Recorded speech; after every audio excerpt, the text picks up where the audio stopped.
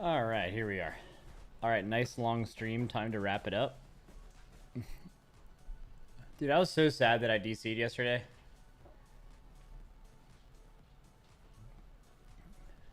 So sad. So sad.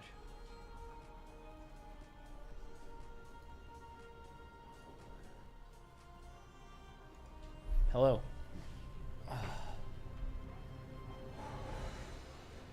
Yeah, I'm wearing a throwback shirt today. Dude, I heard they nerfed leveling. Heard that's the word.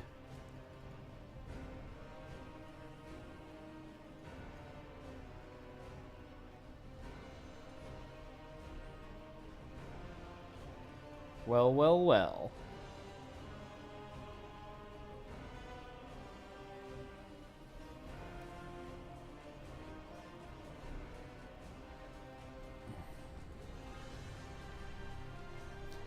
Dude, WoW music kind of goes crazy sometimes.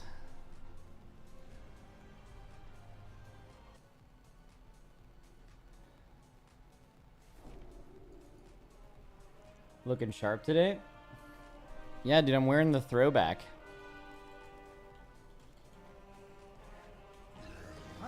Kesu got this for me. One of my mods. A long time ago. It's like a custom Lululemon like hoodie shirt thing that says complexity limit on it. Probably not supposed to be wearing this actually. Like high key, but it'll be okay, I think.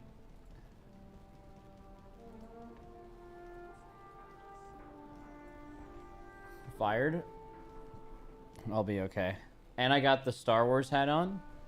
I got the they did like a Star Wars collab recently. I find your lack of faith disturbing. Look at that. I'm evil. I'm evil. Cult leader. Let's go. Not everything in the ocean is as good looking or nice mannered as I am. Wait, someone retracted their message on YouTube. How the fuck does that work? YouTube L. What happened at the end of the stream yesterday? I just got DC'd. Like, my whole internet went out. So this has happened to me 2 times in the last, like, 2 weeks. It happens at the end of my stream, and I believe it's an ISP problem. So, for whatever reason, just I lose internet for, like, 3 minutes or so, and it's always after a long day of streaming, and I just have the feeling that it's upload related. Like, you do a certain amount of upload in one day, and then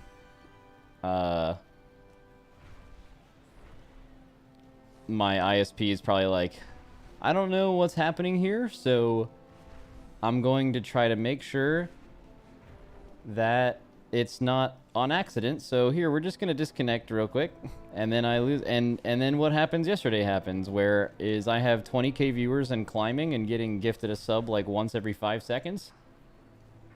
Was having fun playing WoW, would have streamed for another 3 to 4 hours, and then my internet goes out. It's fucking sweet. Love it. Love that shit.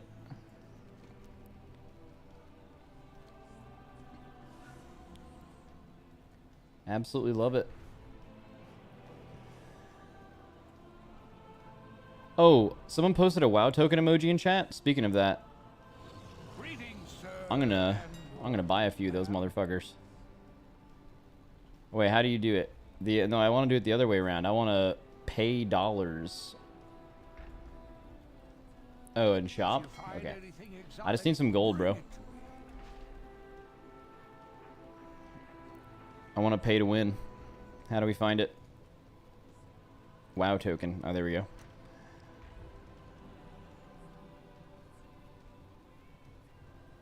My dogs are... Oh, we got a bunch of hot dogs. Bunch of hot dogs. Reptar's right below me here. Alright, the shop is taking forever. Shop broken. Have you seen the Naguura interview? No, I haven't. I heard about it. We'll definitely react to that today as we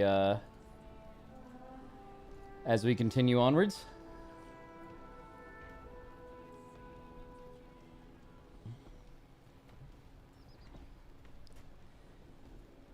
I just saw Blizzard is nerfing leveling, and I realize it's because of people like you. These min-maxing mindset, ooh, I need to level up so many characters. Oh, I need to hit one level higher, eye level higher of an item I replace in a few days. Ruins the game for everyone.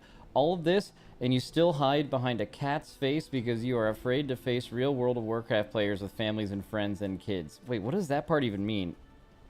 I'm assuming this was a dorky copy pasta or growl or something. What does that part even mean? Like, you don't show your face and you're afraid of all of these, like, what, is he gonna get jumped by an entire family?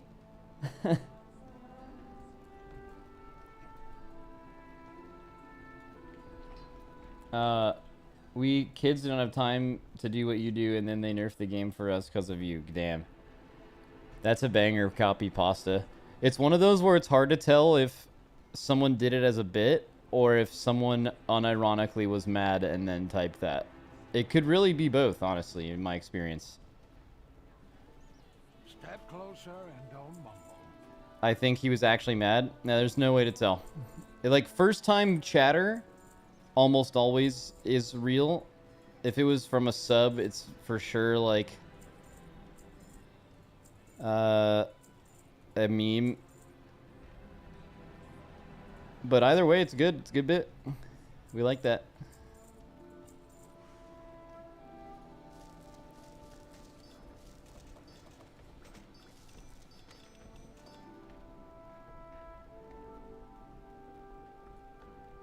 Meme culture makes you not trust anything ever.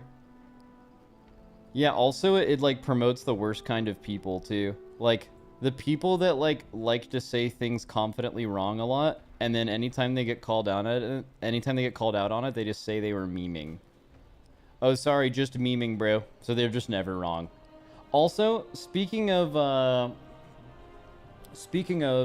the worst kind of people, I realized something recently. Do you guys ever get, like, on your Twitter, I get sometimes it's like random pedophile confronted in Target, and we like beat the shit out of him or something because he was trying to meet up with some kid. You know what I'm saying?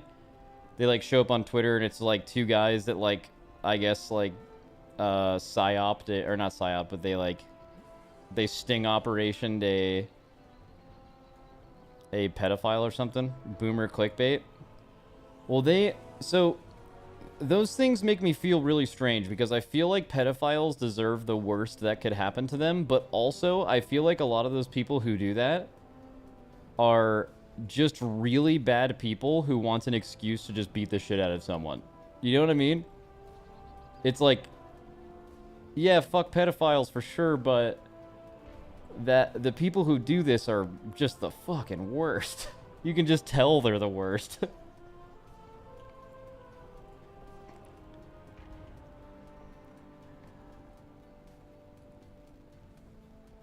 Streamers started this trend recently. Yeah, it's definitely like a really it's like, yeah, like pedophiles suck for sure. I'm not trying to take the side of like stop beating up pedophiles, I guess. I don't know if I'm there, but I'm definitely at the side of the people who are currently making content out of finding them and beating them up are like just as bad as people, but just in a different way. And I don't know how to feel about that.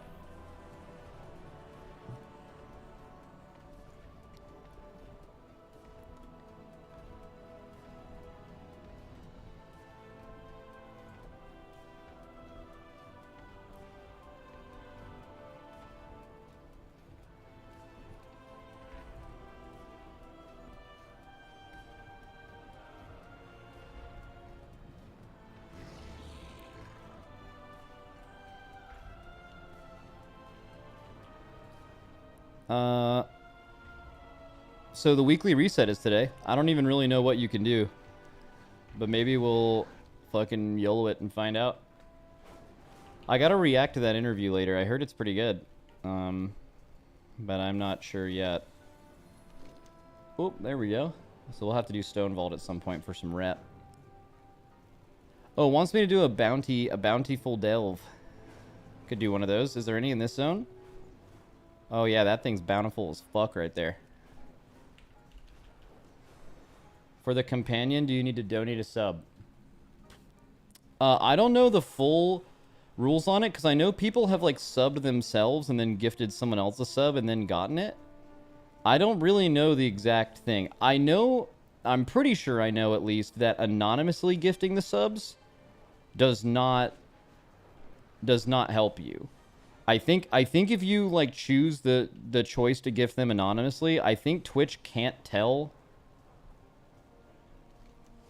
I think Twitch can't tell that you are gifting those subs and therefore cannot attribute it to your Battle.net account. I think.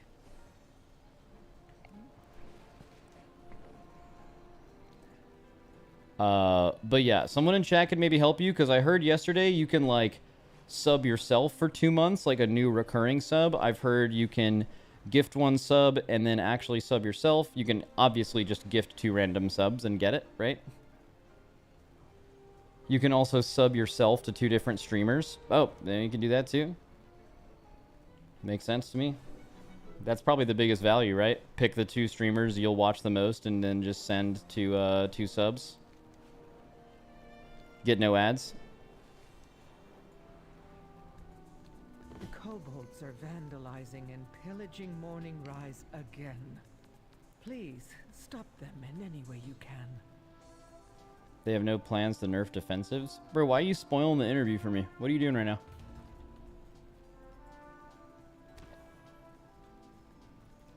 Why would you do this? What have I done to deserve this? Did I get a curio anywhere? I don't think so. I don't think I have a utility curio yet. Grab one of those enchanted candles to stay safe from these shadows. Candle gets weaker when you move. Watch your steps. Task Finder is an elite, which means he probably gives me that good shit. Oh wait, they got some... There's treasure close by. Okay, I guess I'll just pop off on this dude.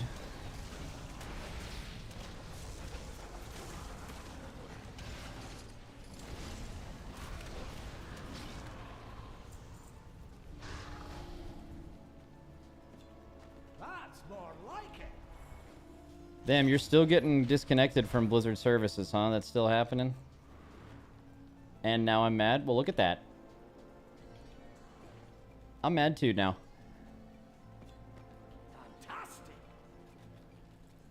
I think your Bountiful Quest is bugged. You have to abandon it and take it again. It's on the wrong step. Otherwise, you won't get completion credit. I heard yesterday someone had the restored coffer key thing and it worked. That's what someone said.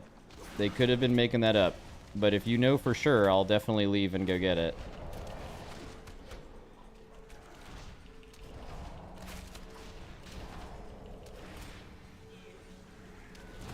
Oh, does that spawn the dino? Yeah, it does.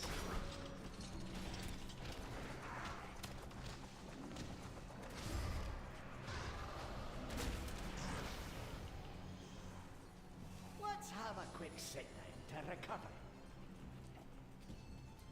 Alright, well, I mean, we're gonna do the delve anyway, yeah? And we'll just, we'll see how it works. Worst case scenario, I have to do 2 delves. Not the end of the world. Delves are so fucking fun, I would do them for free. Fucking love delves right now. I just love being in the earth, bro. So we just need to slay kobolds, so I probably should actually fight these guys. Surprised that fire didn't hurt more. I might be in danger here. Let's use cooldowns. I'm definitely in danger. I can kill some of these little guys here, but I'm gonna have to heal a little bit. I could 2-minute. I'll just touch it up. It's fine. Delves are great yapping content. Yeah, pretty true. Pretty true. So true. So true. Wait, you tell me I can't relight my candle when I'm on a fucking candle? Another task finder. Do we 2-minute this guy? Probably not. He seems pretty baby, so make our way through here. He's casting thwack on me. Please don't do that. I don't like that at all.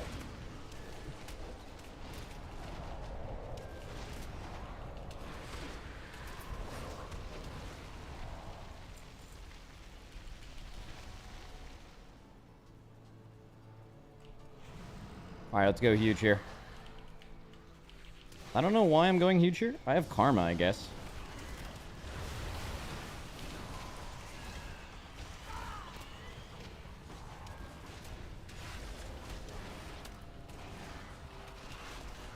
Dance of Chi-Ji is a satisfying amount of damage this expansion for sure. Big delve guy? Fucking love delves, yeah. I'm one with the ground. I fucking love to feel the earth under my feet.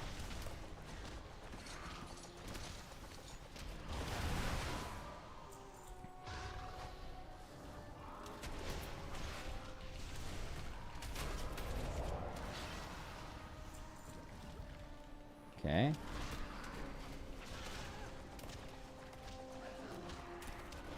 You wish blackout? Yeah, blackout kick is a little underwhelming, but I think they're scared of blackout kick. You know what I mean? Like, blackout kick is like an interaction change, and running this, your teachings of the monastery can stack up to 8 times from being, like, extremely fucking strong.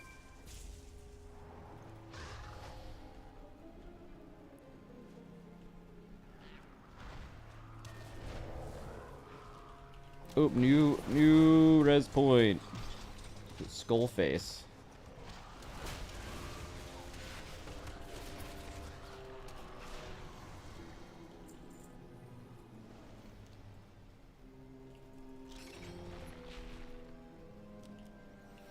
Let's pull everything, right? Why not?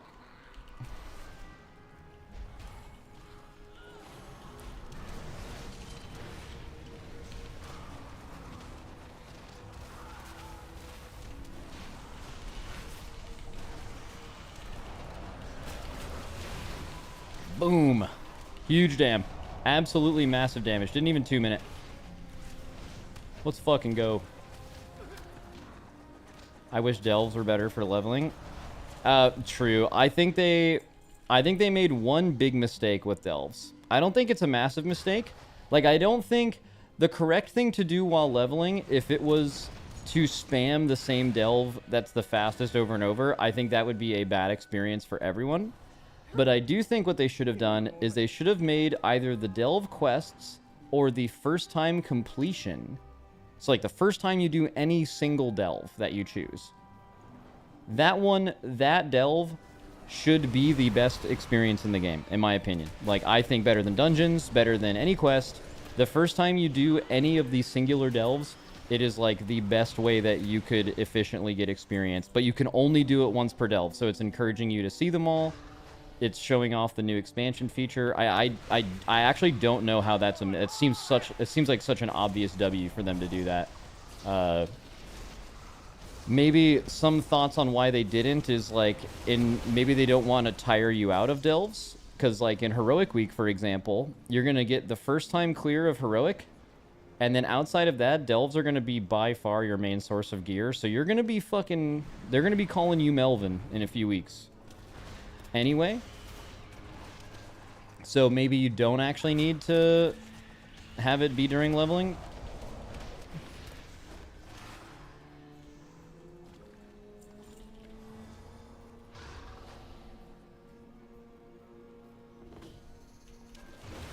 Did it just spawn some guys in here? Isn't the last guy supposed to be right here? Why are you guys attacking me? I don't like this at all. Oh, ambush defeated. I guess that's the, like, tier. This being a tier 3 adds extra mobs here. Well, that might make these a little bit different of experience than in beta than when I did them. So it's like an ambush and then you fight the boss, rather than just the boss right away. That's definitely going to make it more difficult. I'm just saving everything for the boss. Oh, it's a lot of mobs, huh?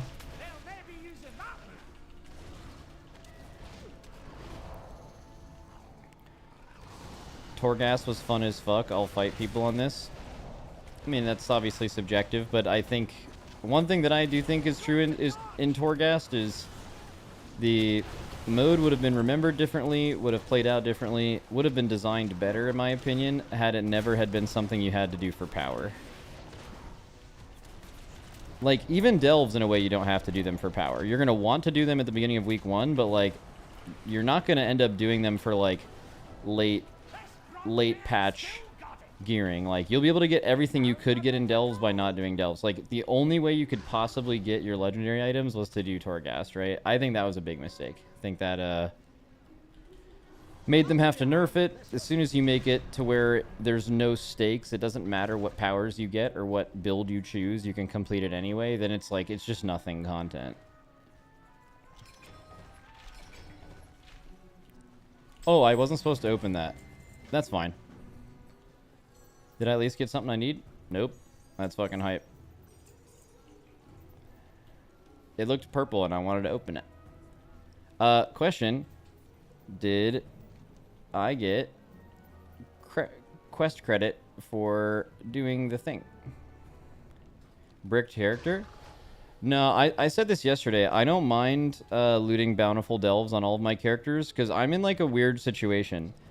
I play my characters up until Heroic Week happens, and then I don't do a single point of content on them for like 3 weeks. So by that time, delve gear is irrelevant. I'll log on, I'll get like a streamer boost in Heroic, and then, you know what I mean? Like, the not saving it for week 1 doesn't matter because I can't even play for a month, so it doesn't mean anything. Why are there no liquid players streaming? I've explained this multiple times, but typically what happens in guilds when expansions come out is you want to hang out with each other. And because there's things constantly dropping and you don't want to have to think about what you can and can't say on stream, people prefer to just sit. Like, I can look in our guild right now, there's a channel with like 20 people in it, and everyone's just hanging out doing their stuff, and you can't stream in there. So your choice is to be alone and stream, or it is to be with all the boys. So when I got off stream yesterday, I just hung out in there all night. I was in there this morning before I turned my stream on, right? Atlas is streaming right now. Yeah, some of our players will stream, but if you're wondering why sometimes none of them are streaming, or in general a lot of them aren't, it's because they want to be hanging out with their boys. And you can't really have a big hangout on stream at the beginning of an expansion without having to worry about what you're saying and not saying all the time. People prefer to just be in a no streaming channel.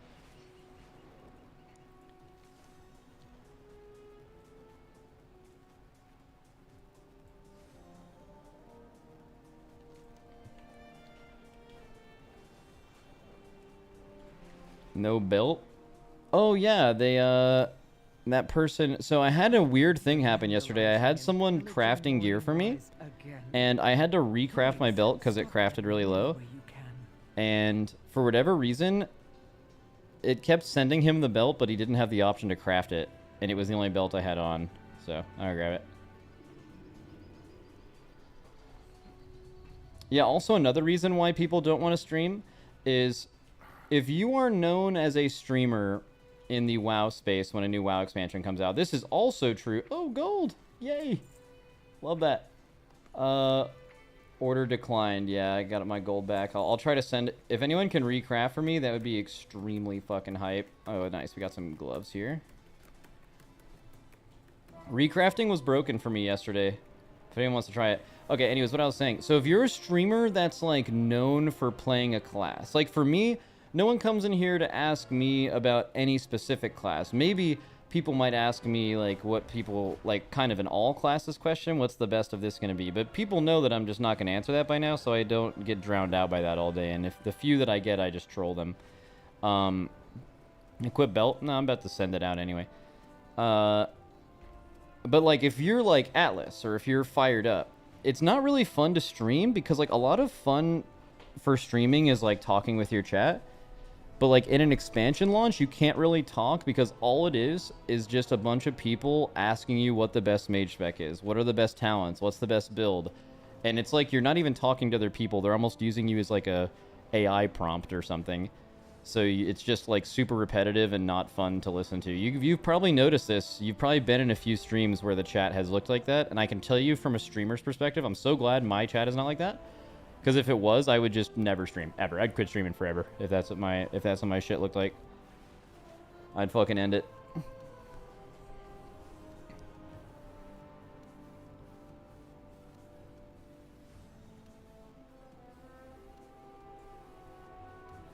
Max, did you get your gloves? I did. Do you want me to try to do the belt again? Yeah, I can try to send it.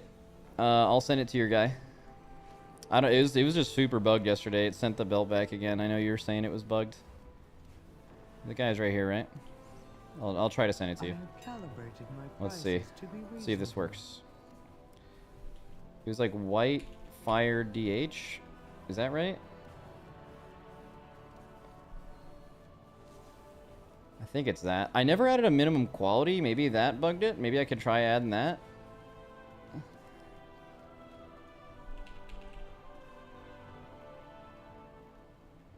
Does minimum quality still fuck the crafting order system? Did they fix that? You used to never be able to actually select 5.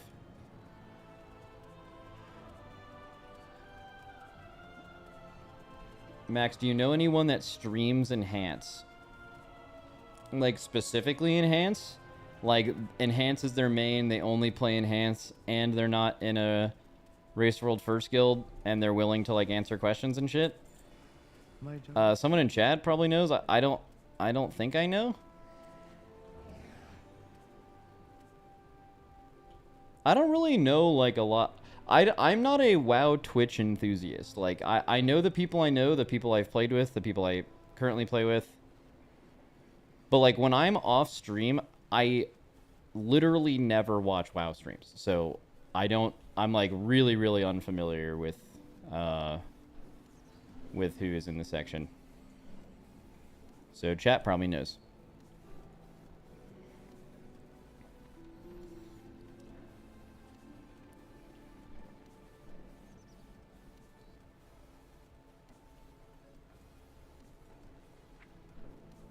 Yeah, did it bug again? Oh, you probably... Is rank 4 okay? If not, I'll have to wait for a bit more concentration. Yeah, just make it rank 4, bro. I don't care.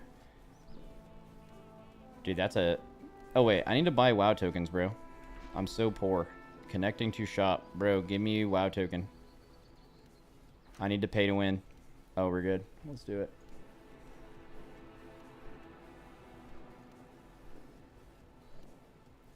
Dude, I don't know why, like, paying for WoW... Like, I always usually just steal from the guild bank, but I don't know. I don't like doing that. It makes me feel bad. I don't do the runs that makes the gold. So, I feel really bad just fucking stealing the gold. So, but I did get a lot of gifted subs yesterday, so I certainly don't, I don't feel bad, paying for some WoW-G. Your guild, your rules.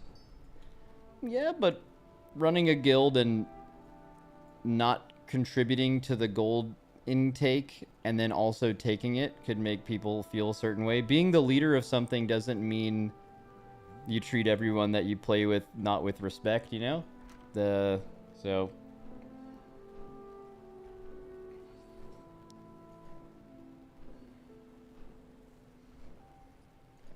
Yeah, but you're the reason where they are? No. I think we're all the reason where we are. I think we all input a lot. Don't think stealing gold from them would be very cool. Think it'd be kind of weird. Plus, I don't really care. Like, also, order declined. Alright, fuck it. This just isn't working ever. I need to just try someone else. I think his character might be bugged. Maybe it's me. Can anyone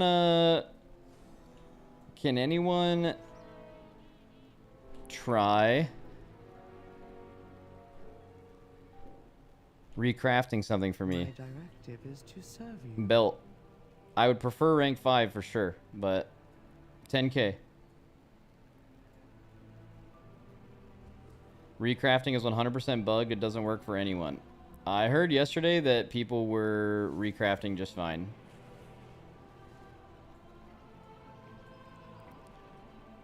Maybe it's a today thing, though.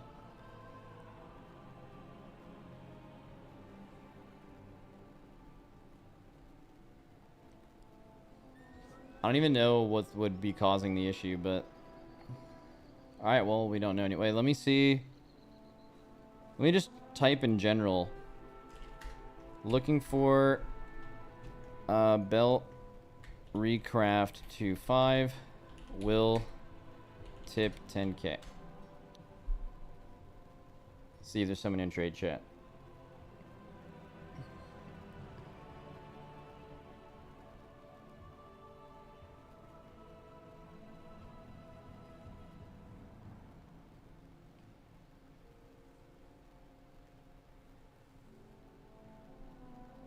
Yeah, also gold is used for an express purpose in our guild. It's like gearing our guild for the race world first, and using any of that gold to gear my character that wouldn't be a part of that doesn't make any sense. I would rather just get that gold on my own. Tipping 1 silver. I'm tipping 10k. No one's messaging me though, so we may be cooked. Are you only recrafting for eye level? Yeah, I mean, I don't really need to. I mean, I could just fucking send it, keep it 580. Like, who fucking cares? But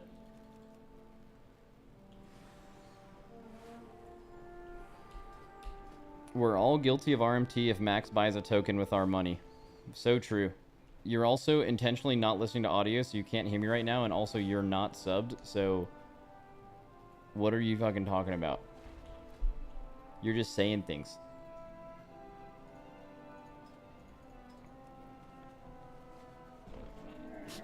I beg you, change your mog. Yeah, I realized it. I got some new pieces, so I needed to re-up. May your feet find good trail. He gives you money by watching ads. Oh, true. So true. So true, actually. Oh, I have to sell these on the auction house. I actually am not even... I thought you just, like, got the gold. You had to wait for this shit to sell? Needs to be at least 2 Alright. centuries old. I wonder if they're flying off the shelves right now. Probably not. If you find anything exotic, bring it to me. Want to slam some heroics, or are you done grinding? Well, the crest cap, it's a new week, right? So crests went up. I do need to farm on all of my characters, actually.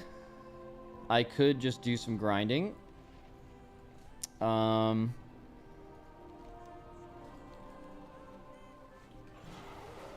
Or I could not. Wait. What is my War Within chapter? Did I actually complete that other quest? The, like, purple one when I mean, I don't have it anymore, I don't think. No, Bountiful Delves. You're right, it didn't work, huh? I did the Bountiful Delve, and it's just broken.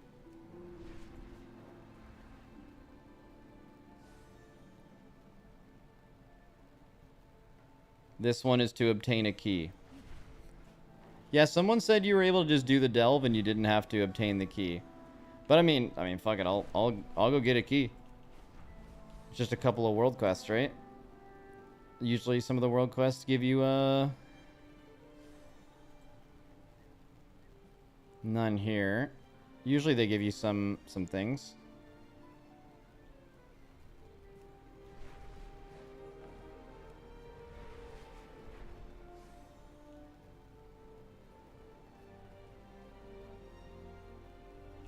Hallowfall top right.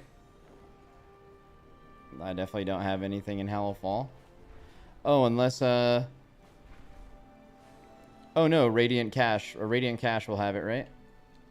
Yeah, cool, that'll do it. You don't need the key? Someone said I can get it to rank 4. Alright. I'll send.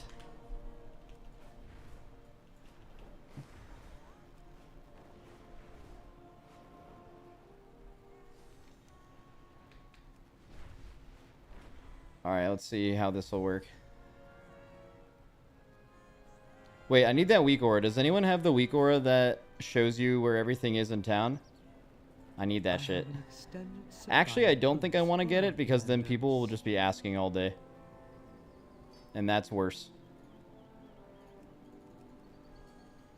My thanks for your patronage. My directive is to serve you.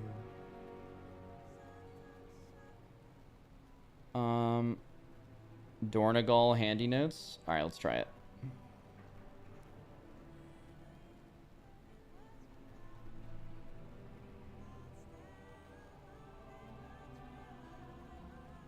Is it new? I have to search again.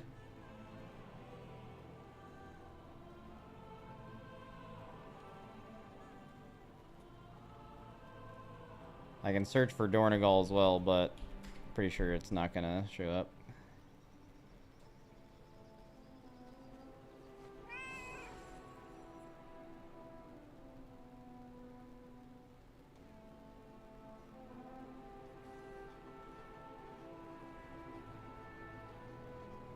Just search Dornegal. Is that how you spell it? Oh, there it is. Return and peruse my Oh, I just inventory reloaded. again. His name, oh, Lavish Fist, I think might be the name. Hopefully it still stays.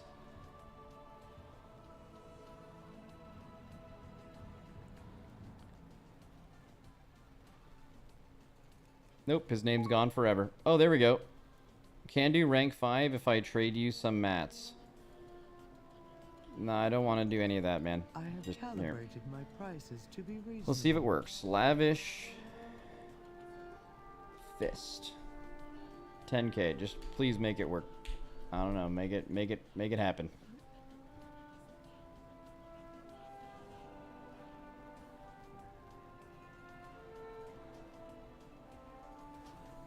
All right. That player doesn't exist. That's crazy because they're messaging me right now.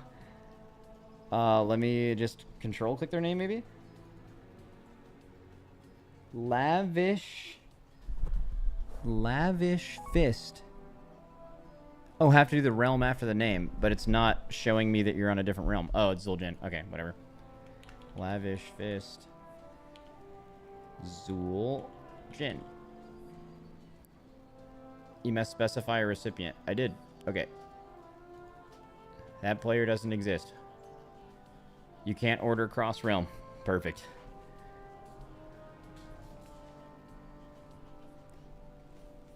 Love that.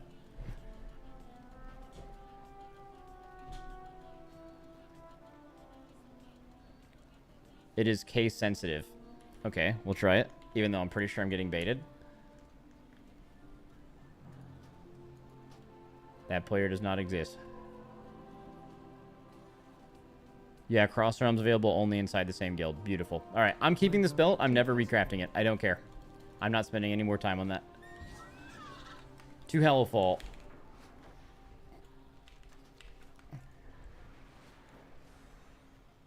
Where's the hole?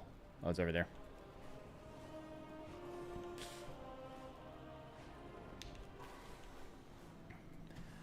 Is there any chance you go clean shaven if you win the race? Why would I do that? Alright, we won the race, guys. And now I'm going to randomly shave for the first time in 10 years. Because he asked? Oh, shit. Okay.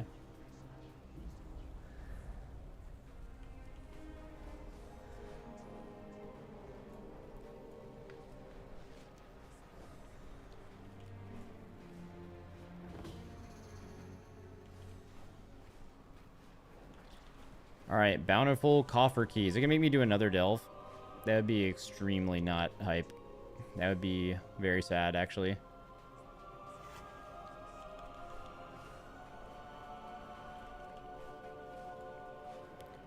What would it take to get you to shave, though? I don't know. I don't really want to, so I probably wouldn't. Stretched thin. For the Arathi to survive. Lesser key flames activated. Okay, remnants. The darkness strikes out with threats not even our key flames can dispel. Aid us, outsider. Be our beacon in the darkness.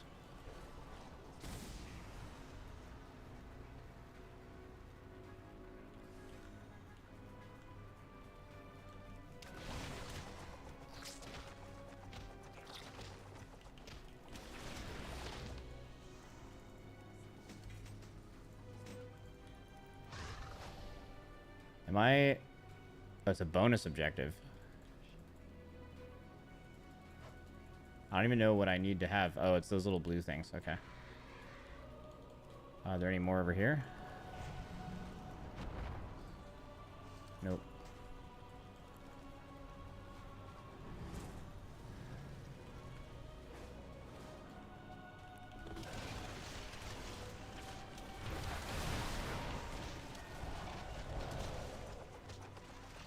I was actually worried about the upload problem last night because that's what I think DC'd me. If I knew for sure that it was that, I'd probably call the guys. I don't know. It would take a lot for me to call an ISP. It's genuinely one of the worst experiences you can have is calling the ISP, and then you like, as a streamer, I don't know if you guys have ever dealt with this, even as a non-streamer, like you've just had upload problems specifically, but like the first person you talk to doesn't even know what upload means.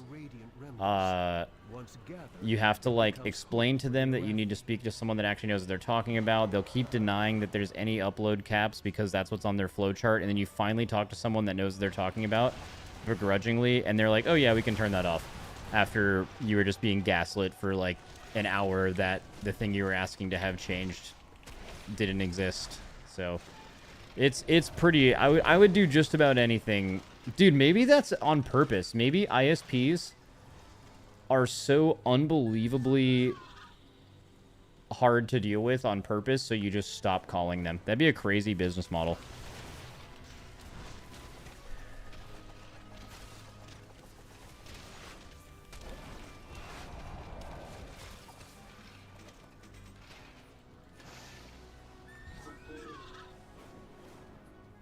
Do you know how much this world would be a utopia if you just had internet problems and you called the internet people and they like knew what they were doing? It'd be insane. Because like, I don't know.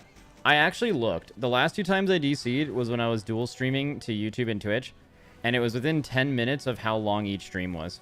So yesterday I streamed for like 10 hours and 50 minutes, and the stream before that was 11 hours and 10 minutes. Which makes me really think that there's like a daily upload cap, and like I'm sure there's like some, because it's a lot of upload. I'm like doing 8K bitrate to both things simultaneously. That's a lot of fucking upload. So like at the end of a long stream, I can see the ISP thinking something's wrong, and then just, I think it's totally feasible that they would shut it off, and I think that's what they're doing, which lost me thousands and thousands and thousands and thousands of dollars yesterday because they did that. But I just don't want them to, I just don't want to talk to them. So, unfortunately, I don't think I'm going to deal with it.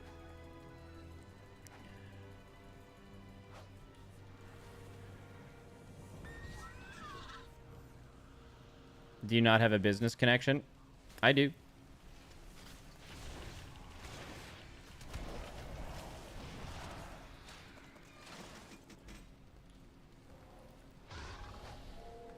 Get a second internet connection and swap over. As soon as you DC and do that, your viewers leave on Twitch, which is usually enough. I don't know what it says about me as a person, but when I go from 20k viewers and climbing with drops, and then you're DC'd for a couple minutes and you go back down to like 1k, which is what happened yesterday, I don't have the mental fortitude to continue. I'm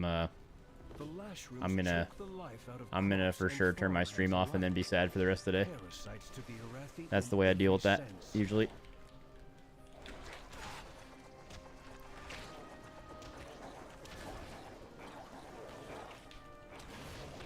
Oh, this is the wrong quest, pretty sure.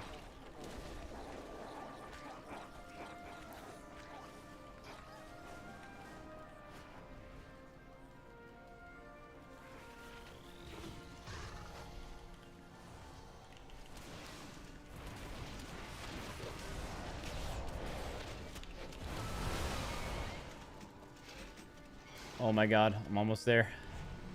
Dude, this world quest takes forever, by the way. This is like the longest one I've done by far. Maybe it's because there's a lot of people here, but... Dude, I heard... So people playing the game yesterday, there was a bunch of good bits. There was like an RP community that was like calling them poor when they came in, which was funny to a point. I imagine that gets annoying at some point. I heard people calling them launchies, which I thought was pretty fucking hilarious. Oh, the fucking launchies are here.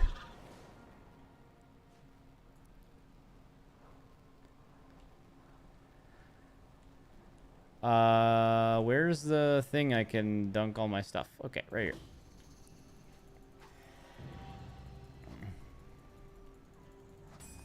You may not share our faith, but Alright, so I got this, which is going to give me a coffer key.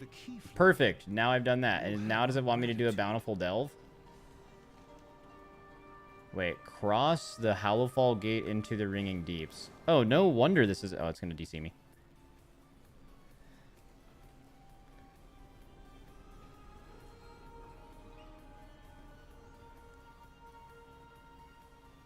As a launchy, I think that's a good bit. Well, yeah, I think you'd have to be... pretty low humor threshold, I think, if people were, like, doing all the memes yesterday and you're, like, actually mad about it. Yeah. But some people are like that, you know? Any chance of running 3 feral druids in the race this time around? Oh yeah, you're gonna do that. Feral druids are the best.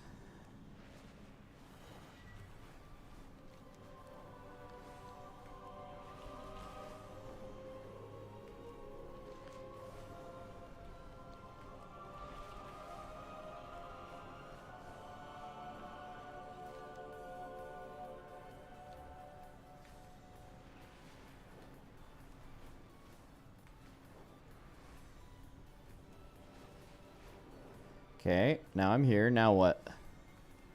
Now Bountiful Delves are ready to turn in. Wait, it wants me to... Why did it want me to go to the fucking... What? Okay, so the next thing is going to have me do a Bountiful Delve. Or is it retroactive? I did a Bountiful Delve after the coffer key. Sorry, I did the Bountiful Delve before the... No, it doesn't say you need to do it. I bet it's going to make me do it now. What does your hat say? Make America great again?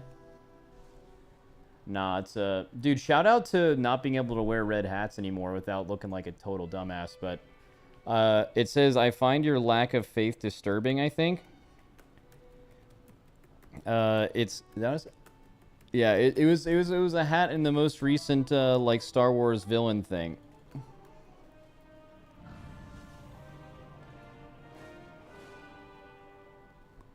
Where's the bounty D's here?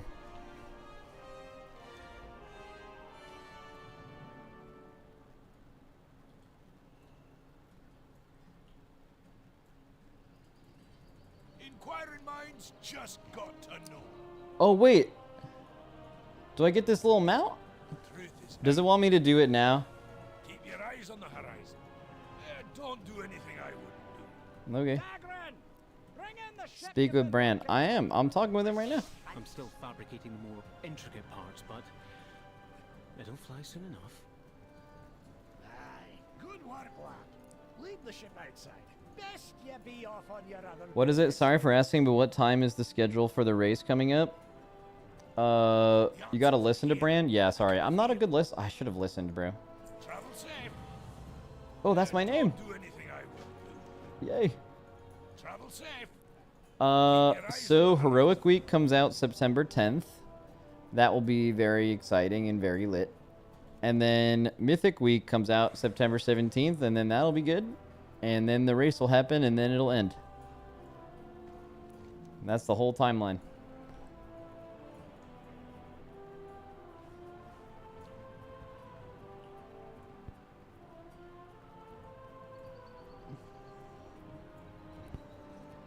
Why'd you have to do chat like that? Oh, yeah. I figured... Usually some people will get kind of mad, but... I don't know. I just have, like, multiple red hats. Like, do you guys remember I used to wear red hats during the race?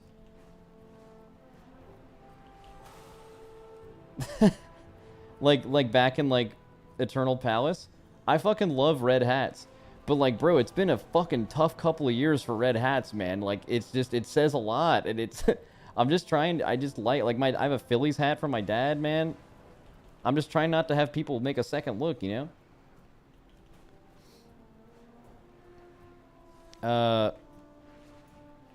Also, I'm just extremely white, you know. So it's, I don't blame them. I don't even know what to do on my guy now. I think... I mean, I could do, like, the campaign. Do I really want to do... Guys, do I want to do a campaign right now?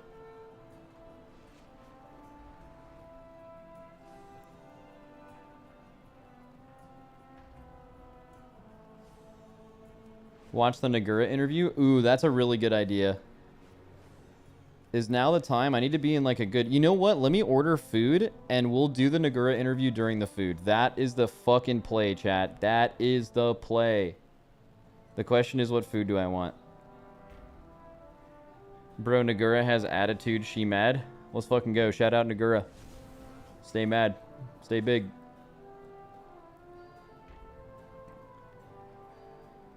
Ooh, ramen sounds incredible. We're doing ramen. We're doing ramen.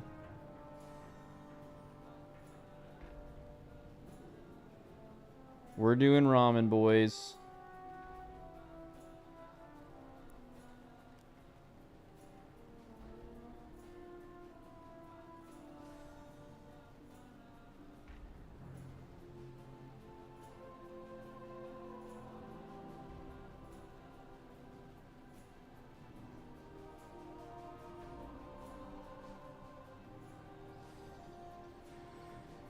And what do I want to drink?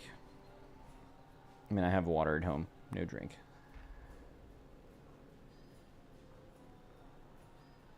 Ooh, they have Liquid Death. I haven't had Liquid Death in a while.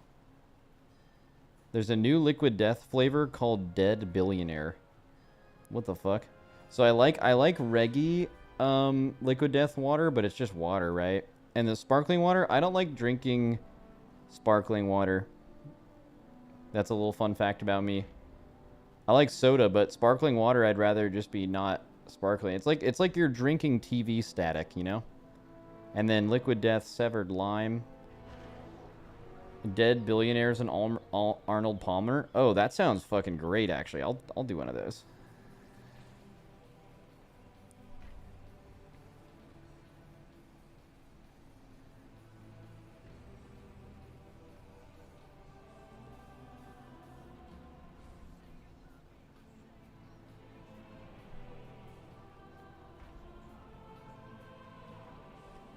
Dude, honestly, the people who made Liquid Death water are geniuses.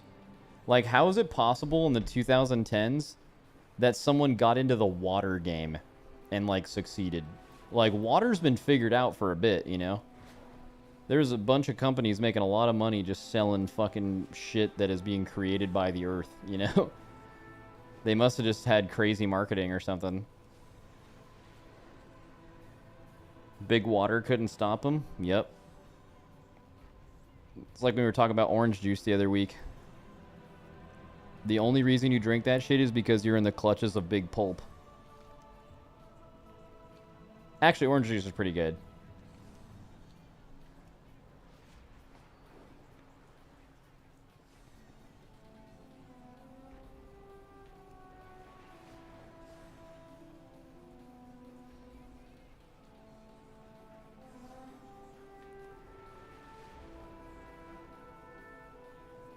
That's Big Pulp talking. Yeah, they have me too, bro. Big Citrus. Alright, I got ramen. So when my ramen gets here, we'll watch that interview. So I need to farm dungeons on every character, but definitely my shaman the most. Like, my shaman is in absolute despair right now. If you remember, the end of my stream yesterday, I was just getting ready to fucking do a couple hours of dungeons on my shaman, and then I realized that the first dungeon we queued for was a normal because my eye level was too low, and then I just DC'd, and apparently the frame I DC'd on was the frame of me realizing it was on normal. So you guys were just spamming it in my fucking Discord last night. That's apparently the thing that was frozen on my stream for like minutes, was me looking at my eye level and realizing we were in normal. That's amazing. Dude, Casey, you see what I'm wearing today? I still got this shit. I'm even wearing it today with the likelihood that Liquid will be mad at me, too. I don't think they will, because it's like a throwback, but it could happen. I've been yelled at for not wearing Liquid apparel before. It's happened.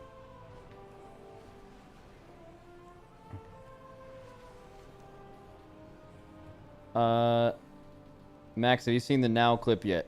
No, I don't see anything until I log on stream, guys. You know what it is. As soon as I log off my stream, I am, like, disconnected from the internet until next time I come on. Gotta tend to the cult, as they say.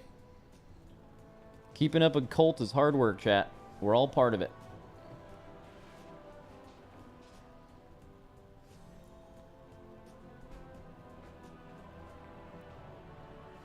All his gear got deleted? Oh, is it the pre-patch Woo gear? I heard from my guild that if you like stocked up a bunch of pre-patch Warbound until equipped gear, also known as Woo, apparently it like all just got juiced.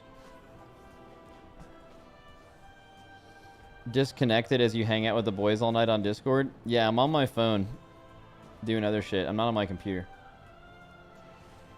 It was crafted gear. It's fucking hype. It was a crafting exploit. Oh, well, I mean, losing... Things being rolled back or removed that were exploited isn't news, right?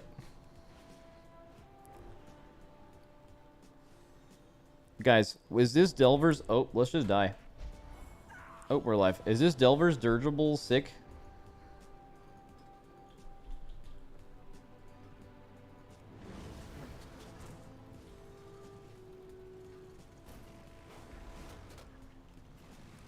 Wait, I kind of like it. It's got some style. It's like an old jalopy. Look at that thing. You can. Now the thing that I don't like about this is I don't think this is very carbon neutral. Like I feel like the CO2 emissions from this are not good, right? And that makes me mad. And I'm mad, right? But wait, you can customize it? How do you do that? Wait, can I make mine stupid as shit? How confident are you feeling for the race this year? No, man, I just think we're gonna lose. Like, what do you want me to say to that? Like, it's a dragon icon on the map. Oh, like you can transmogrify your mount? Where's it at? Where's the fucking dragon, bro? Wait, this handy note shit is garbage. Is handy notes what's putting all this on my map? This looks like trash. I'm getting rid of this. I want someone linked it to me yesterday. Let me see if I can find it. I need to look at it now. I saw someone link it.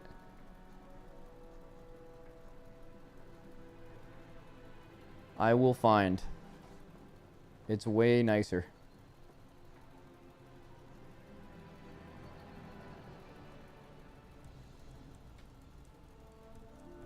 Or maybe this is the wrong channel. Fuck. Oh, it's the right channel. Wait, Tobo linked it, but... Tobo linked what it looks like. It looks like this. This is what it is. I think it's just a weak aura, but he didn't link where... I'm gonna message him. Tobo. Give me Dornogal weak aura now.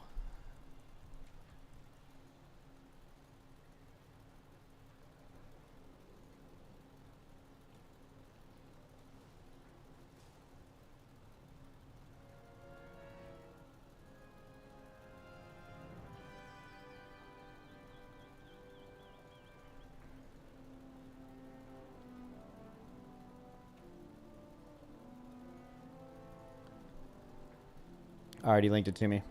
On G. Oh, you guys linked it to me before he was able to link it to me. Oh, now is raiding with Echo again? That's fucking hype.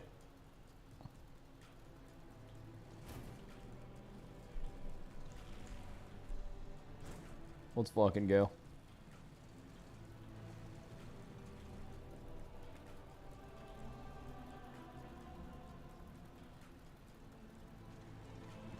Alright, so here's... Wait, Tobo, this is fucking... What is this? It's wrong.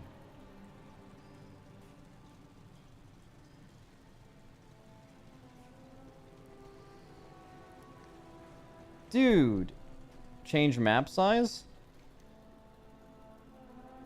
It's still wrong. Wait, maybe a little reload. Maybe a little... It's whatever map add-on you have. Handy notes? I'll turn off handy notes, bro. Fuck a handy note. Fuck a handy note. Maybe it's just handy note Dornagal. Or do you guys think it's... Do you guys think the entire Dornagal shit is,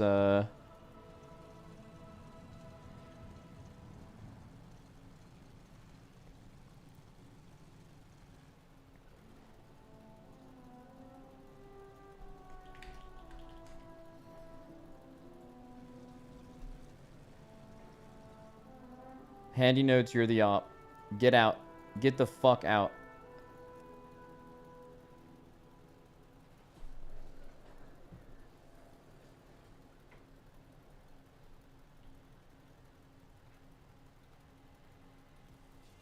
That's what I get for using add-ons. God, every waking day that passes, I just think about how much nicer the game would be if add-ons weren't in it. Wait, fuck. It's still... Dude, Tobo, this Weekor is dog shit, man. This is a fucking stinky Weekor. I hate it. It doesn't work.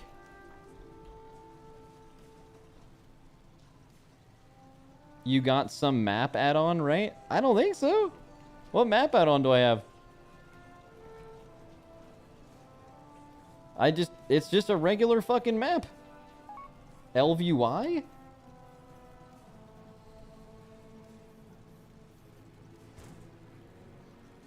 Bro, ain't no way it's fucking LVY. Resolution might be wrong. I'm not, guys, I'm not doing it. I'm not, you know what? Okay, we're going to turn on handy notes again, begrudgingly. Handy notes are the ops, and then we're going to get rid of this fucking stinky Weekor I just got. Ass splat? No. I'm done. I'm fucking over it.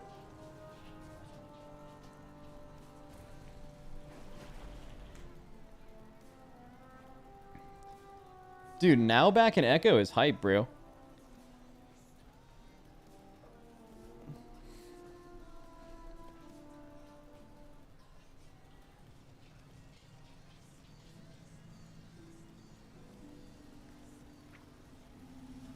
Need a spin?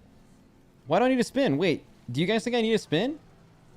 I feel like very normal right now. I don't...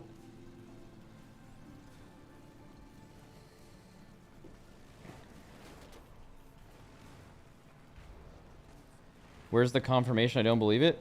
Oh, maybe it's made up. Maybe it's a doctor. I'm looking at some shit of him telling his guild that he's raiding an Echo for some reason this tier. Like the current guild he's in. But if it's not public, then I probably won't say shit about it. I wait till whoever announces it. It's hype either way.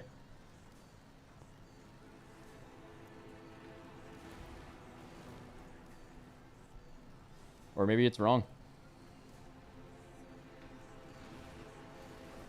Probably won't say, but wait for that. Yeah. You keep flying over the customizer? Yeah, but how am I to know it's there? Alright, guys, guide me. Guide me like it's one of those trust exercises where I have a blindfold on, and you guys have to tell me where to go, but you're 3 seconds delayed, and it's always going to be delayed. Go left? Okay. South. Okay, going straight south. Behind you, south wall. So right here. Wait, I think I found it. Yo, that was actually really good. How did we do that? Okay, can we make this thing look dumb as shit? So trustworthy. Oops, someone's calling me. I'm gonna not answer that. Sounds good. Color. Okay, we like the color. Wait, you can get a full transfer. Yo, what the fuck is that? How do you get that? Achievement, let me solo him. Nose. Let's hit the... Okay, we have to unlock anything being different. Okay. Oh, it's from the 13th Delve.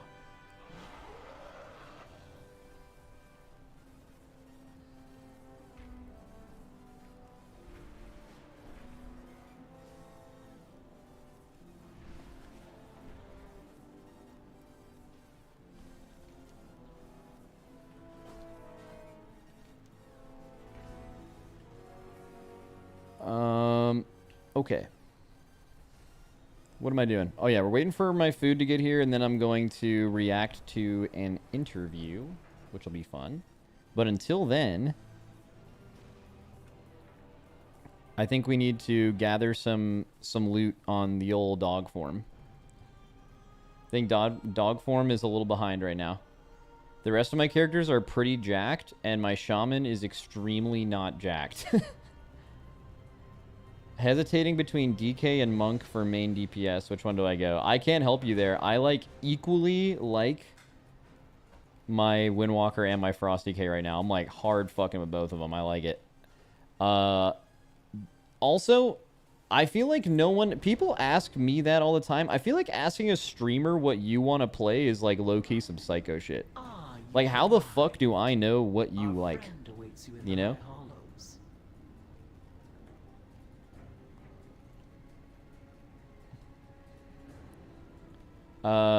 Okay, here's this normal fucking dungeon I zoned into last night.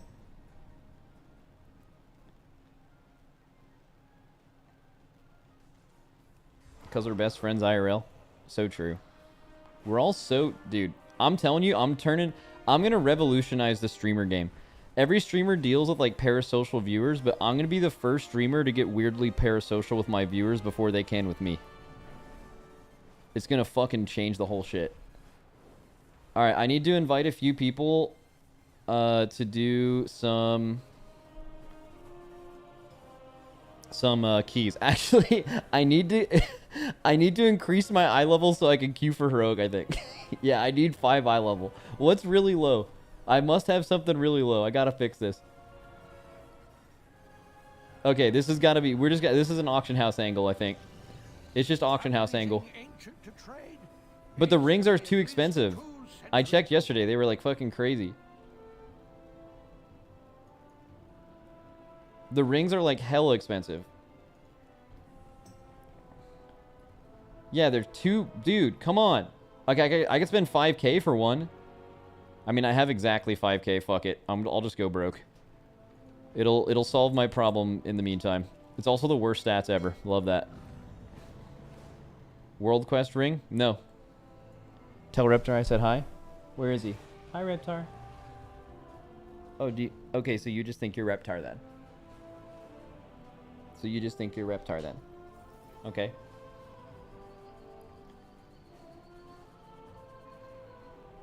Guys, I don't want to do a World Quest ring. I want to buy one for 5k off the auction house. And I already did it, so... Hi, Lily.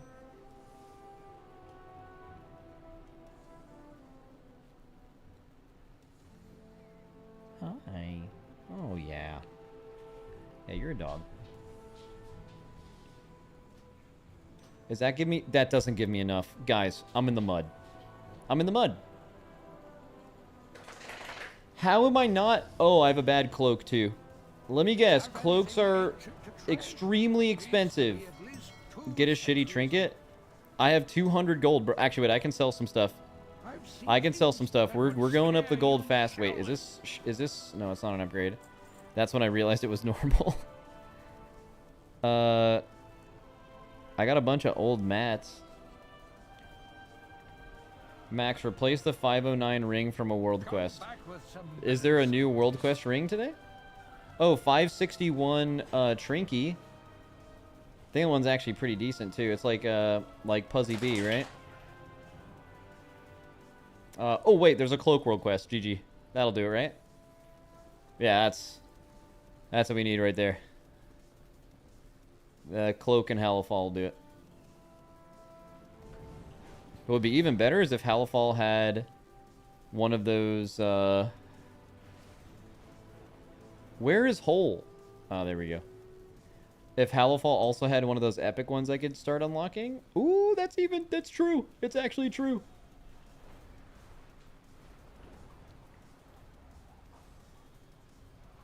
Just pre-made the dungeon and walk in? No. How is it we have to hold your hand like a child on a game you claimed you're elite at? Bro, so true. I'm a fucking fraud. Fuck me.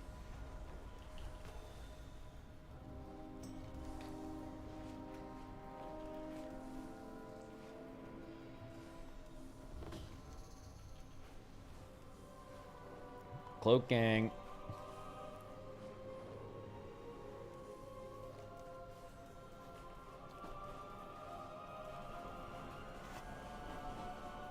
There's a 571 net quest. We're not doing that. I'm just gonna get all this shit from dungeons, I think. Alright guys, we need a full male group plus a tank. And we're gonna just spam some dungeons and we're gonna get a lot of loot and have a lot of fun.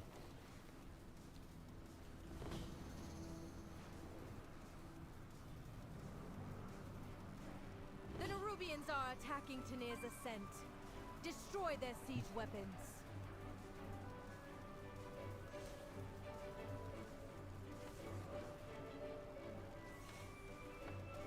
Don't forget to check horde only. Good shout. Where is the... Is it up there? It says... Oh, it is up there.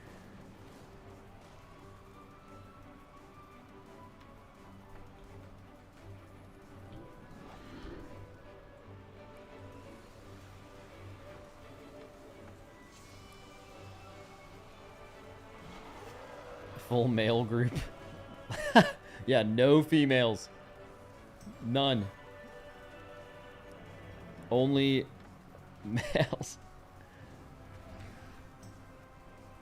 Nah, we need some like shamans and evokers and shit.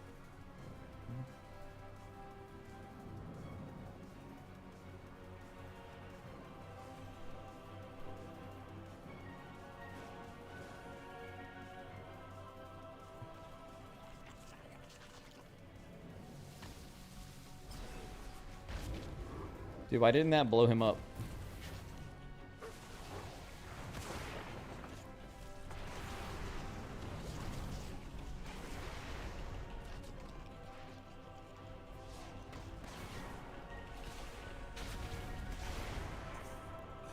Dude, Ascendance is kind of sick. The only problem with Ascendance is it's a 3-minute cooldown. I don't know. I'm not opposed to 3-minute cooldowns, but at the same time, they're so problematic, right? Like, I think every class in the game being a 1 or 2 minute thing is super homogenous and boring, but at the same time, the few classes in recent years that have been good and have had longer cooldowns will tell you that it's like a super frustrating progression experience.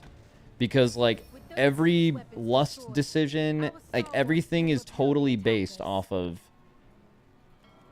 the like not 3 minutes exclusively, so you always feel weird with your uses. But I don't, and also like think about really powerful 3-minute cooldowns in the last couple years, like Venthyr Moonkin or Ashen Hollow or Army of the Dead, right? Like, for a cooldown to be 3 minutes, it needs to be somewhere along the lines of 50% more powerful than a 2-minute cooldown, or else it kind of doesn't make sense that it's 3 minutes. But every time that's the case, it's like AUG exists and PI exists, and then it's like you super triple down on the burst windows, and it's always like really problematic.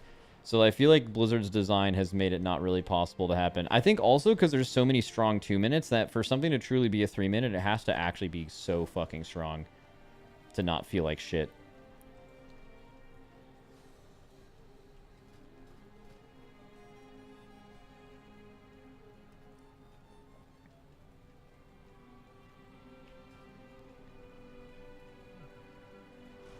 Anyways, group time. Pre-made groups, dungeons, limit it to horde. It's called Bang Time. That's the group name. Sign up now.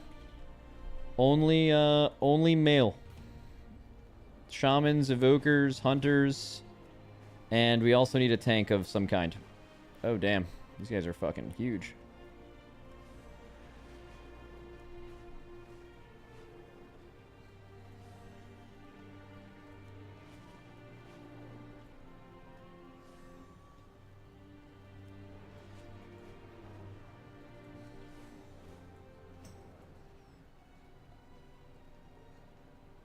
We need a tank and a healer.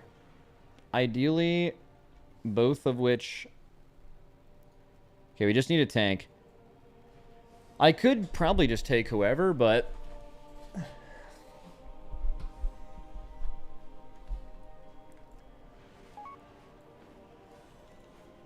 Oh, this guy in tank. Let's fucking go. What an absolute beast. Alright, queuing up. Random row. Dude, chat, I was in a group earlier farming rares, and I was horde and there was an alliance in it, and it just fucking pissed me off. The nerve to be in my group. Stay on the other side, buddy.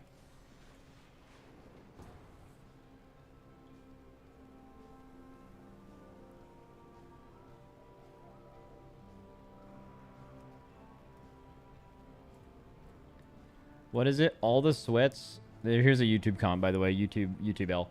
All the sweats tryharding 584 gear is funny because it's all going to get replaced in a day or two. Waste of time for a dick measure no one will see or care about.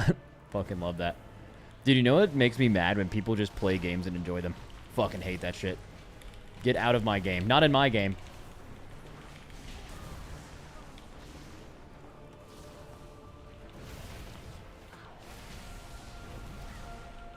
Fucking hate that shit. When people are having fun playing the game and it's not the way I play it, I just get so fucking mad, dude. Fuck. The Order of Night is trying to steal the flagship.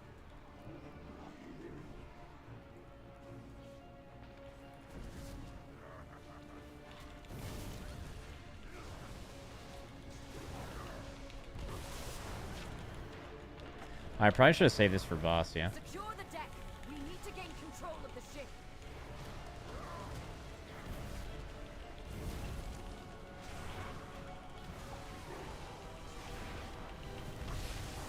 Nerubians, they've webbed the Dawnbreaker. Defeat them to break it free. They've got us surrounded. You'll need to use those mounts of yours to fly to them. I'm finishing this little guy. He's hurting our NPCs, and I will not let that happen. Why are people deleting the copy pasta? That's so mean.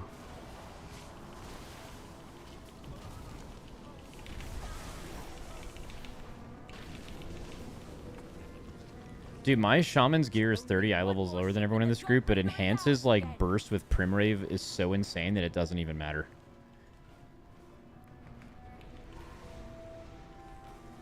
It's fucking crazy powerful.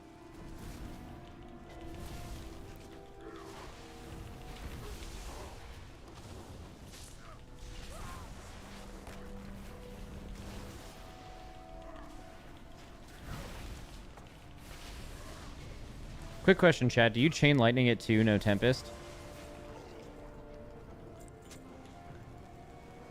We have learned to embrace the dark.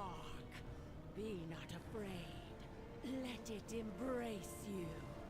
The night guides me, empowers me.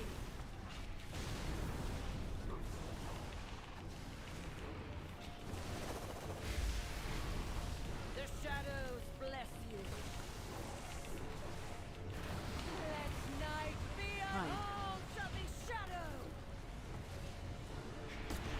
Why do you have to leave so early? Control of her magic. Oh, does it give you a healing absorb?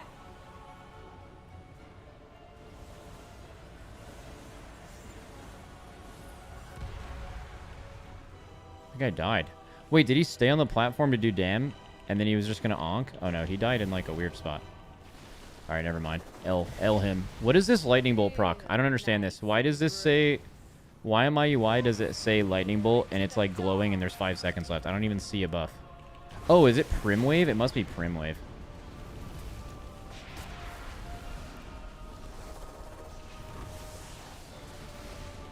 Alright, we learned.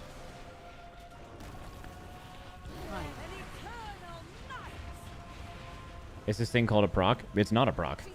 If it was a proc, I didn't understand the proc, so I wanted to learn what it was, but it actually wasn't. It's like a Primwave reminder almost, which I've never had before, but I kind of fuck with it. I feel the darks. Devout Zealous Ring. Yo, huge uppy. Oh, let's just replace that thing I just spent 5k on the auction house. Why not? What's the stats for Shaman Enhanced? Is it still, Is it still... Oh, pulling this around trash is, super danger, right?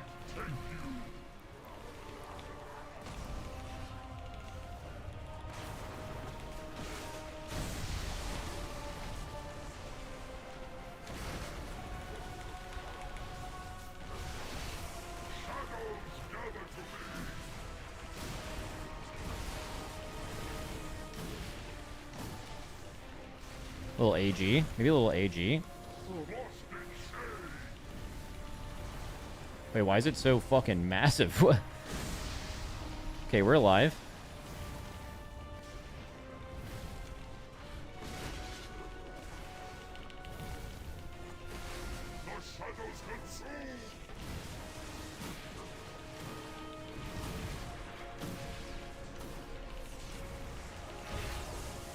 Oop, Frost Shock for the first time this dungeon.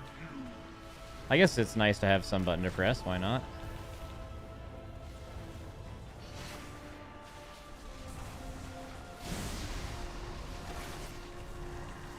On single target, should I have held that Prim Wave for a Tempest? Do you think? Instead of sending it where I did?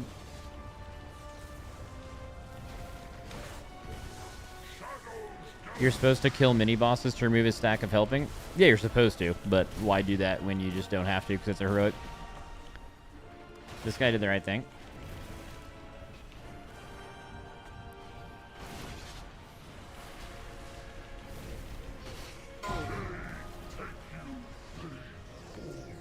Is that gonna go off? Okay. Ooh, another Trinky or another ring. Kind of bad stats, but we play with that. Alright, rings are taken care of.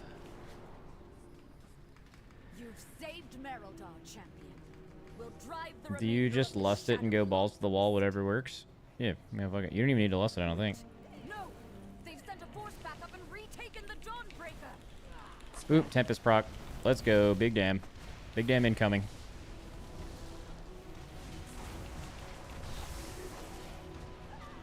Another Tempest. Holy moly. Spread. By the light of the flame! What is that fresh horror? Young Rashi. Young Rashanan.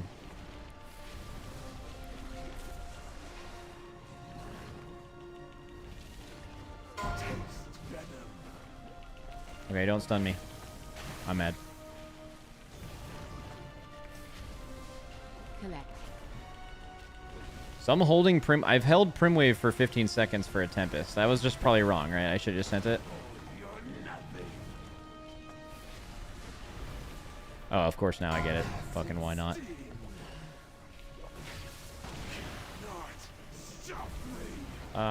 Is this guy... When's he leaving? I'm just gonna Ascendance. Fuck it. What's the worst that could happen, right?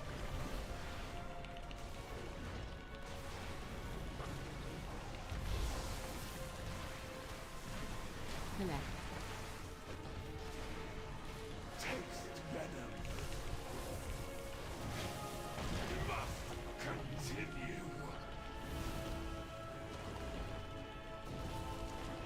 Yo, holy hot hands. I'm fucking owning, bro. These guys are like 20 levels higher than me, too. Got good procs.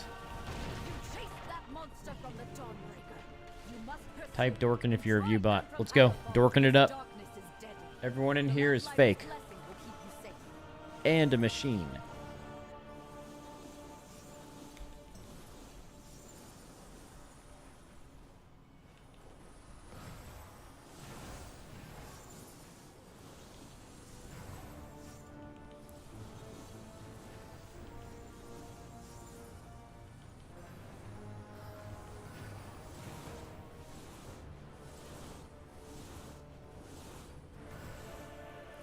Bro, trying to get him when you're... I need to memorize where they go.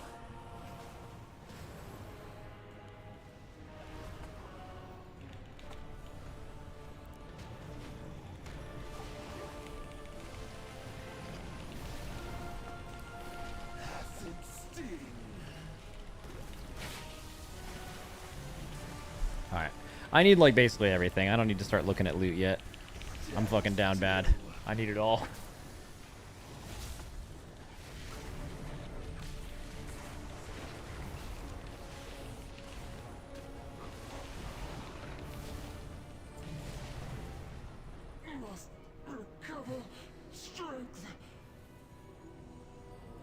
What? Why am I in a ship?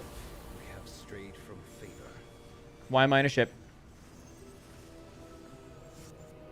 Okay, fuck it. We're back up here. Not showing your own frame in your party frames? Wait, you guys like showing your own frame? You've done it, champion. I feel like that's cursed. You've broken the unholy alliance between the Order of Night and Ooh, a little Archnehads. trink. A little trinky. That creature of theirs has fled back to their queen. Alright, queuing up. No doubt with Oh, my food's tales here. of your fearsome error Be right back.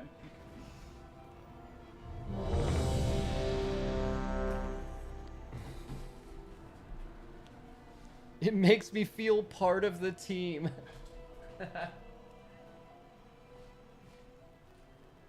Thank the Titans you are here. The Storm Perch has been breached, and the Storm Riders corrupted.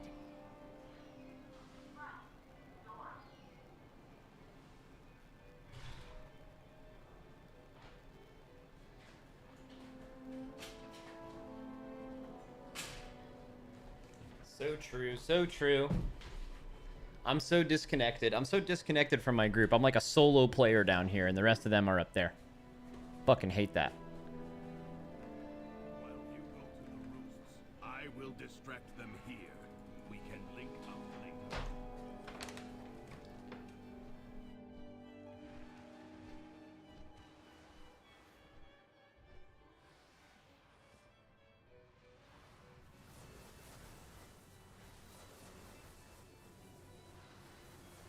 Max, you just equipped an int trinket. Wait, really? Wait, are people in my group the ops?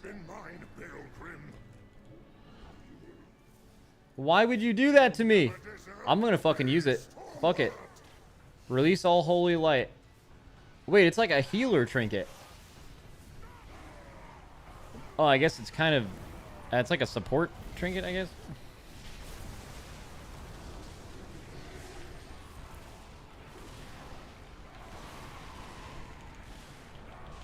Wow, enhance is so fun, man. Why would... who in this group gave me a fucking int trinket?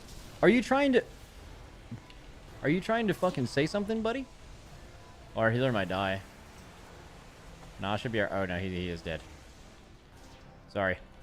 I was not here in time. I was getting my food. Oh my god, I might die.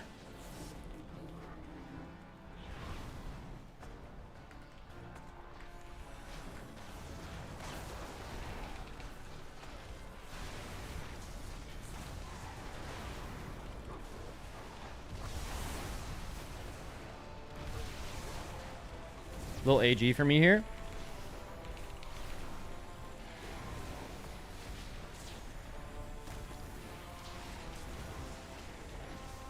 First time chat just rips. I fucking hate mages. Dude, I love that. I love that for you. I love how no one is talking about a mage. There isn't a mage in my group, and the first thing you chose to say in my channel ever was that. That is real hate. You gotta respect. You gotta fucking respect that, man. When someone just really, they just hate for the love of the game. There's like no one they're even slandering right now. They're just hating because they fucking like a good hate.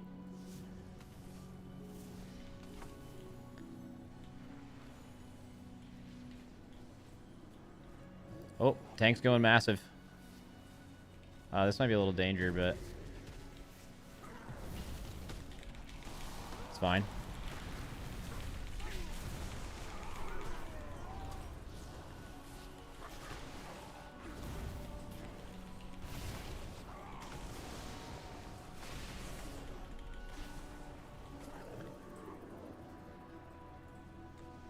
This dog shit Wowhead build is making my cringe on enhance. Oh, is this build that I'm playing bad? Someone link me the good shit. Preferably a version that involves my int trinket, so I can really fucking pop off. Oh, let's just die. I'm just gonna stun here.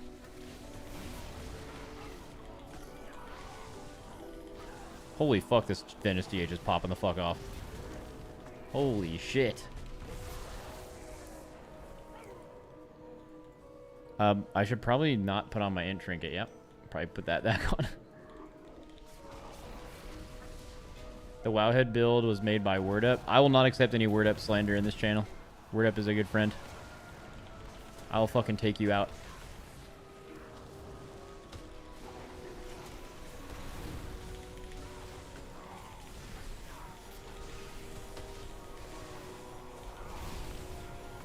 What about Word Down? I hate that guy. So yeah, that's fine.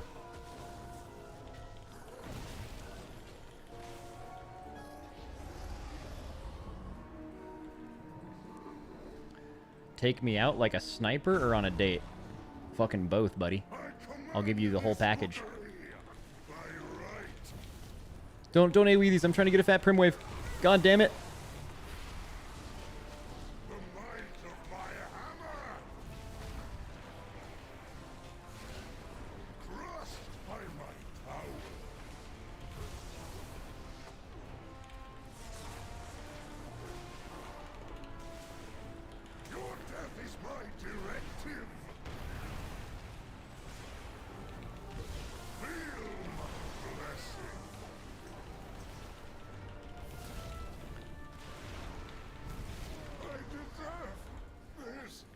All right, what's that? What's that fucking bit? Yo, someone get a little bit. Oh, what are you trading me? You trade me some shit?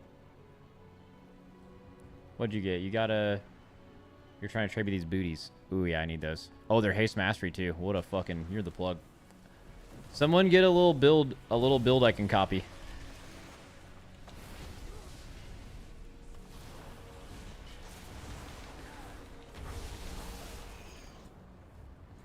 No. Don't just say no. That guy's telling me he thinks my build is stinky, and I'm telling him to link me a better build then. I don't know. I just copied this shit real quick. The lift is out. If we want to, we have to take it down. Oh, the tank's just not here. Fuck it. I'll tank. I'm huge. Okay, I can't tank this much. Oh, yeah. This is not looking good for me. I need to do a little healing wave here. Little fucking healing surge. We need to develop some shit pronto.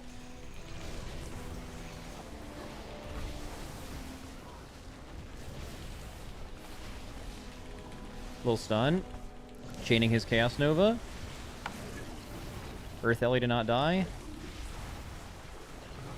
Little Dispel on the Shaman because I'm a good guy. Little Fire Nova. Little AG.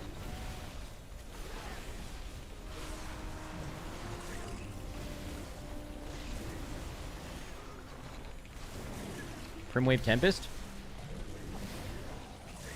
Does Impact not have the tech? I could ask Impact.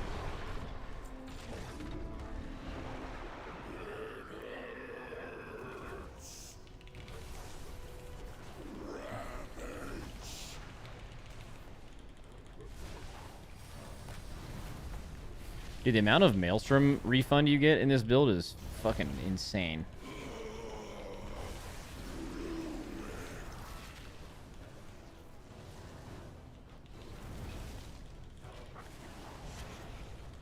Fucking downtown chain lightning. So I have very few seconds to be able to get off a lightning bolt. All good. Ooh, little Tempest coming up. About to go insane. Brah!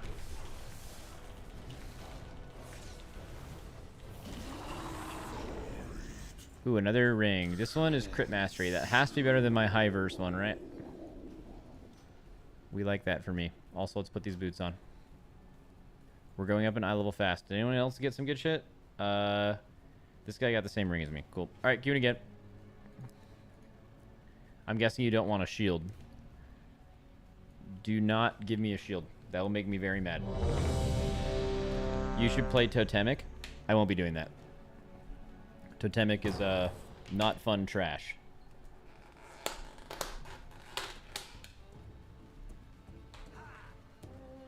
Unfortunately. It is not fun trash, I fear. Or are you looking for something a little harder? Show 'em what we got on tap, Eldryer. What is it the other day when you said you were playing your monk and it was fun? Oh, dude, I wasn't ready. I mean, which is fine, right? But it's just... I just made a critical error. Okay, let's just die. Little astral shift, all good. Okay, now we can get a spread going. This is so bad. Just stunned. Knocking that guy away, fuck him. Doesn't even work. I'm gonna heal myself. Let's heal, yeah. Sorry, I was making my ramen work right there. So that pull was a little sketchy. I'll like finish this room and I'll probably just eat ramen during the boss. I can take like a huge bite. Oh, I got aggro. Okay.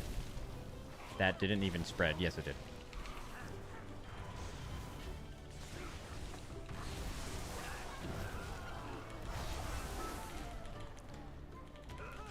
So what's the deal? Will your Ascendants spend your Tempest if it's in Chain Lightning? Like if your Ascendants is in Chain Lightning and you press Storm Strike, right? Is it going to use your Tempest? You gotta manually do it? Okay.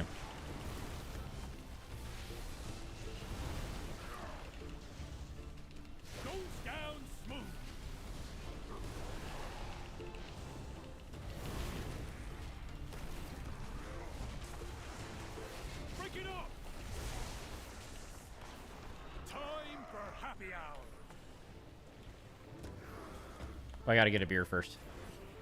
Keep 'em coming.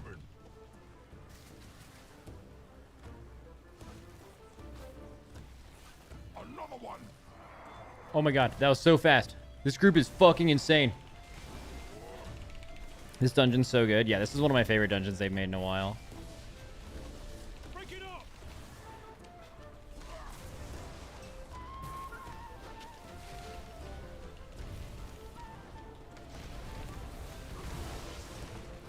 Guess that was last call. Oh, what we got? What we got? He got a cloak. Love that. Uppy. Huge uppy. Here to help. My zeal to get back in business led to faulty reasoning. Your pal here signed some papers he didn't read. And now Goldie Baronbottom is BEO of this joint. Wait, she stole BEO? That's the lore?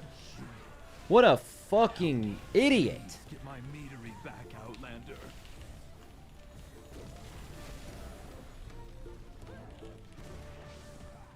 Wait, am I using Kevin's plater? I feel like the shit was like really buggy the other day. It wasn't showing these guys frames. I don't know if I am using his plater actually. This doesn't look the same as what my other characters looked like.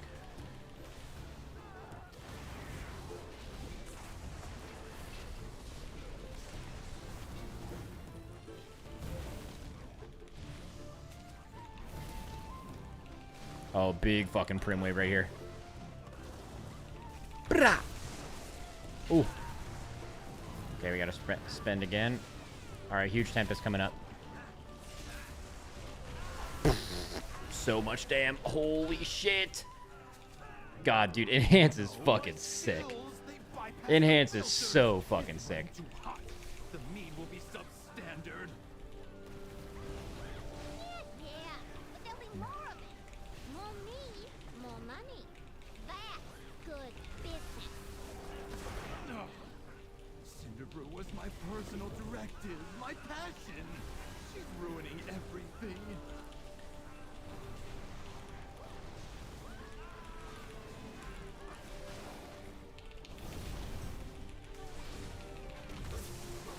I'm pulling threat. Oh my god.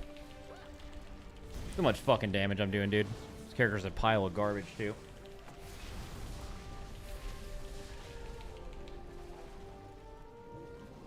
You like the damage done, and damage done meters? Well, one of them's dynamic overall, but the other one should be on healing. But honestly, fuck healing though. You know what I mean? I just think it's illegal that Enhanced does. Oh, that's gonna hurt right there. Shouldn't kill us. Was it a dot? Oh yeah. Oh my god, I thought it immune to my flame shock. Rubians are one thing, but I cannot process this.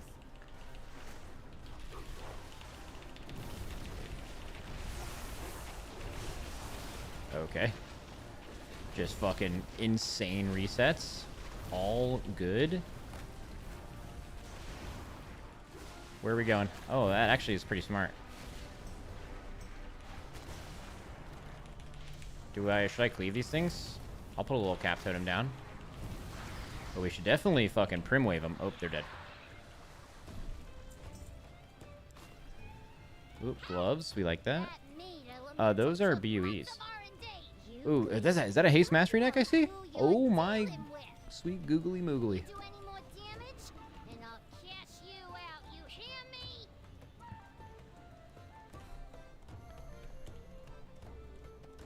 I guess we can put this on healing. Okay. I don't see the reason. It doesn't mean anything, but.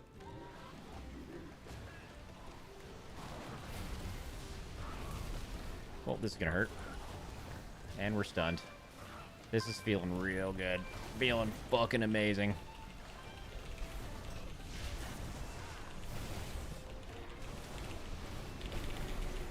Big AG for me.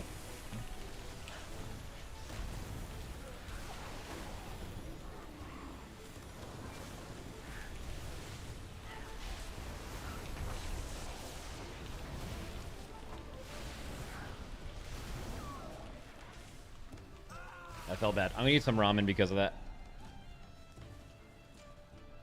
Oh no, I asked for utensils from from the ramen place, but they couldn't clock from my name that I'm super white, so I gotta go get a fork.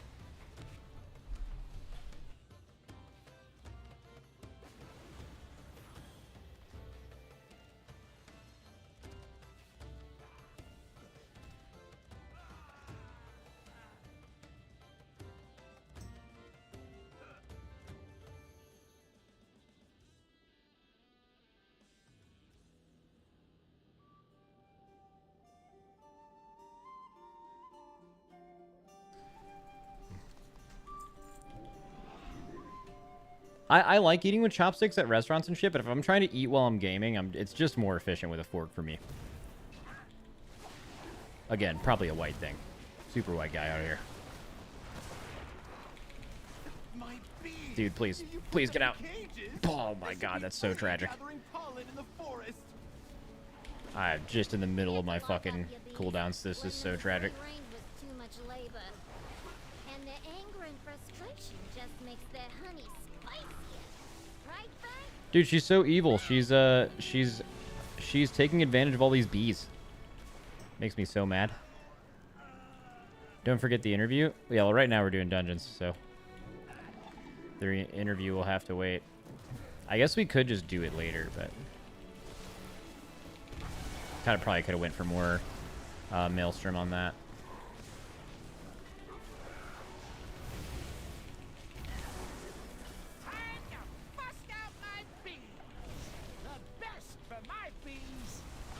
Let's go, Buzzbee.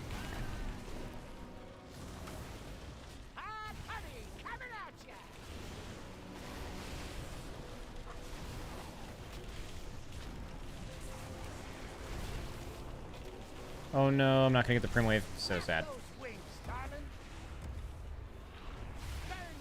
Oh, does anyone have a build for me to copy? I'll do it before we start this next key. I also need to like let them 4-man for like 5 minutes so I can at least eat like half of this, so I can start regenning some energy. That guy got a honey buzzer, which is a how'd you drink it? Yo, oh, that's the thing where you hop on the bee. Come back to the taps to use them. Wait, did they increase flame shock spreading range since the last time I played this class? I feel like it's way bigger. You're really trying to be a bee in my bonnet, ain't ya? You may have disrupted That's actually like fucking really nice. I'm still boss, and this is still my meadery. You take out my bomb man, my prototype, and my beekeeper. And now you're riding my bees like some nature-loving weirdo? I guess I'm gonna have to show ya and your rock-headed friend who's boss. Are these guys are everyone in Max's chat? What, other yes men? Dude, so true.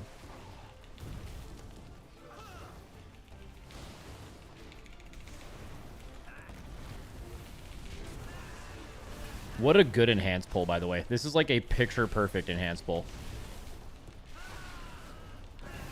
Yeah, this other guy's popping the fuck off. I haven't gotten a Tempest yet. Sag. Oh yeah, he had many Tempest. But now you're dealing with the BEO herself. You're fucking nothing, BEO. You are a fucking fraud. I just casted Lightning Bolt at 4. That's extremely hype.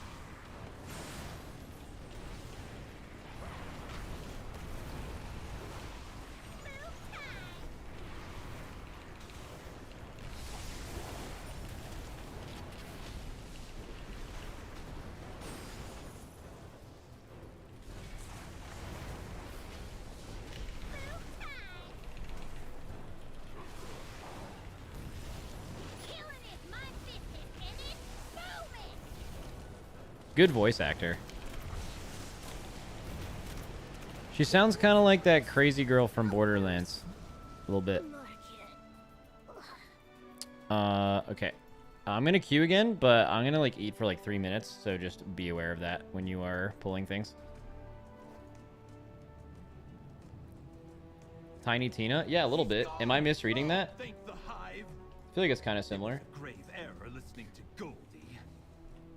But because of you, What about the Naguura video? I know, guys, I know, but I'm doing dungeons. We'll do it eventually, but let's do like a couple more dungies. I mean, shit. I mean, we can do it now, I guess. What are you guys? Oh, did the tank leave? Oh, okay. Yeah, let's just stop now. We'll remake the group. It's perfect. I didn't realize he left. Okay, let's do it. It's on Wowhead probably, right? So there's a new interview out. New interview drop.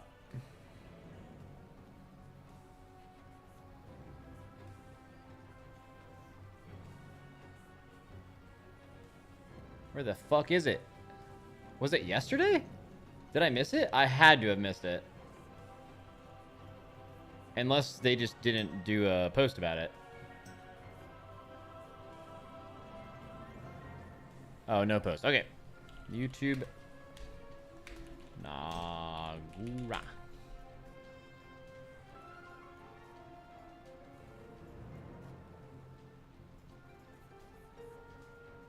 Dude, I wonder if the reason they didn't post about it was because of the memes of when they posted about mine. But it was obviously a meme, but there's no way. Okay, Max, ramen is just anime spaghetti. Yeah? So this was another IRL interview at something. Where were they? This looks like the same place Ian was at. Different room, but... Max, do you feel like a lot of the new dungeons are kind of gimmicky? Gamescom? Was Gamescom in EU? Or did Naguura fly to NA? Oh, it was in Germany. That's hype. Alright, let's hear it. Hello everyone, my name is Naguura and I'm here at Gamescom with the game producer George Valef and production director Michael Bybee. There we go. Thank you so much for joining me. I really like both of them. George is actually a OG Midwinter Raider. So he actually has like Race to World first level experience back when he played. This was like 10 years ago, I think. And Bybee, I wasn't familiar with him until recently. But he did a lot of the Q&A for like the early alpha stuff. And he seems like just someone who's generally super fucking on top of it. So big fan of both of them. Me and answering some of my questions, hopefully. We'll see. Happy to be here. Happy to be here. What is it? One guy taking 3/4 of the couch for no reason? Y'all don't gotta be weird like that. They're just sitting down. To maybe answer your questions. We'll see. All right. So my first question, if we can start straight away. My question is about normal and heroic week, because for a while in Dragonflight we had released normal and heroic raids at the same time with Mythic. So true. But now we're going back to having the normal and heroic week before Mythic releases a week after. And when that was the case the last time, you made sure, or you told us that you wouldn't be doing any major balancing changes without announcing it beforehand. Is that something you plan on doing again, or is your approach going to be different this summer? So I do have some information on this. I'm sure they'll go over it now, but I actually heard it. They posted about this in the Race World First Discord. Someone basically asked, you know, they used to, just as she said, she's right. They used to keep, they said they used to make changes light because they don't want you gearing up 1 million characters in heroic based on the information they give you, and then they pull the rug out from under you and nerf that class or buff some random class, and now you don't have enough time to react to that. Like the day before Mythic. But I think what they said this time is like, obviously that would be great if they could do that, but I think I could maybe even find a direct quote. Actually, I don't think I'm supposed to directly quote this Discord. Yeah, it doesn't matter. And it's information to the top guilds. Why wouldn't that be able to be said publicly? I don't think it's weird either way. I think the response was, I don't think we can responsibly commit to no major changes. We'll do whatever we think is best for the health of the overall game during that week, but our goal is always that only minor adjustments will be necessary, and we certainly keep in mind the decisions you guys are making during the race and stuff like that. But, which is actually a good answer, I think. Like, honestly, if something's like super fucked, like a class is way too good or a class is way too bad, I think Blizzard being like, oh, because of the race, we can't make too many major changes. I do think that's bad. Like, I think you should have the balance be as close as you can. Obviously, going into Heroic Week, it would be great if classes weren't super insane or super dog shit, but I feel like for the overall health of the game, that is the correct answer. I think that's exactly what they should. Even from someone in the race world first. Like, it'd be so stupid if, like, tuning was horrible or something, and they were like, well, we promised the race guilds we wouldn't do big changes, and then it's, like, horrible fucking tuning for everyone, you know? So... think that's a good change. Let's see if they have a similar answer here to what they've posted about this. Generally, when we do things like normal Heroic Week into the Mythic Week, we do use that information to sort of guide decisions for, you know, classes or specs that are maybe underpowered or overpowered. That being said, when we do these changes, we're very conscious of the fact that some players level, you know, 5, 10, 15 characters. We don't want to try to, you know, massively upset the meta. So when we do, you know, approach these conversations for tuning, our goal really is to do very slight adjustments for things that are overperforming and not really do too much more than that, because players have spent time making their characters, gearing their characters up as well. We don't want to sort of, you know, take the time away. So in terms of tuning updates and sort of timeline, you know, it is planned to do updates before Mythic Week and before Heroic Week, but depending on the data that we get. That being said, they're not going to be, you know, large changes to sort of change up people's expectations, because fundamentally people have been preparing for, you know, the race world first and their own, you know, journey for quite a while. We don't want to sort of like take that away from them. Okay, so that's a little bit different than the answer I got there. I mean, I still think it's the same. Like, if something, like, ideally, there should just be a bunch of changes going into Heroic to where it's as close as possible and you get rid of a lot of the outliers and then keep it small. But I still think that they're basically on the same page with that. Same bottom line, yeah. Cool, fuck yeah. Okay, so there will be like percentage damage changes, usually not like major changes to rotation or something like that. Unless it's really required, I assume. Yeah, it'll be similar to what we did in Dragonflight, where, you know, before Mythics unlocks and before Heroic unlocks, we'll be taking a look at classes and specs that aren't performing or overperforming and making adjustments for sure. Yeah, and they've done that before. I love the zoom cut right when I pause as well. Love that. But yeah, they it was a bit different in Dragonflight though, I think. Right? Because they would the Friday before Mythic, and then they would do whatever changes they were going to do. And then the Monday before Mythic, if there's any remaining, they would do like minor changes there. Okay. But the difference is, at least this is what I think. I've heard Blizzard kind of push back to me about this, because they do have internal like tuning tools, or I guess tuning information that we don't have, which I believe. But I also believe, and I know, that they use Warcraft logs. They use sample size data from the community. They use everything we use plus whatever they have, right? I firmly believe that the Friday of a Heroic Week, right? So thousands and thousands of runs and tens of thousands and hundreds of thousands or millions of individual parses they can kind of look at. I think the Friday after a Heroic Week versus the Friday of there's literally no content to do, and then Mythic is right after it, I think they have more information because there's literally millions of more iterations of people actually playing the game and seeing how their damage is, right? Like, even in the Race World First, for example, we will be able, if Blizzard really cared, they would be able to watch our raids walkthroughs on Sunday and Monday off stream, which we are like practicing raid fights with characters that are extremely fucking geared. Not as geared as they'll be on Mythic Week because you won't spend your crest yet, but like extremely geared, and they have full Heroic tier. So that's like a pretty good fucking tuning knob, right? The best players in the game playing with a lot of close to what gear you're going to have, and see that. So I think they just objectively have more information now than they would before. That being said, I don't think the tuning in Dragonflight was necessarily bad. Like, historically speaking, I don't think that Dragonflight with no Heroic Week... Okay, the first raid was unbelievably bad, but I think that's not...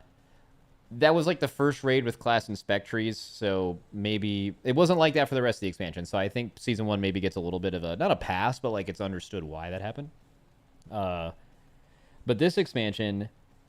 Having a Heroic Week, I think the tuning should be better because they should just have more information to go off than whatever they have internally. Okay.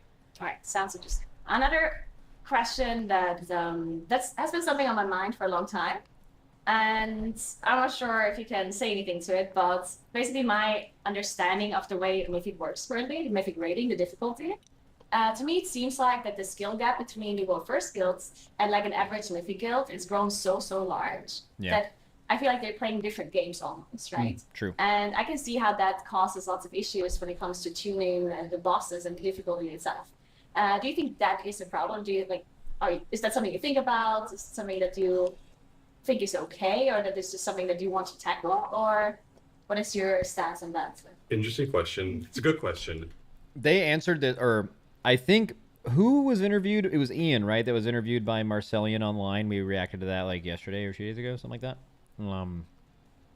It was yesterday. He answered this, and I think these interviews were done at the same time with different people. So interesting to hear different perspectives. But what was the answer Ian gave? It was like, we don't really tune anything for the top players in this game except for literally the last 2 bosses in the first 2 weeks when no one else is there, which is true. And let's see if they give any other kind of answer to that. Yeah, there is a very wide range of players. You know, there's the race your own first folks, and there's folks who are pushing Hall of Fame, and there's folks who are just doing Mythic normally, and that's just Mythic flow. So there's a very wide range of skill expressions among players, and it is something we consider. It's, you know, why after certain bosses have been defeated at the race for first, we do sort of gradual or, you know, sometimes heavy nerfs. That's sort of the plan. It's something to keep in mind. This time around, our approach is to, you know, use the Severed Strands buff, which is sort of the, I think that's what it is. Stacking. It's the gradual sort of buffing of player damage and healing over the course of the raid. So like once into the raid, your damage and healing to go up a little bit. And that gives us basically more agency where players feel like they're getting stronger, and we don't have to sort of like keep nerfing bosses for the players to make sure they're making progress. So yeah, it's something you can take into account. It's a very large skill gap, and that is something that we certainly keep in mind. Yeah, the thing is only some things can be nerfed by gear and power. Actually, I think a lot more than people think. Maybe. But like Tindril, for example. Like, if you had 3-second seeds, and maybe more importantly, when you soaked a second seed, you instantly killed everyone, rather than just being like unable to soak a second seed. I mean, you could have all the power in the world, it still would have taken... You could have been like 50% stronger than us, and have 50, and I'm not making this up, like 50% more health, and you still would have wiped about the same amount of times, right? So like, I think there's certain mechanics that have to be, they're just too hard once you start going down the guild ladder. But I do think that not only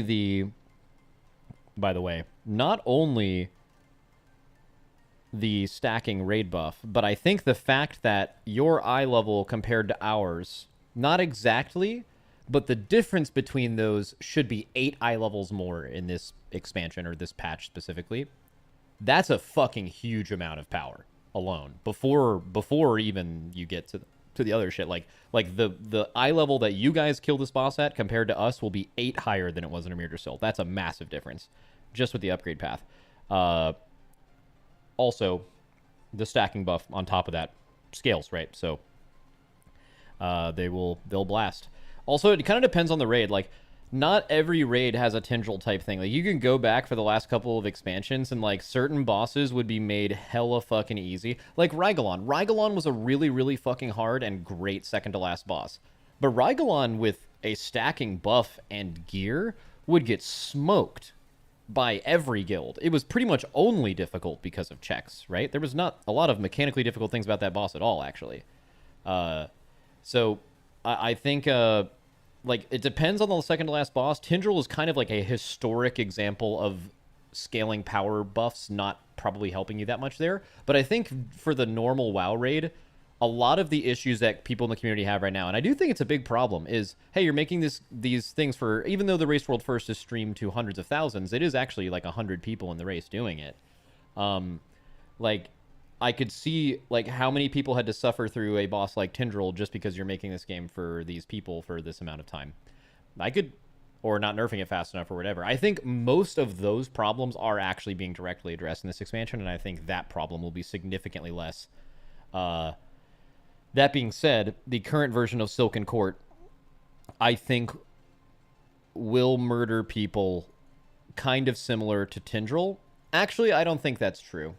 I think Silken Court is pretty strat dependent, and I think once you guys copy what the top couple guilds end up doing, or the best thing between the both of us, I think the fight won't be as hard once you have like really good positioning and stuff. But oh, I want to point something out, by the way, just so all of you guys can hear this. There is a gift to sub campaign. That's not what I'm shouting out, but someone in chat just donated 2 tier 1s anonymously. It says an anonymous gifter. I have heard, and I'm not positive, I have heard that that doesn't actually count, because you linking your Twitch account to your to your Battle.net account, it's gifting subs or subbing yourself, I guess, does it. I think the way they track it, when you gift anonymously, I don't know if it tracks and gives you the sub. So I just don't want any of you guys to actually do that, because I've seen someone said it counted for me last night. It did not work before. So it did not work before, but some people in chat are saying that it worked for them, which is actually kind of a good shout, because they did it anonymously, but then they're saying now that they did it, which... Also, okay, someone's testing it right fucking now, because they just did it again. Fucking $10 test, fuck it. But yeah, just shouting that out, that unless you really want to remain anonymous, it is at least somewhat of a risk, because I'm not positive it works, so who knows. Okay, interesting. I think the Severed Strands buff is also, like, it helps with player progression, considering the new system that we have with the upgrades, right? Because it feels like a lot of the upgrades that we get are really early on, and then at some point your player power progression kind of stops. So I think the Severed Strands buff and continuing downwards, I think gives the guilds that cope that maybe next time they can do it if they're really close to cleaning loss. So I think that's kind of a good one as well. That's cool, so I like that a lot. So recently you've announced... Why are you guys all doing it as an anonymous gifter? Are you doing that out of spite because I said to not do that to be safe? I'm trying to help.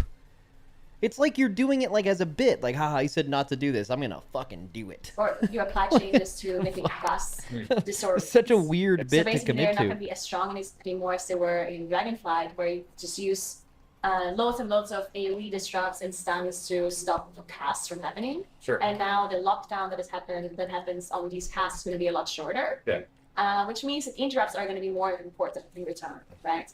Now there's some classes that either don't have interrupts at all, like priests, and there's Master of really long cooldowns away from us. Is that something we think might be a problem in classes? Do you maybe address if it is, or do you think that's just something that is people have to work? Well, we've had some answers to this recently. I don't want to paraphrase a bunch of them. I want to hear what they say. I'll talk about the Mythic Plus changes some of this, and then if you want to dive into the class side, I think that would be a great way to cover this. But first and foremost, we always look at the tools the players have when we're designing the encounters in dungeons, and Mythic Plus specifically.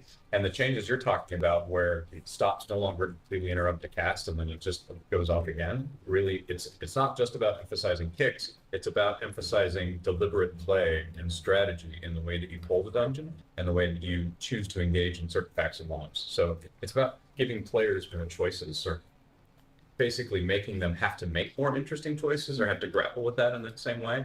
And obviously that's a little bit of a balance when some classes have some abilities and their classes have, that don't have the same, they have a lot to do them, etc. But the overall intention for all of the Mythic Plus changes that we made this time is to encourage a more deliberate play style.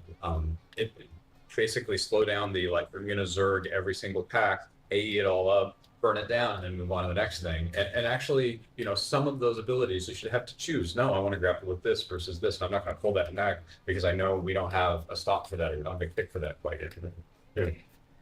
Yeah, I mean, it's kind of a fascinating way to deal with this, because Mythic Plusers will tell you that it's boring, that the correct solution is to pull everything and then rotate through the same stops, and that's what defines every pack, and every pack feels the same. And they'll acknowledge that as a problem, but also their solution to it is like that a lot of that stuff will go off, and then they're like, well, we don't want to pull one pack at a time and stuff like that. So it's like finding the balance of, I think Mythic Plusers will tell you that, like, stops and how many stops some classes have and how few some other have and how defined the game is by them is a problem. But I think they're directly trying to address that by doing this, but then it just feels like the mobs have infinitely more mechanics, right? So I think you'll be able to tell after the season. I think this season and the fact they haven't backed down from that is a pretty strong stance that they like really want to see how this plays out. And I don't know. I think a version of Mythic Plus where you're not walking up to a pack and worrying about a stop rotation just sounds like a more fun version of Mythic Plus to me. Even if it means you're dealing with more mechanics, that sounds better to me. But that's not necessarily what's happening. Like, in a way, you can almost brute force it by bringing even more stops. And even though you're not stopping the thing's internal cooldown, you can just kind of stop it 15 times in a row sometimes. And maybe that's enough time to kill it, you know?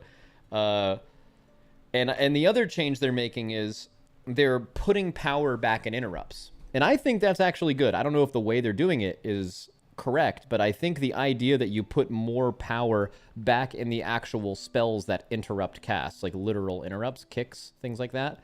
Because, like, the power of kicks seems so dog shit when your character and everyone in your group probably combined has 15 total buttons that can AoE kick everything. It makes the spells that actually interrupt things completely insignificant, which is so funny. This is like full circle from like Arcane Torrent fucking existing in Legion, but like I actually think that philosophy makes a lot of sense. I think adding much more importance into the actual kicks, and this is a way to do that. I'm not saying it's the right way to do it, but having a kick be singularly way more fucking impactful than a stop, I think is really good for the game.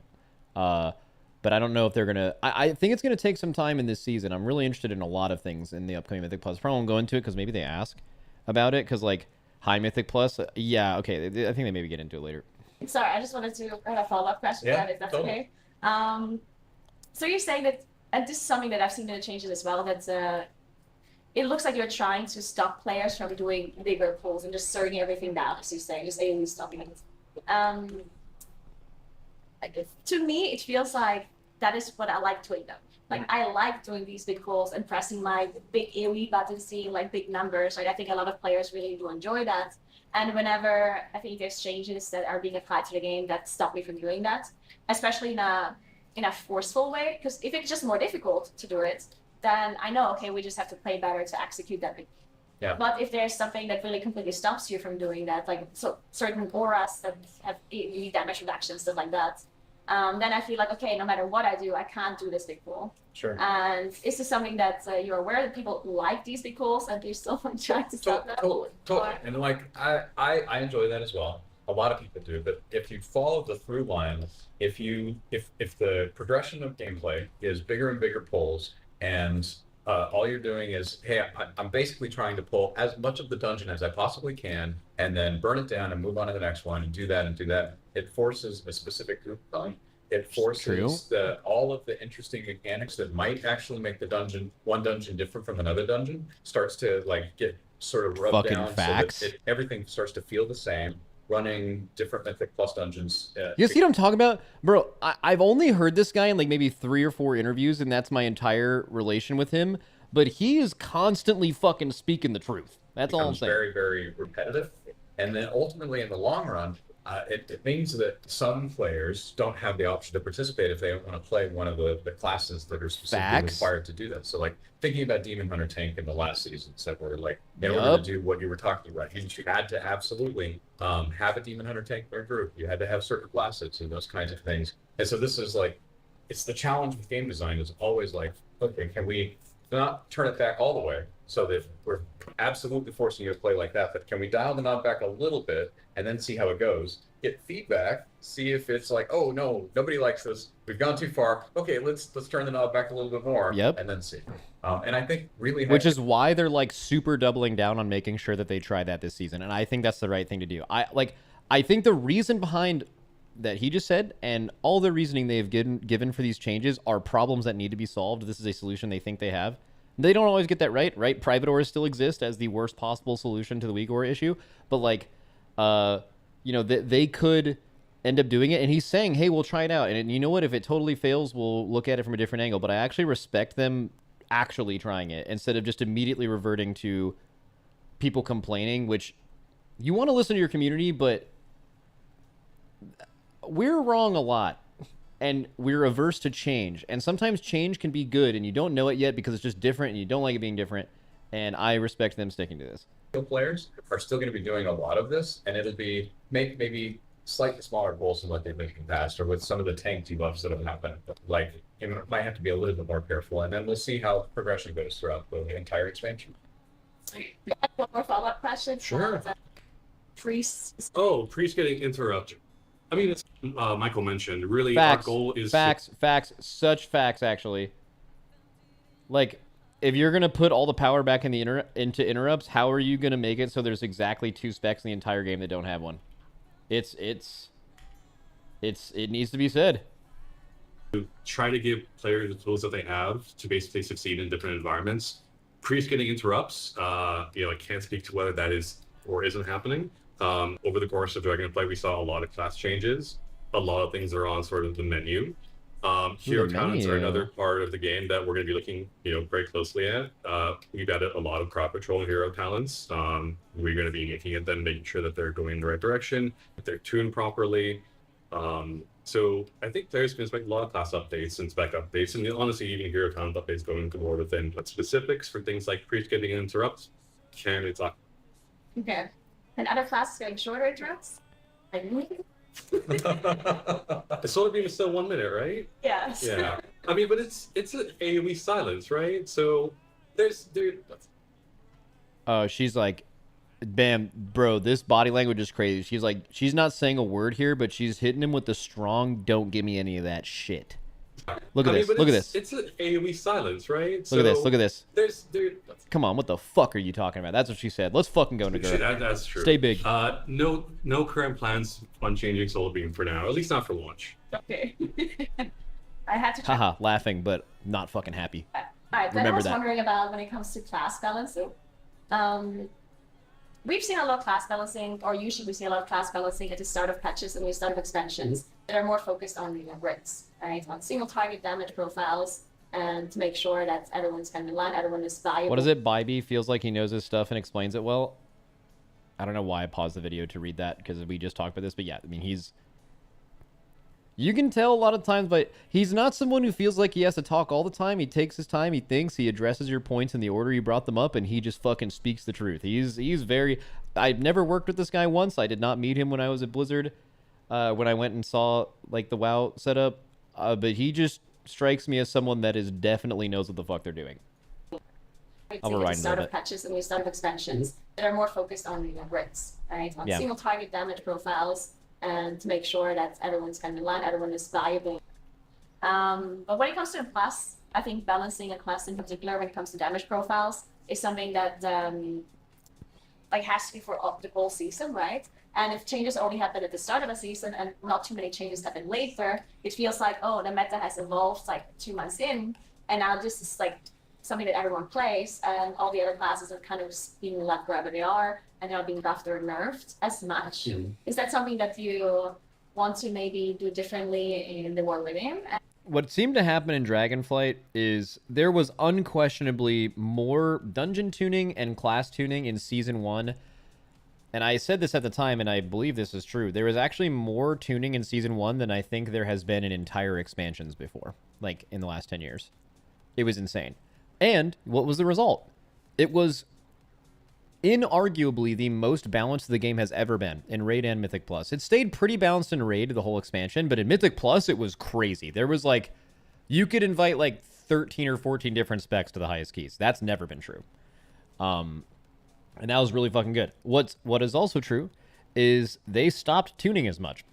After the first patch of every expansion, I don't know exactly how WoW works, but it seems like they have a percentage of their workforce work on the new expansion. I don't think, like, they're not going to have 100% effort into the current expansion the whole time while releasing an expansion every 2 years. That's just reality. And I think what we saw is those tuning updates just without a doubt slowed down as the whole expansion happened. And I assume it's that. I've never heard that. They'll probably address that here. But hopefully, I wish she was actually a little bit more direct in that. Why can we expect so much balancing at the beginning of the expansion and so much less later on, right? And more and class focus changes later on. It's an interesting sort of problem that you're bringing up, right? Because it's sort of the same boat of people have picked their spec for whatever content they're doing, in which case Mythic Plus. So if we go through and we massively change, how one class spec performs, people feel like they sort of like, well, I was gonna play this, but now now we nerfed it, so I can't really play that anymore. So to a certain extent, we do want to basically try not to upset meta too much. That being said, considering Mythic Plus is such a vast part of the game, for some people it's the only thing that they do, which is great. Same for Contact PvP. When we talk about tuning, we do talk about Mythic Plus. We do talk about PvP. And we have separate conversations entirely for like things like battleground balance versus arena balance, same with Mythic Plus balance versus raid balance. So it's certainly top of mind for us. But when it comes to sort of the larger sweeping changes, we try to sort of get those established as early as possible in a season.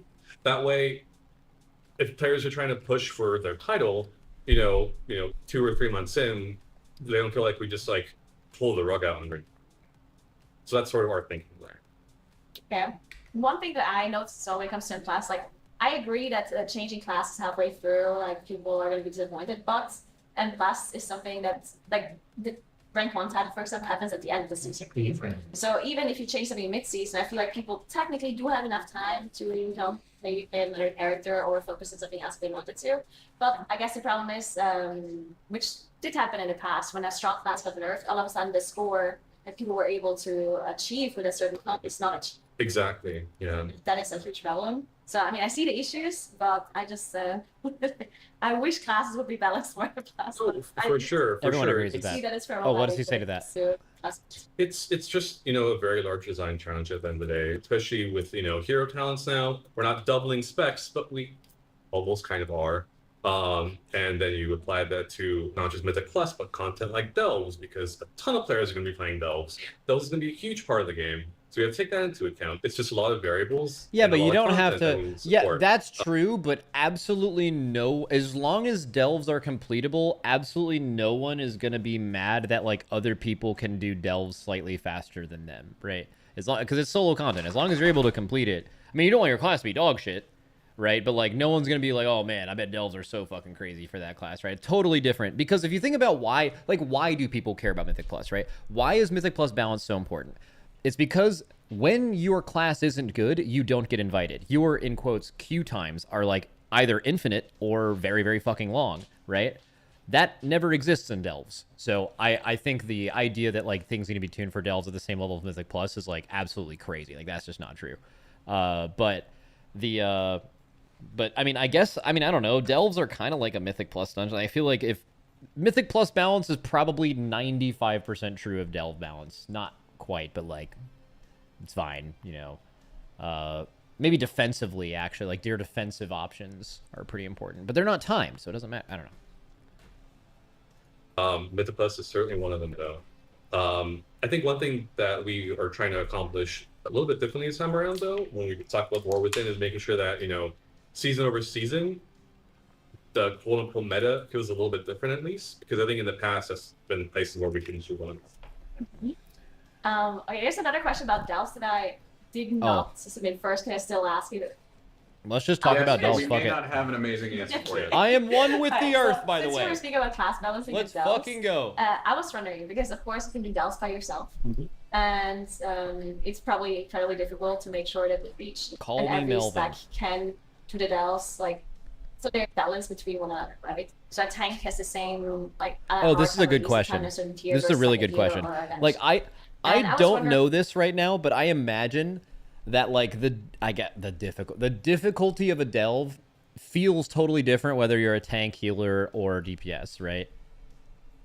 Like I can't believe actually that doing a delve as a healer is an enjoyable experience. Maybe Blizzard like did that well somehow, but like I feel like balancing delves based on your spec solo or like in duo or trio with Bran has to be so hard. Like I just don't even know how you do that. If you're first of all going to address that with the way the delve works, depending on what class you're playing at, or if you're able to change specs, like to have certain talents or abilities do more damage in delves. Can balance it differently. Well, I can talk a little bit about balance and delves. Sure, delves and the class in it. So the way delves balancing is working is actually a little bit based on some of the stuff we've done in the past that is like sort of classless instance-based content. And so what that means is that if you go in with a healer, we're able to actually tune the experience to work a little bit differently for a healer versus a tank versus DPS. So that's one side. the reality is doing damage is how you kill monsters. And so being able to do some level of damage and your ability to do that will dictate how maybe the difficulty level that you can go through in certain kinds of packs of monsters and the so he's higher end answering. versions of builds. That may still be true. They should still, like, the intention is that they're still accomplishable with anybody, but it may be maybe a little bit easier for a high DPS class to get through certain things versus a healer who might take a little bit longer but can still get them, right? On the class side, I mean, on the class side, like if, you know, let's say Resto Shaman is having a hard time versus, you know, Holy Priest or both healers, we do have tools to make it easier for certain specs, or in some cases, dare I say, even harder for certain specs if necessary, to make sure that content is similar. So, I mean, what they can literally do is if you're an Ellie Shaman and you swap specs to Resto for some reason, I mean, the only thing that makes sense to me is shouldn't, like, every single mob just, its health should scale, and then it's just simply a asking healers if they're happy and then changing those numbers around. Like, it just has to be that, right? Like it's in, you have to do damage to kill monsters, so if you are zoning in as a healer and they want it to be accessible to healers, which is true, they've said that they just have to, is that what happens though? Like, when you zone in as a healer, do those things have less health than they do as a DPS? Has anyone tested that? Because if that doesn't happen, then, like, something is fucking turbo not working right. Because, like, healers are just gonna fucking hate that shit. It's gonna take forever. Like, yeah, you can still kill the mobs, but it's gonna take fucking forever. They should just have less health. I don't know. I feel like it has to work that way. Okay. Interesting. Okay. Thank you. All right, so then I wanted to talk a little bit about the tank and healer adjustments that you talked about, or that you applied to your class. As far as I understood, the idea was that tanks are supposed to take a little bit more sustained damage. Yeah. So the healer is required to heal them a little bit more. Not to, like, sit there and spam heal the tank, but just to have to keep an eye on the tank. And if the tank does not get any healing by the healer for a long time, then they should eventually die and shouldn't be able to survive forever. Once that changes were applied, I talked to some of the tanks and I did some dungeons myself on beta. And some tanks said that it didn't have as much impact as they thought it would have by the Yeah, I was just about to mention that. I didn't know where she was going with this question, but I remember, myself included, hands are up, right? I did it when I read those changes. I tanked for many, many years, and I was just like, this is fucking bullshit. Tanks should be self-sufficient. Fuck healing tanks. And I was like, this is such a bad idea. Fuck everything. Fuck, right?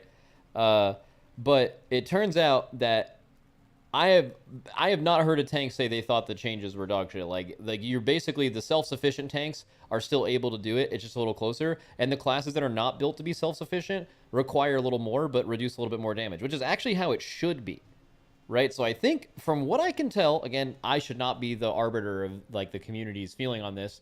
I don't even currently tank. This is just what I've heard from people, is that the nerfs are actually pretty good, right? Like, if every tank is self-sufficient and it's like they're really powerful, all of them, and it's really easy to do that, that's actually bad, because, like, then it makes your skill as a tank matter way, way, way less, and it also makes tanks super homogenous. So, like, for example, right now as a Prot Warrior, you will eventually need healing, but you take actually no damage as a tank. That is okay that exists, different to, like, what is, I think, the polar opposite of that in Blood DK, for example, right? Now, Paladins are in a really weird spot where they're, like, a little bit of both. They have, like, what they have is way worse than Warriors' defensives, but they have supposed to have some kind of healing, but WoG is turbo dog shit. It's like, I'm not saying all the tanks are made really well right now, but it sounds like the base change they made a lot of sense, and I was definitely wrong in criticizing it super early. I just want to throw that out there. And some people said, okay, did they notice it, but only with some healers, maybe not with others. So these changes that you did, do you think that it hit the mark and it was intended the way it was had? Or do you think that that's still something you're working on and, like, maybe changing some strats? Sure. Oh, do I'll jump in. Sure, go for it. I'm a big Mythic Plus player, so I'm excited about this changes. What I thought was funny about this one was that the community conversation around the Blue Coast was a lot bigger than the impact of the changes themselves, right? Everybody was up in arms. Everybody that I was watching was talking about, oh my gosh, I can't believe they're doing this. It's going to be so much harder. But then when you actually play it, it's not that impactful. It does change things up a little bit. It does, you know, it's about tuning knobs. We tuned it just a little bit one way, and we'll see how it goes. And that increases maybe the value of health stones in your dungeon, or it increases He's talking about you. I know. You might choose. I admit it. I've been admitting it. I overreacted that for sure. I will overreact to things sometimes and totally admit when I'm very wrong. That was me. Wait, someone in chat said, at the end of the day, everyone enjoyed the way Mythic Plus was. I don't know why they're making such drastic changes. Well, are you... Okay, how deep are you talking about the stops? Or are you talking about... Because I actually think that Mythic Plusers are kind of... Well, Mythic Plusers are permanently mad about everything, but they were definitely not happy with the way a lot of things were going, right? I think things being addressed is good. Continually designing your game is good. Talent first and survivability you might not have chosen in the past, but the reality. I want to hear that again. I can't believe they're doing that. Right? Community conversation around the Blue Coast was a lot bigger than the impact of the change themselves, right? Facts. Everybody was up in arms. Everybody that I was watching was talking about, oh my gosh, I can't believe they're doing this. It's going to be so much harder. But then when you actually... Yeah, that was me. Well, I didn't say it was going to be that much harder. I think harder is good. Harder but possible is actually ideal. And I think what it was before was it was easy to be self-sufficient. I think I already explained this, but yeah. Yeah, he's probably talking about me, I guess. Well, actually, that last part makes me think not. It does change things up a little bit. Those, it's about tuning knobs. We tuned it just a little bit one way, and we'll see how it goes. And that increases maybe the value of health stones in your dungeon, or it increases survivability a little bit more. You might choose some talent first in survivability that you might not have chosen in the past. But the reality is, right now, they're feeling pretty good about it. But we'll see as the season kicks off and things progress, we'll definitely be paying some close attention. All right, so then I have some more questions about that change. But is it smart to make the role with the least people playing it harder? Yeah, true. I mean, I guess it depends on where you're playing, right? Like, I think tanking, for example, in Raid, after the first, couple weeks, is a role where they could add some difficulty and it would not be bad. In Mythic Plus, I think tanks are already... the average tank player is definitely has way too much on their plate, and the success of the dungeon too much hinges on them. Any tank at a mid to low level could tell you that. So that is kind of interesting, but I don't know. This is more just on the pure gameplay aspect. I think it's a thought to be had. There aren't a ton of tanks, but I mean... I don't know. At the high level, there's not a lot of tanks for sure. Like in NA, there's I think there's 4 or something that really tank with high level groups. And I guess you could argue that they're making that even better. I don't think those players want tanking to be free. As far as I could tell, talking to Dorky, is right now, tanking actually isn't that hard because you reach the key level where your group is dying before you are truly at the point where, as a tank, you need to buckle down and figure out how to survive and go full defensive talents. That doesn't happen in most seasons. It's you are definitely hard ceilinged by the rest of your team, really, before you, as a tank specifically, really start looking at that. So I feel like if tanks... tanks like getting the shit beat out of them, right? The most fun thing to do as a tank, for sure. Tanking mobs that you feel can't kill you is boring as fuck. That's why raid tanking is boring when you have gear, right? If you are a tank and you want to challenge yourself, you want the pack to be very lethal, and you have to problem solve your way out of that. That is what makes tanking interesting. It's what makes healing interesting, just in a different way, right? If nothing could ever kill you, healing would be boring. But if things are constantly trying to kill you, and it's at least controllable, that's a problem you have to solve, and then you fit in damage wherever you can.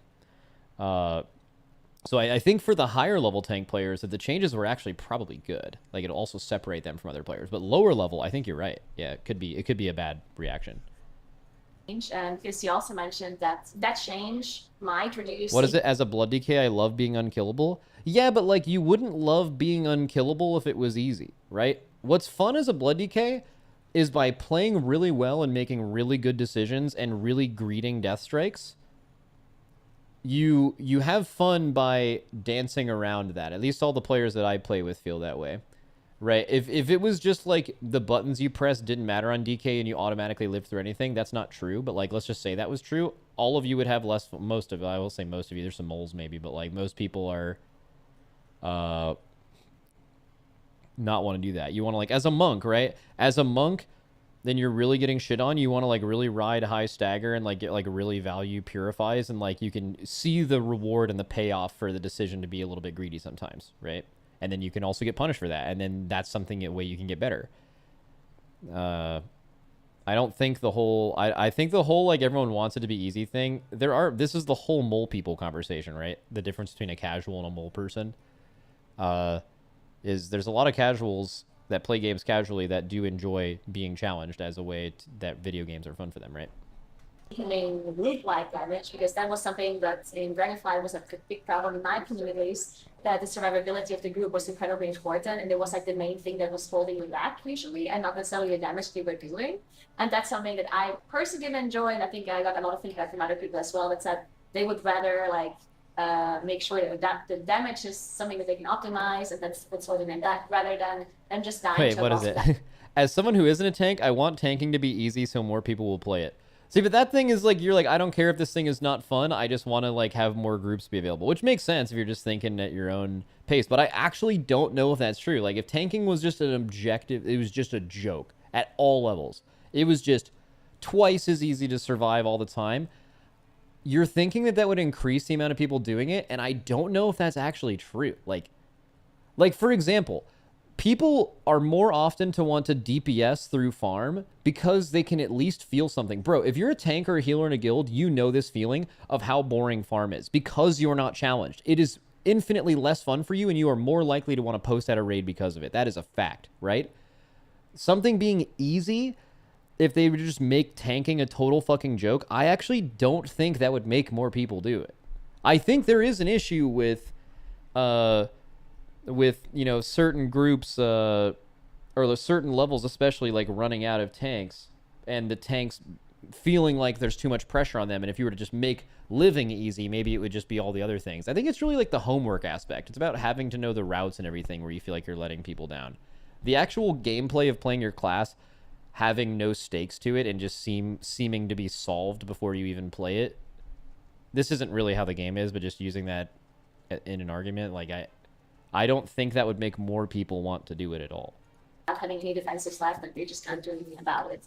Do you think that this change with the tanks is actually going to affect that aspect? So they the person maybe has to heal the tank more, that you're tuning back the incoming group-wide damage, so that the group survivability is not going to be as important as it was in Dragonfly?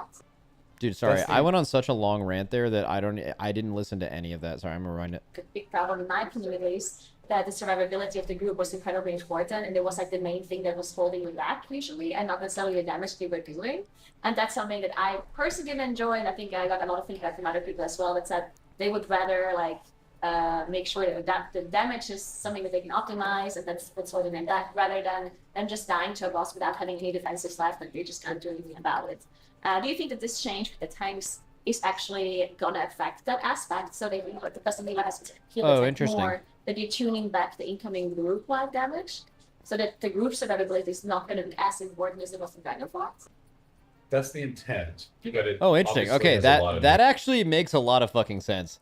Like that problem being solved can also solve this. So that actually like directly lines up. It depends on the fight. It depends on the dungeon. It depends on the situation.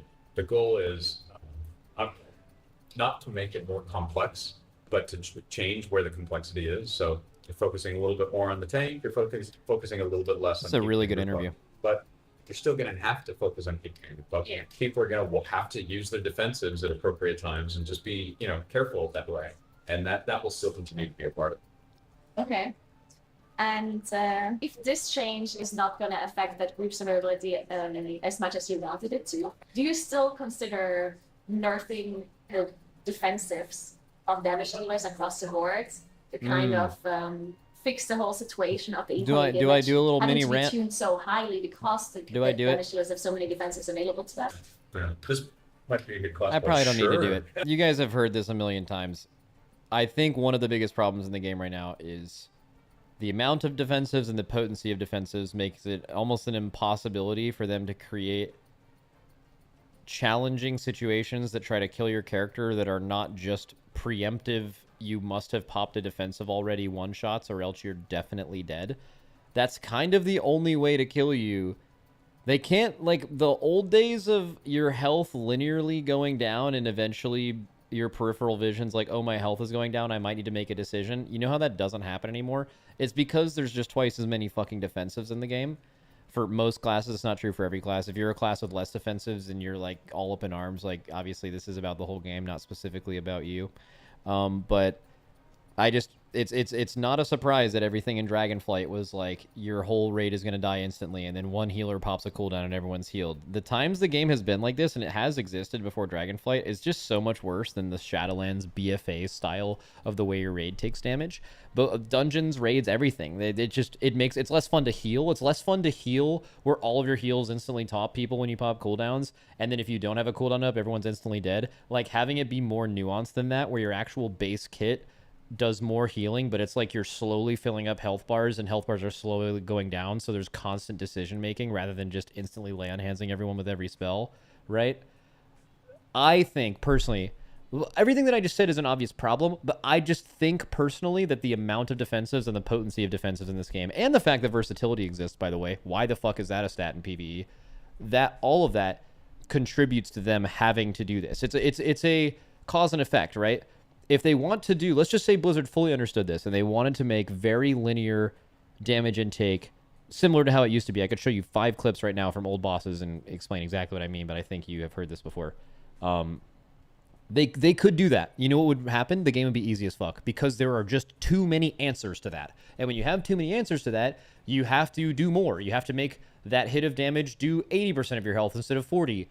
And then you're dead from 80 to 0 or maybe 100 to 0 because you didn't press something before it even happened to you, and I just feel like that's way less fun. Anyways, you guys have heard this before, but yeah, I'm interested in what they say about this for sure.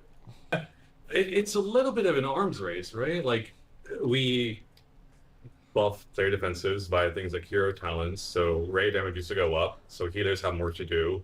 But it's not just more to do.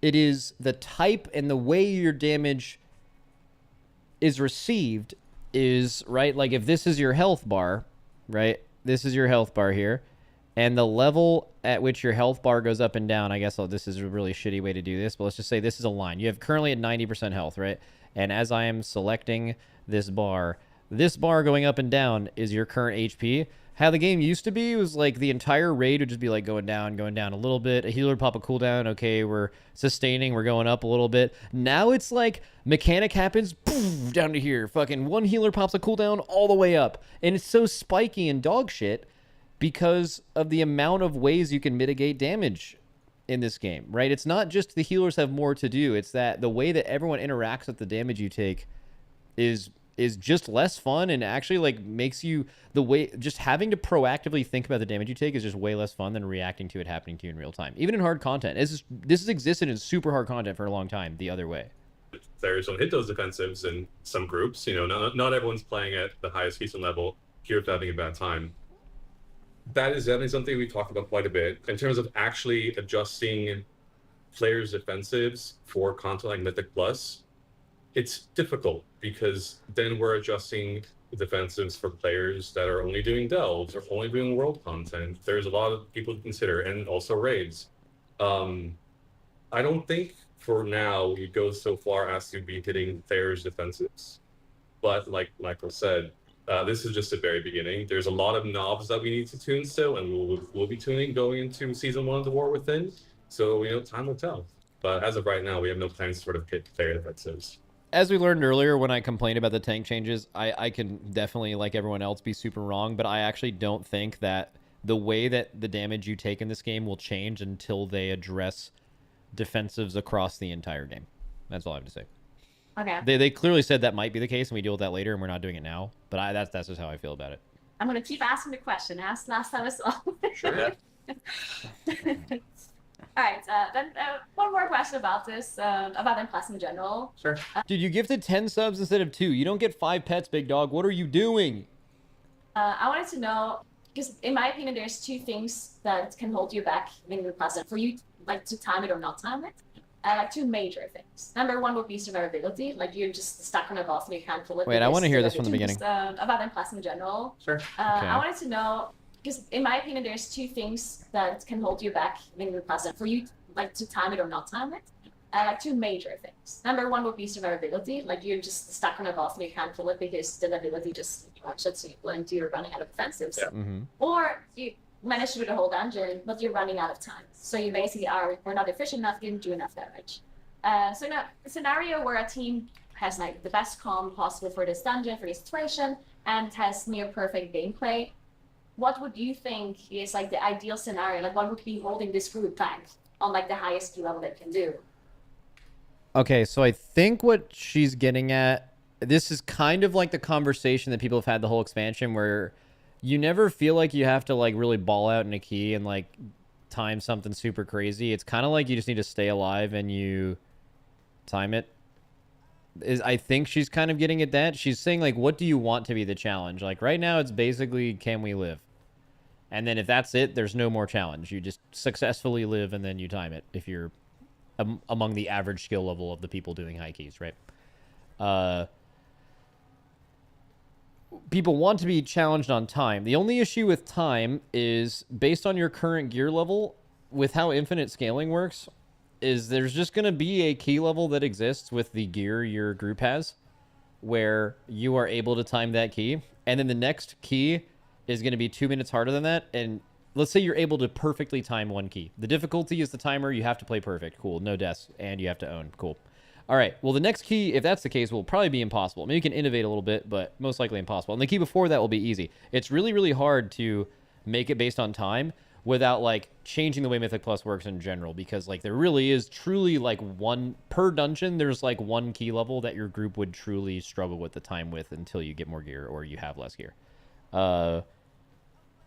But this is something that people in Mythic Plus talk about all the time. And there's probably really intricate ways to design around that. And I have no idea how to design a video game, and they probably thought about this. I know Morgan Day thought about the JB. Morgan Day actually brought up the JB take, which is maybe what you do at a certain point is Mythic Plus stops scaling with damage. Who knows when that is. And actually the timer to complete it just goes down as a way to do that. That's kind of the same thing, though, but it would be interesting at some. I actually really like that idea. I think that'd be cool. But I'm interested in how they specifically. She phrased it in a better way than I would. But yeah, That's an interesting theoretical question for this expansion. Well, I think if you're pushing at the highest keys, it's because of the way we changed the affixes, right? It used to be true that on Tyrannica weeks you were really good at stumped, and that was like you just couldn't get past certain passive killers, that kind of thing.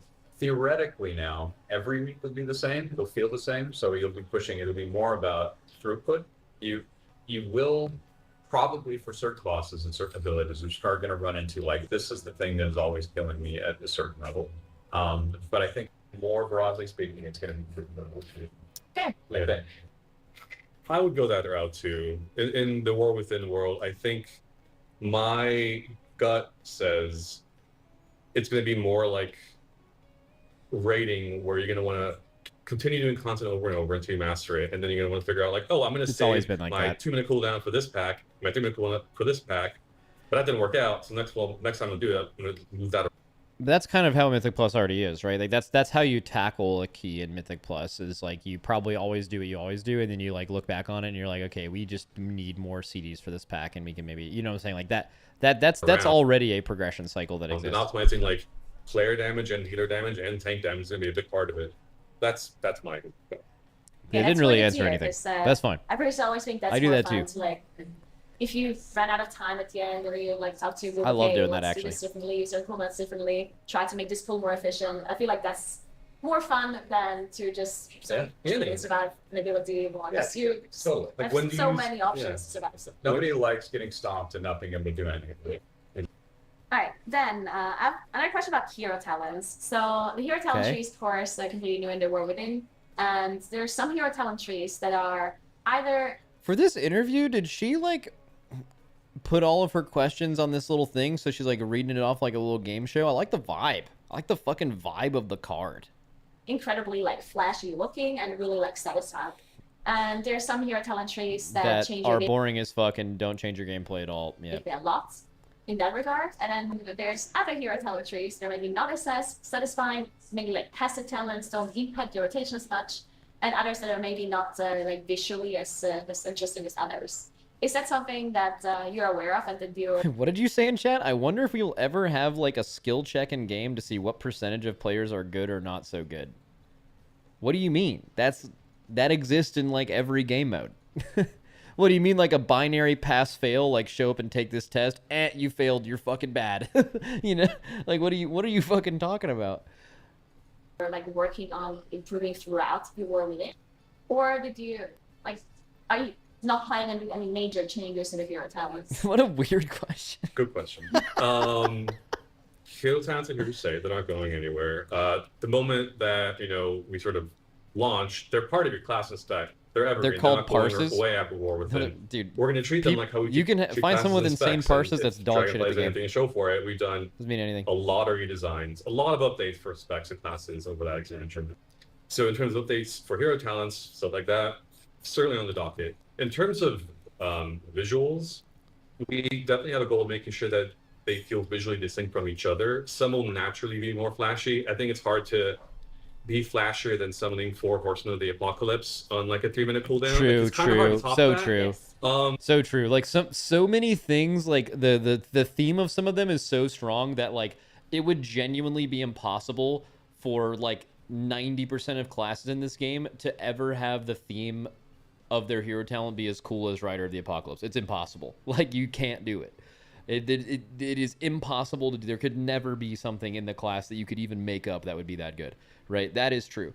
But that doesn't, I don't think it necessarily excuses like some of the really bad ones that are like not fun to play and have no theme. That being said, I don't think Blizzard is unaware of that. Like, I don't think Blizzard would tell you that they think the quality of all the hero talents is the same. It is so obviously not. But that's class and spec trees. Quality was all over the place, and some were bad and some were good 2 years ago, and now it's fucking infinitely better than that, like across the board. Right? I assume the same thing will be true with hero talents. But there's also value in something that's a little bit sort of smaller and more like passive, because not all players want to have, very complex hero talent trees. So in terms of visuals, we're always trying to do better there. And players can certainly expect updates in that field. In terms of passive versus complex, we understand that for some players, talents are inherently very complex. Specs 40 feel potentially too complex for them.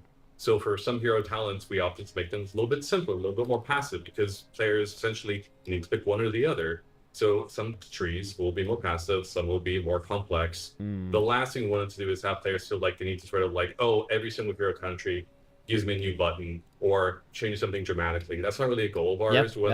Bad decision, IMO. I think they kind of have to do that. I don't think, I think, and maybe it's not going to come from the general viewer base of my stream, but I think if every hero talent was insanely impactful, chose a new button, or changed your gameplay dramatically, I think the feedback they would get from that from the majority of the player base would be very negative. I think they have to do that. Just straight up, I just think they have to do that. And I don't think it's bad. I think there are actually some specs in this game that want a lot more from a hero talent versus others. I think there are specs in this game that absolutely don't need a ton of complexity added to what's already going on. Not every class is built the same in that way. So I don't even think it was something that you should do objectively across the board anyway.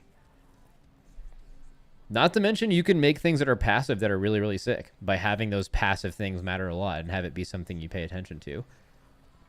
I do think the passive ones do definitely need to be carried by theme, though. Like, I know as a monk, like, Conduit kind of changes what you're doing a little bit. Literally gives you a button. And Shadowpan doesn't, really. And it feels bad when you play Shadowpan because it's also not cool. Where if, like, Rider of the Apocalypse also kind of does nothing. But it's fucking Rider of the Apocalypse. It goes fucking crazy, right? Both of the other ones are pretty active, so I don't think that like Rider being that option and being a little bit more passive is a bad thing. In fact, if you think about what part of the community would want to play or who cares the most about the theme of Rider, it's probably more casuals, right? They love that fucking theme, was why they play DK, and it's not a surprise that that one is more passive because I'll bet a lot of those players would not want to add a lot to Frost or Unholy, right? Did anything else? And have your class and spec be dictated more by your class and spec trees. Okay, yeah, makes sense. All right, so I have to ask one more question. Otherwise, the Mythic community is going to be mad. So the what? Who, oh, Oh yeah. Yeah. All right, let's see how this goes. I don't know if a developer's ever been asked in an interview, "Hey, so my class is currently super dog shit. Is there anything you guys can do about that?" I don't think that's happened before. Let's see what happens here. So, the hero talents for Moonkins have been a little bit Oh, hero underwhelming talent for angle. most of the community, Okay. at least a few like that, but and my personal opinion as well. And the gameplay for Moonkin seems lackluster because we lost a kind of full star and we didn't really get any compensation for it. At least I feel like we didn't get as much of a gameplay compensation as full star was. And in addition, it feels like the damage is also a little bit lackluster too. Is that something that you're aware of and that maybe is getting addressed? Yeah, certainly. A lot of community feedback's on our radar. We read a lot. We read Reddit. We read forums.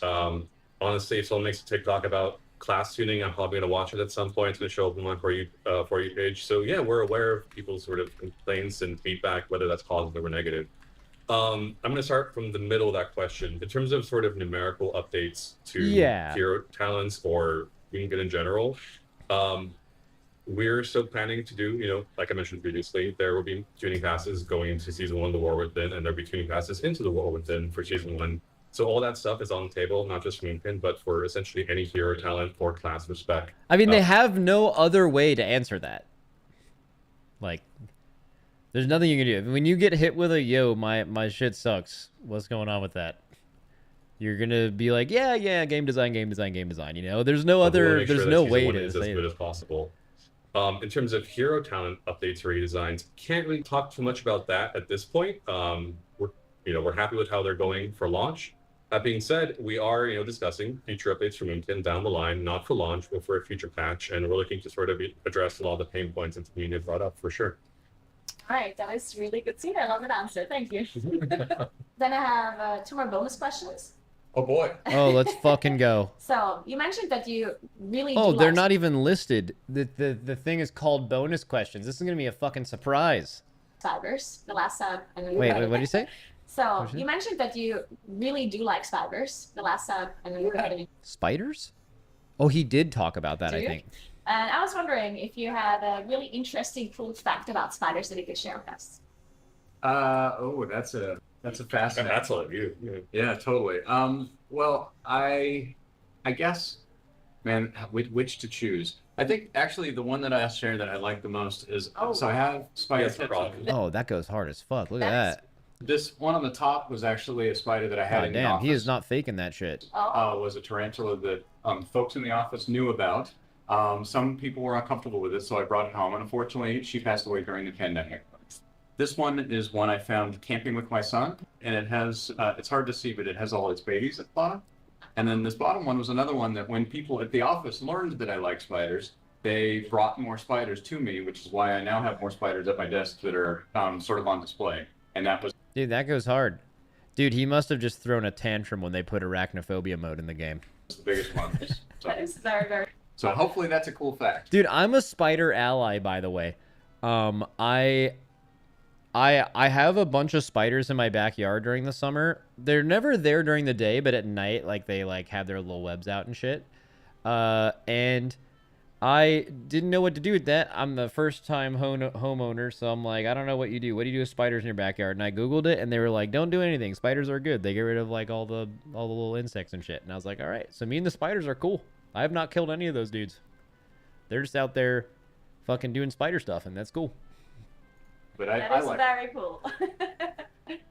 Alright, do you also share that excitement for spiders? Or I think like crab song. Arachnophobia mode is great. I don't personally mind spiders. I think they're neat. They're not in the house. They just stay in the backyard. They're hype. They're great. I'm looking forward to killing a bunch of spiders in the raid, that's for sure. Yeah, look at his face. He's like, don't ever fucking say that again. He took that bad. No, spiders are neat. Alright, I also saw that you really like kimchi. I love kimchi. Bro, kimchi goes fucking crazy. I remember when So when Suki and I were living in Texas, there was this laundromat near us that was run by a Korean family, and like Suki went in there one time, and they were like, "Oh my god, another Korean!" And instantly she was like, "Let me cook kimchi for you." So she would go there every now and then and get kimchi from this other family, and it was like super fucking wholesome. Apparently Suki didn't really like it. Koreans like kimchi like a very, very certain way. Like either like you like it like super sour, or just like you probably just like that home cooking shit, whatever your parents made. She didn't really like it, but she always took it because out of respect, she's like, this is fucking sick. You don't cook kimchi, it's fermented. Yeah, I don't know how cooking anything works, so spare me the terminology, but yeah. Yeah, it went hard though. I fucking love me some kimchi. I put kimchi on anything, man. Never had kimchi before. You have to try it. You have to try it. There's so many variations. Like there's cabbage. Where I live. So what's like the best way? Like can you recommend any kind of kimchi? You have like an eight, like, well, I think you have to start with like the radish kimchi. Yeah, have you guys like, ever had like a Korean breakfast burrito? Like just a reggy ass breakfast burrito, but it's got like some kimchi and like maybe some galbi in it. Some like Korean short rib or something. Oh my or like fucking classical god. kimchi. There's also like cubed radish, which is my personal favorite. There's Napa cabbage, which is probably the more traditional kimchi. Is it spicy? I'm not a big fan of spice. I wouldn't say it's very spicy, but definitely has a kick. Okay. So there's all types of kimchi. I'm talking about kimchi. There's red kimchi, which is traditional kimchi, and that is spicier. There's also white kimchi, which is less spicy. So maybe you should try that. All right, shit, let's go. White kimchi. I grew up in Bulgaria. I grew up eating all like pickled foods. Oh, I didn't know that. So there's. I mean, a lot of, I like, do like pickles.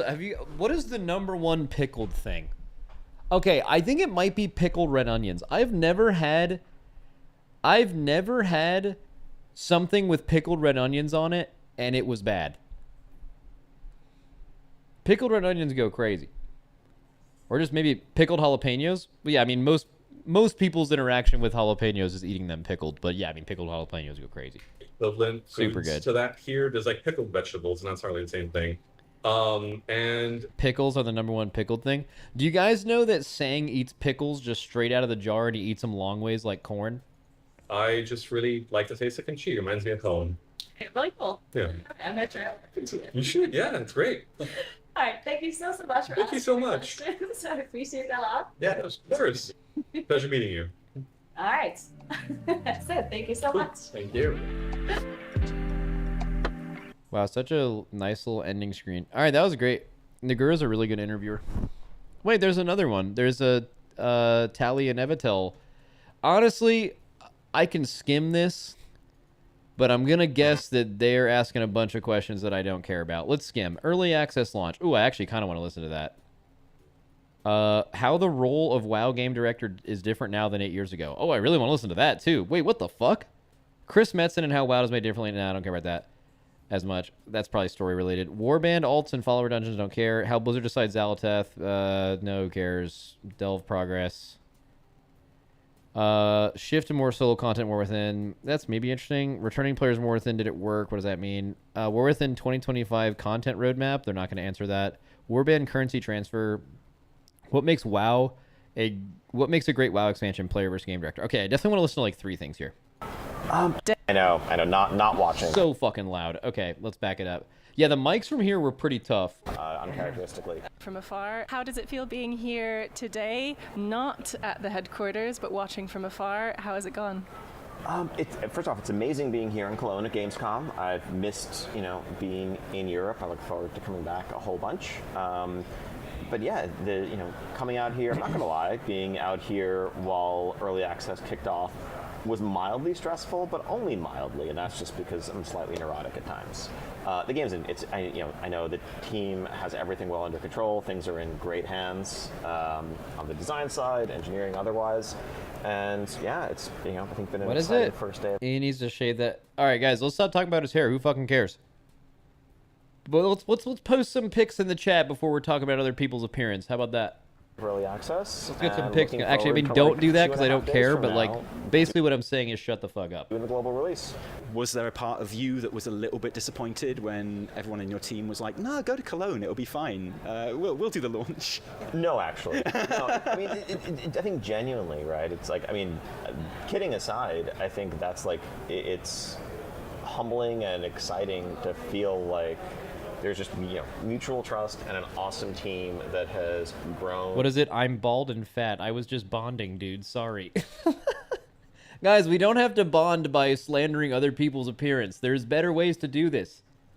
And gained experience, and it's you know, it's a relief to feel like I'm not actually needed, that I can go do something else and speak to the community out here, and things are going to be in great hands back home. That is actually really interesting that as a game director you make the choice to go to a Gamescom during the release of your expansion. That is some shit.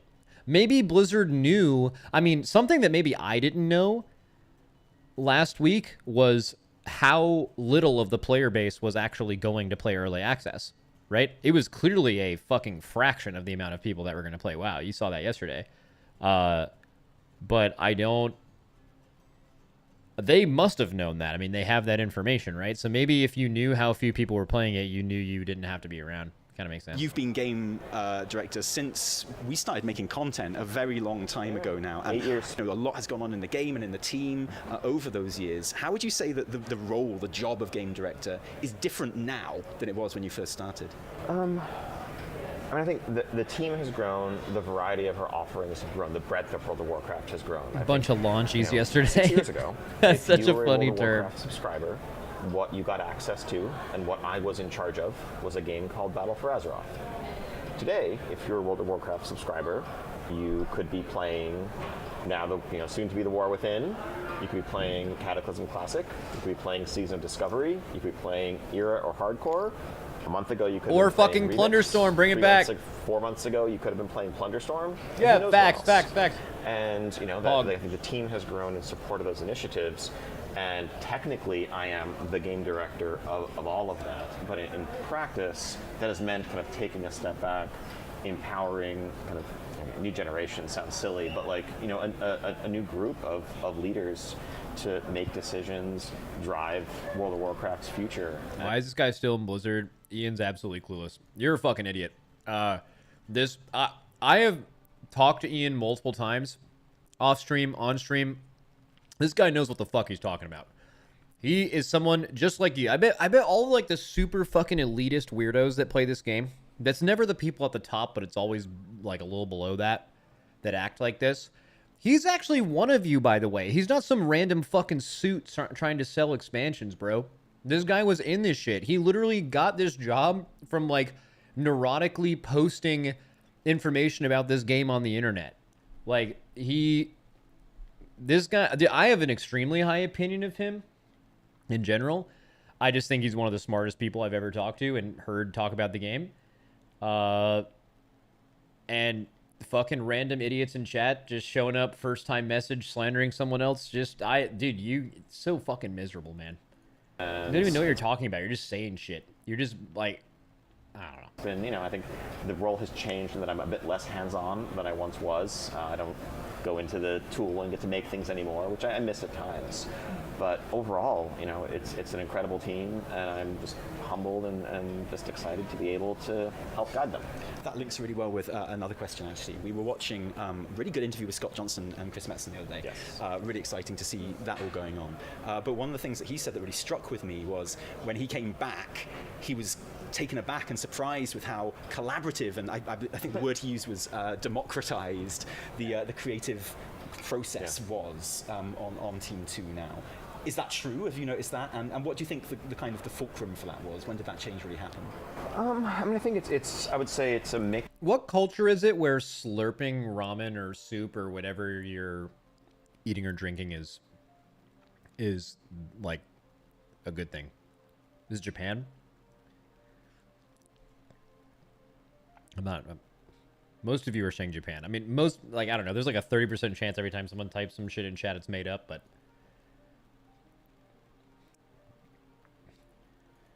of Vietnam as well. The growth of the team, fresh blood coming in. Anyways, I'm about to slurp the shit out of this ramen. Gen Z influence, but also the change in our structure. Let's go. Having a creative director for a time, right? Moving away from a world where things were kind of very trickle down, where it was decided, all right, this is where we're going, this is the story we're telling, this is the framework. Okay, now fill in the blanks and build within this framework, versus a bottom-up approach of, here are some ideas we're exploring.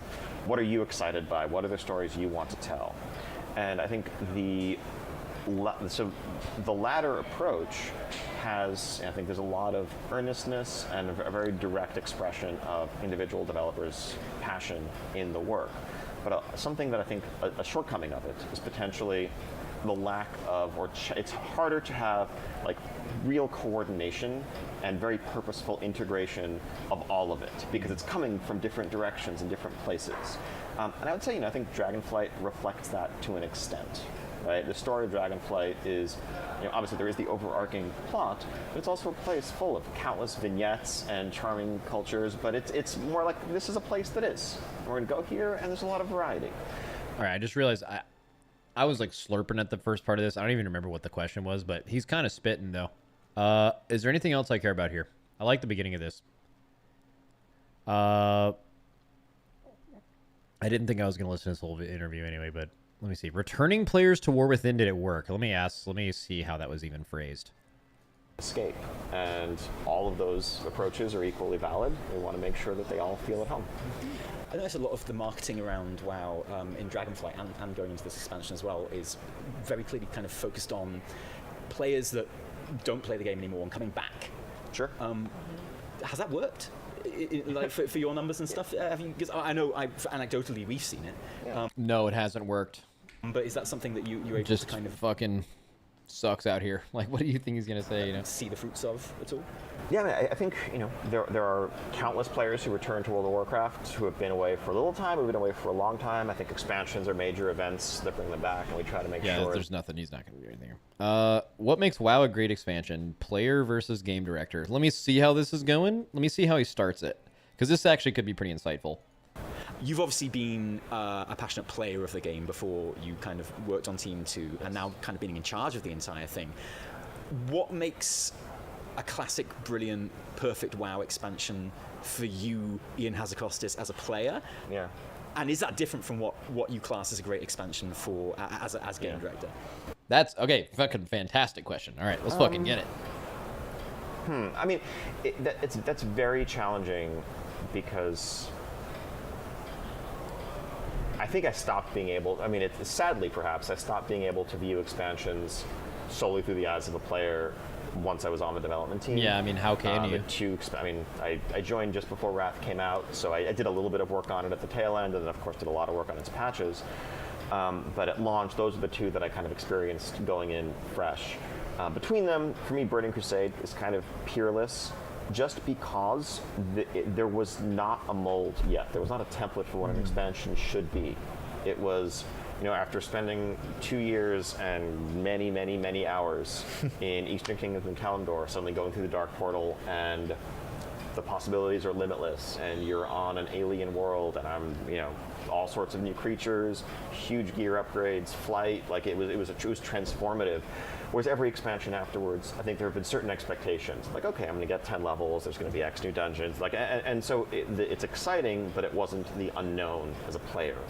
And that's something as a developer, I still long for ways of recapturing little pieces of that and putting them in a bottle, like the unknown and the sense of surprise and discovery, and feeling like you're playing something that has not been thoroughly data mined and pre-explored. Yeah, you can't. That's one thing where I think when a lot of people say they miss WoW, they miss what he's saying right now.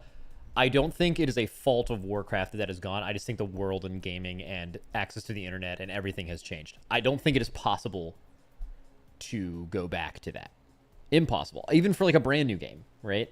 There's some sense of discovery, but like really, I think that's maybe what WoW did the best, was the sense of discovery when you first played this game. I do not think you can replicate that, right? It's why most people's, like, whether they realize it or not, their like favorite expansion or some of their favorite times in WoW is when they first started playing, and it's because of that sense of discovery in the game, but you can't replicate that, and you'll always view that time as like through rose-tinted glasses, which is the right thing to do because that's the way you were actually experiencing the game, you know? And guides written and optimized, and that you just get to experience it organically. Easier said than done, but that's a thing I chase. Pivoting as a game director, as Ashes of Creation might capture it. Oh, Jesus Christ. As a developer, I think, you know, the perfect expansion is a well-rounded one where all of the pieces are synergistic. That is to say, they feel like they belong and serve the theme of the expansion, the story. I would say, it's quite an unpopular opinion among players, the expansion has probably done that. Ban all add-ons and you can have that feeling back. Fucking Fucking true. Aspire to get them out to exceed that in the years to come. But you know, both obviously hard to beat. The thematic nature of the expansion, Illidan, the Burning Legion is an iconic threat, but then also the systems of the expansion. Dude, I saw a tweet the other day and it was like it was just a very simple add-on that just put all of your little teleports and hearthstones in one place, and I got so fucking irreversibly mad because of it, man. The artifact weapons that were the things we needed to wield to have a chance against the armies of Sargeras. The class order halls representing, you know, a move away from Horde and Alliance's faction, and instead the classes banding together to stand against the Legion, because only united could we have a chance. Like all of those things kind of going down the list, everything felt like it belonged. And that's something that I'd love to emulate and exceed. I tell you. Yeah, that was a fucking great answer. That was actually fascinating. That was the best part of this interview. Really smart. Does he add anything? I always think that when I think back to Legion, is just how consistent it was in its kind of theming and stuff like that. You mentioned Legion kind of fucking that owned. sense of unknown and discovery that you had in TBC. I feel that's something you've definitely kind of managed to get back in Dragonflight. You had stuff like the third Evoker spec just dropping and surprises like that. So whereas if we'd had this interview 3 or 4 years ago, we might be trying to trick. Yeah, I still like haven't grasped that. Like the idea of what could possibly happen in a patch in this game is just completely different post Dragonflight than it was going into Dragonflight. Like if you were to say at the beginning of Dragonflight, you think in a mid-expansion patch, by the way, not even a patch that's releasing a season, like a halfway patch in between a season, which usually had no expectations whatsoever. Dragonflight has obviously changed that, but the fact that they would release a spec at any point in the expansion that wasn't a new expansion is like completely unheard of. That was probably the biggest thing they did, but even then they still just did more with all of those 0.5, 0.7 patches than they ever did, which is, I think, kind of interesting for me as a creator, especially because like you just never really, there's just more kind of content year round. I also, man, I'm really looking forward to see what they do with Plunderstorm the rest of this expansion. Like I think you can probably go ahead and just, I think they're going to do some kind of remix thing again at the end of this expansion, but man, I hope they do like a Plunderstorm halfway through like every season with like a new map or something. That would go fucking insane. Some new abilities. You in to give stuff away, but now it's just kind of enjoying those things as they happen. So last question. No, I'm not going to ask that question because that would go against exactly what I just said. Do you want to finish up? Did they ever mention if augmentation just wasn't ready for the expansion launch, so they delayed it otherwise? So even in the scenario where augmentation was supposed to be ready at the beginning of the expansion and they were behind, they would never say that. Just like big corporations speak type shit, you would always just paint it like it was the plan all along. So you'll never know the answer to that question. That being said, I actually think it was intentional that it was delayed. And the reason why is a goal for Dragonflight, and a goal they succeeded with, I think, was releasing infinitely more content besides just the be there at the beginning of the season and then the next content will be in 5 months. The goal of the whole expansion, all the way through, first, second, third patch, the whole thing, has been subvert players' expectations by giving them more content every couple weeks to couple months rather than at the beginning of seasons. That was the point of the expansion, basically. And I think that line of thinking led to them doing that. Now, was it, hey, let's release augmentation, preservation, and devastation at the same time, and oh, one of them's not quite ready yet? Hey, you know, it'd be cool. We could add this in a patch. Maybe that happened. We'll literally never know. We will never, ever fucking know the answer to that. But I think it's plausible, at least, that they did it on purpose. I feel like we now have a bit of an expectation for more things. You know, we've had Plunderstorm. What is it? It was intentional. There were hints leading up to it in the lore. Yeah, but you could just make that shit up in like 5 seconds, though. None of that. Hey, we have to delay this patch. Can anyone make up some fucking lore real quick before we launch this expansion that this is going to be happening later? Like that. None of that matters, right? I still think it's plausible they did it, but I don't think that matters. We expect to be surprised, right? Yeah, we've had remix. Can we expect? Turns to out be all lore is surprised made up. in 2025. Well, not anymore. If you're expecting... The upcoming surprises of the War Within content. Yeah, he's about to say, or you expect me to announce something. True. Like, yeah, wait, what the fuck are you doing? All right. Hype. All right, interviews are over. Let's go. Back to playing the game. I got to make my shaman fucking huge. My shaman's about to be big as shit.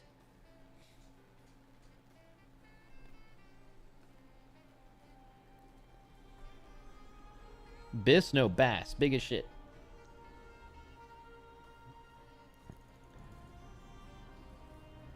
No, not a big shit. Guys, you've lit... Come on. Come on now. Only huge.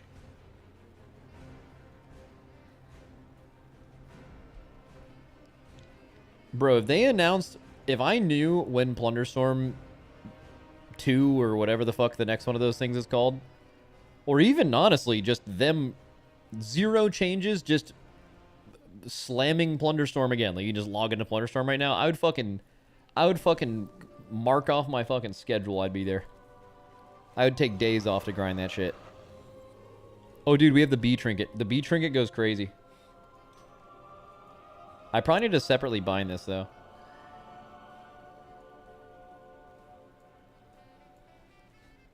They're going to drop it during the race world first. I would be irreversibly sad if they did that. I'd be sad for the rest of my life.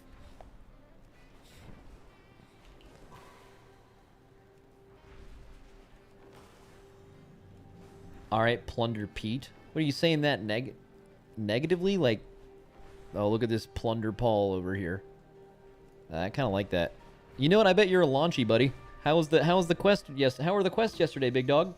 Hmm.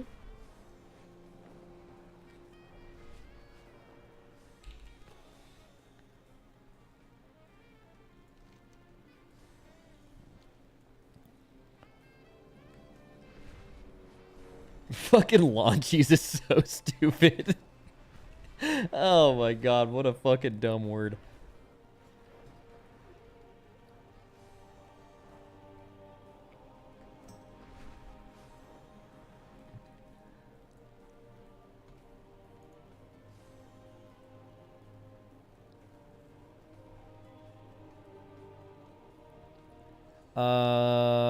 Dude, how much more Mythic Plus? How much more does my shaman even need? I need a weppy.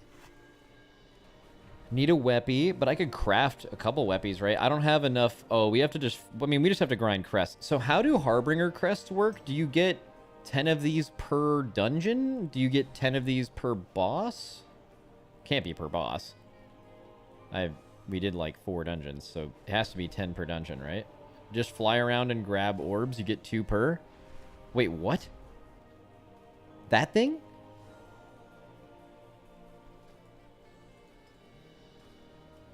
Dude, that is the... Oh yeah, just got 1. Dude, that is the best yapping content of all time. Is it only 1 time per? Or can you just infinitely... Dude, this is insane. When did they add this? Dude, are you gonna be able to do this for the other crests? Added today? Dude, what a great addition. You know what this sounds like? Whenever I went to Blizzard, one thing I learned about them, and I did not know this... Excuse me? Fuck you, spider. Fuck you. Why'd you dismount me? Anyways, when I was at Blizzard and I was seeing the way they worked and shit, one thing that I found interesting, at least to me, was the fact that like when they are tasked with doing things, I would say, and I'm making this number up, but it was something like this, like 40%, maybe it's 60%, maybe 60% of what they do on a daily basis for their job is something that they are supposed to do by their superiors because this needs to be done in their game. And a large part of their job is actually just making cool shit that they like because they think it's cool. Like, I met the guy who does all the secrets in this game. Like all the like super secret stuff. You guys are into that. Okay. That guy, no one told him to do that. He just would, he was someone that would absolutely be a part of that community if he didn't work at Blizzard. And he just basically does it because he thinks it's cool as shit. And I think that's awesome. And there's like a ton of stuff at Blizzard that happens because of that. And I think that's like a really fucking good idea, whoever came up with that. Because I think people are naturally just going to be so much more invested in things that they care about on their own.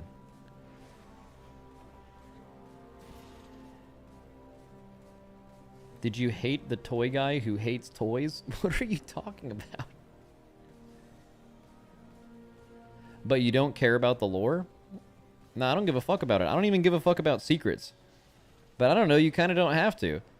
Does anyone else just find it interesting to hear people talk about things that they're passionate about, even if you don't really care about that thing that much yourself? I just find that fascinating. I think that's cool. I think people exploring their passions is really sick.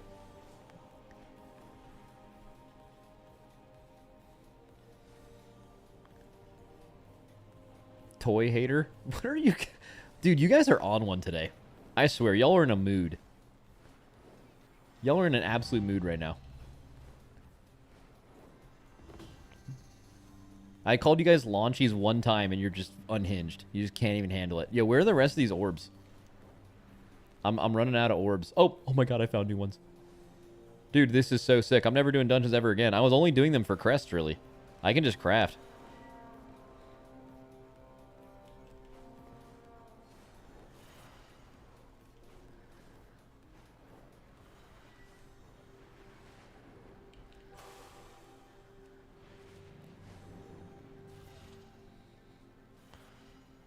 Dude, this is so goated. I've like doubled my crest count in no time. It's the wrong ones? No, it's Weathered Harbinger. That's the right one. I mean, the thing is I guess this isn't going to exist for the other crests. Would it be good for the game for you to be able to get like hero track crests, basically?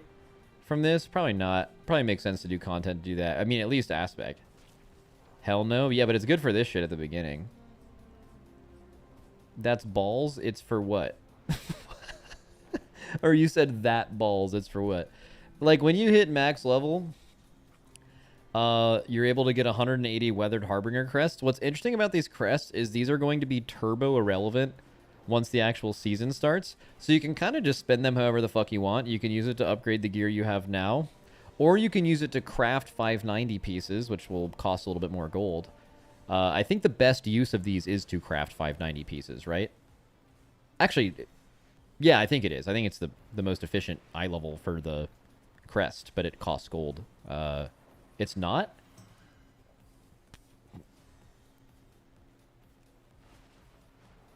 Only if you have the gold for it? Well, someone just said it's not. Did you make that up? It is.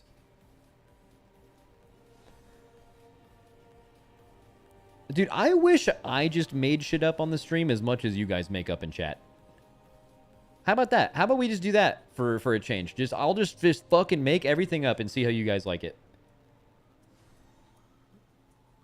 Wait, where'd my balls go? You do? Yeah, I do sometimes, actually. Where do I have to find new balls?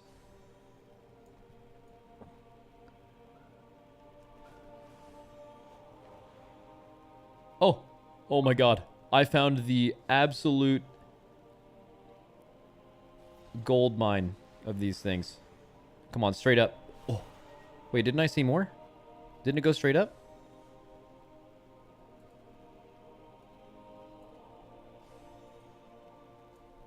I've been goblining quite a bit. 4 million gold with crafted gear. Alright, you guys keep telling me to tip crafters, but they're like oil barons right now. I feel like we need to strike back as the people. Wait, other people can get them? Fuck everyone in Hollowfall right now. I'm putting it in general chat. Fight me. In one chat.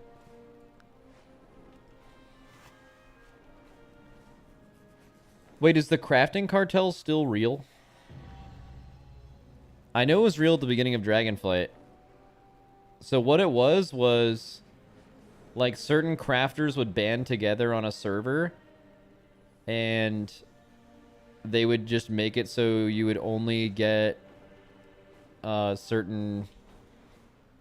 Like, if you were going to craft a certain thing, they would all agree to do it at the same price so no one undercut each other and they all made gold. That was the purpose. But the really toxic thing they did is if anyone, like... If anyone was just not wanting to be a part of it, they would, like, mass report them. That's why we called them the crafting cartel, because they were, like, actually acting like the fucking mafia. I don't know if it's still happening.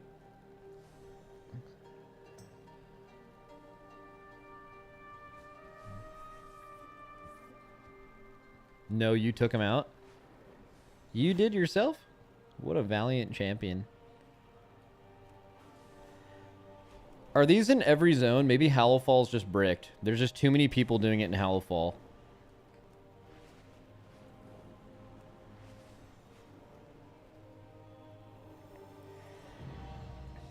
They rotate zones? How do you know if they're currently active in any zone? Oh, oh, balls!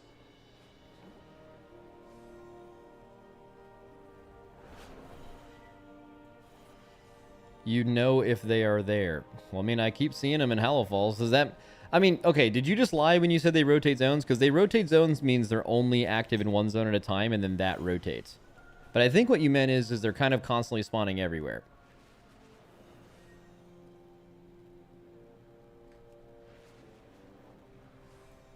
They were in Dornagal? Yeah, farming Dornagal is probably hard. Right now I have a stranglehold on the Hallowfall ball market.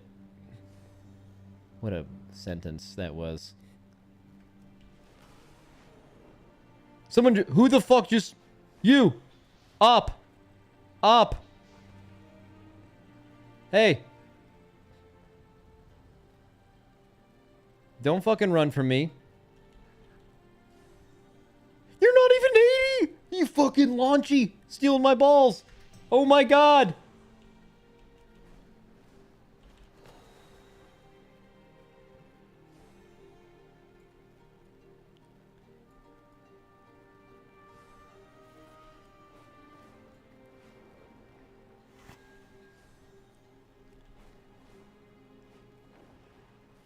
Alright, let's get all this shit. Oh, dude, so many balls over here. Let's fucking go. Oh, no! I hit a plant. Do you guys have plants in your house, by the way?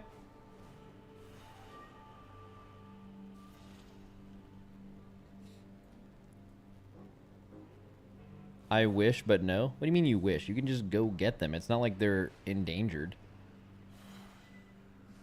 I don't have any plants in my house because I would let them all die. It would be irresponsible for... God damn it, I got dismounted again. Am I going to die to this? No shot. Okay, we're good.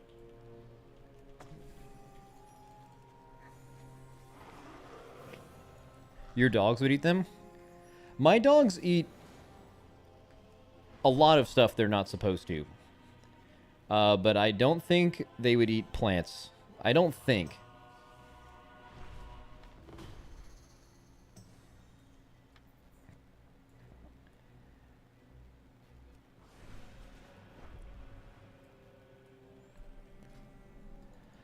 I've got a... Oh, we're almost there.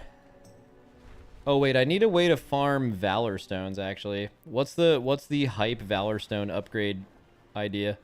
Actually, I can probably skip a ton of that by just crafting. Balls? Wait, am I getting... I'm getting resonance... Oh, farm wax? What does that mean? I am uninitiated. Wax farm in Hallowfall. Dig dirt. Oh, I don't do that.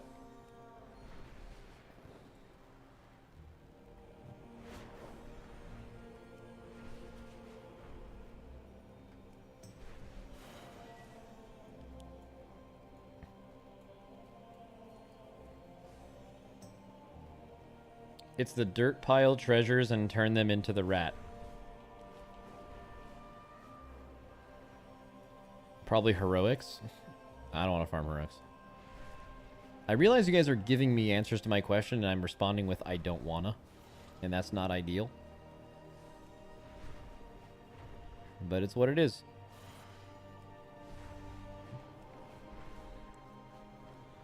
Dude, this is actually fun. Low-key. Low-key fun. Just running around, flying through shit. Are you No fucking shot. And he's a member of the Alliance. Up! Hey! No!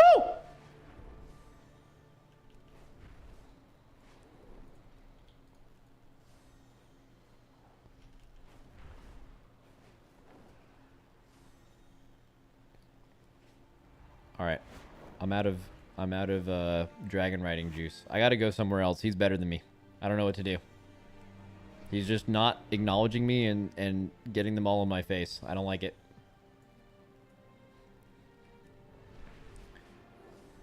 I got to leave his turf. He's claimed it.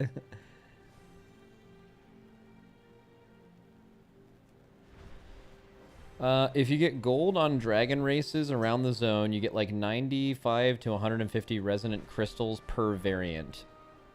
Okay. What do resonant crystals do? Why would I want resonant crystals? What do they give me?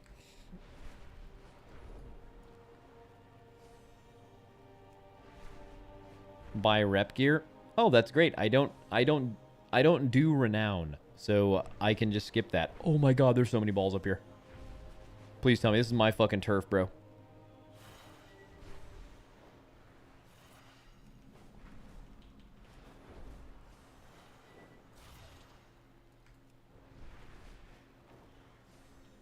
I've got to be almost capped on crests. I guess not. 180 is a lot. At least I only need 90 on my other characters. What does collecting balls do? You know what? It doesn't do anything. Don't do this. It's not worth it. You're better off spending your time doing something else.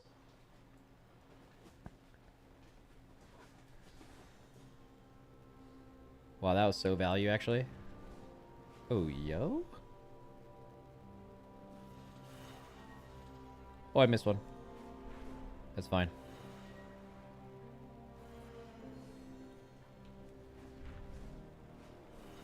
So what does it do, honestly? This fucking guy! Dude, I just took 6 in his face. We're even. You absolute demon. Where's he at? Look at this. You see that? Did you see that little owl boy? Where are you at? Stay on that side of the zone, partner. I will tell all my friends that Max spent all day flying into these. Do not do that. Guys, we have to be careful. We can spread information fast, but we can also spread misinformation. What misinformation should we spread so people don't do this?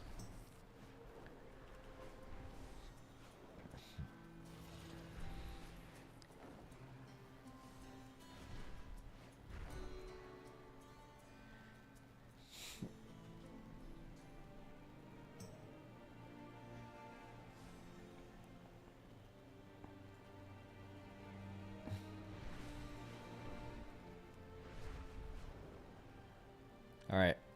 Maybe we go check the castle again. I don't know the respawn time. Is there any in the ship? No. This zone is fucking huge, by the way. Oh my god. Wait, is that the one I missed earlier? No, they're back! Oh, they're back. Dude, this is... I gotta claim my territory. They're like respawning as I'm here.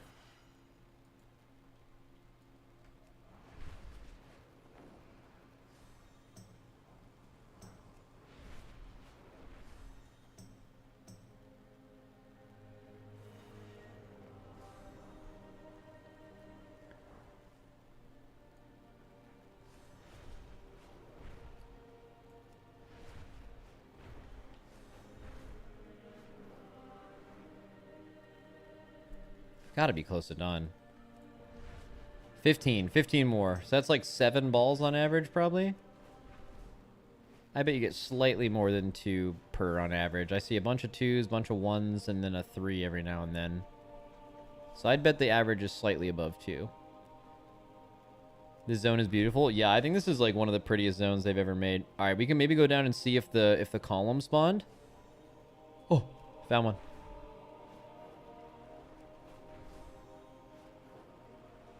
What is it? This is faster than just doing heroics. Yeah, if you're looking for crests, it is. Oh, I shouldn't be saying this. This is so bad. This is going to be so hard to do. Actually, you can probably shard hop. Yo, that's the move, actually. I think what we're going to do, is it custom groups that change your phase? Or does it have to be like a dungeon group? No, I don't think dungeon groups even... It's probably a custom group. Like, join like a rare farming group and just phase hop. And then you can probably find orbs. Here, I'm going to try that. Let's see. Pre-made, custom, find a group. There's literally none? Okay. Chitin Venom Darn Cave. Alright, fuck it. That's me. Get me in there. Chitin Venom Cloth. Yep, all good. Spreading the light. Yes. I need this all. There we go. Got invited. And it's not a raid. Nice. Did it shard hop me? I don't believe so. The leaders on Cage, it definitely didn't shard hop me. Maybe they're not in the same zone. Chitin is pronounced Kai Tin. No, it isn't. Go close to them to get phased. Okay, no, I don't need this then. I need to leave this group, and I need to find... Is there anything people are farming near me that would phase me? It is? No, it isn't.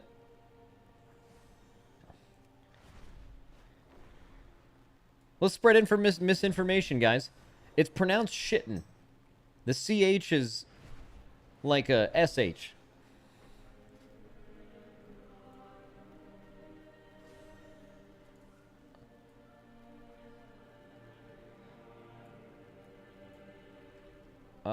Bee farm. I need something, guys. What would be in this zone? Maybe like one of the world quests? Is there like a world quest that's hard in here? Maybe this. What's this called? Special assignment, Rise of the Colossals. Let me see if that shows up in here. So let me just type in special. Yeah, special assignment. Yo, yo, yo, yo. That's me, that's me, that's me, that's me. Yes, yes, yes, yes, yes, yes, yes. I'm in. I need help. Oh, look at little old me. I need help with the epic world quest. Help, help, help, help, help, help, help.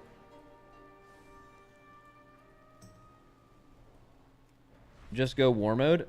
Don't you have to go to like Orgrimmar or something to turn that shit on?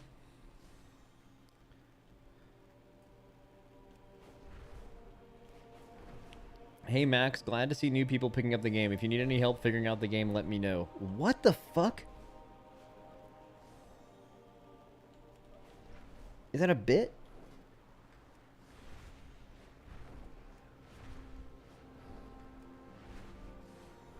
I'm not a launchy. I've been playing since Thursday, boys. Come on. Choose your side. I just learned about the balls, that's all. It was crazy. Alright. Bee skin tank. Cinder pollen bee farming. Get me in there. Farming elite cloth. Yes. Okay. Are they in this zone? They're not in this zone. Realm hopping seems to be more difficult than it appears. Or maybe the balls don't realm hop? No, there's no way that works like that. The balls definitely realm hop. I need to leave. Wait, when I right-click my character, it has roleplay options. What the fuck is that? Why do I still have this add-on installed?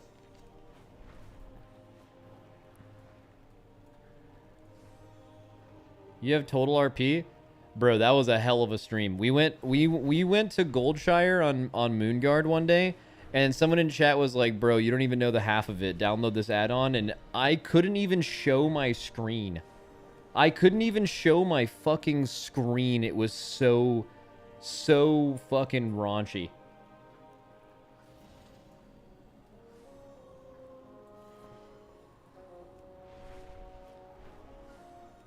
Some absolute fiends. Any gooners? Oh yeah, they were gooning for sure. Okay, okay, we're all capped. So I need to hope that my WoW tokens sold on my other character, or else I will not have nearly enough gold to craft. But I mean, I can just do that tomorrow.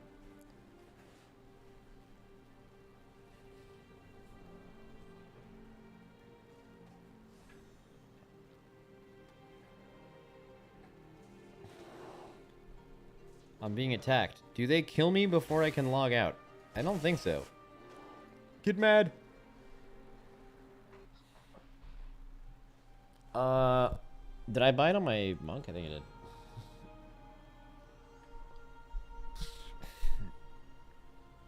Max, have you gotten both shards for your omen crafting thing? Or are you at one? I don't know what you're saying right now.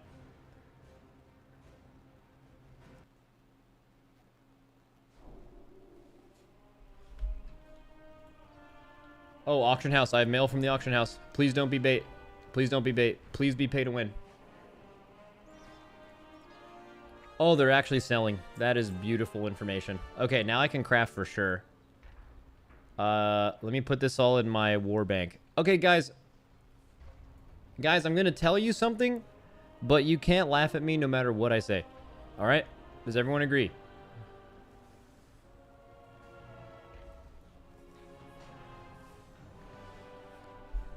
No? Okay.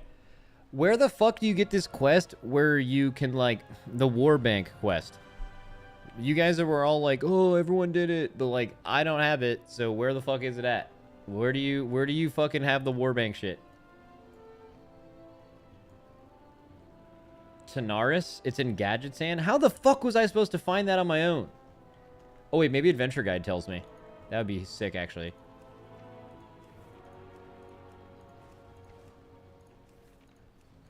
There's a lot of shit in here. Nope. Okay. Fuck it. You don't even need to do the quest. Check mailbox. Quest is from a character named Blue. I mean, I definitely don't have it. Oh, wait. I do have it, but I don't have... You're telling me you guys read your mail and, like, someone just told you to go to Gadget Sand and you just went there?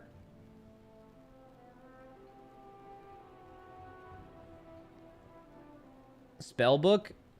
No, it gave you a quest? Bro, I don't think it did. Go in your general tab. It wasn't here.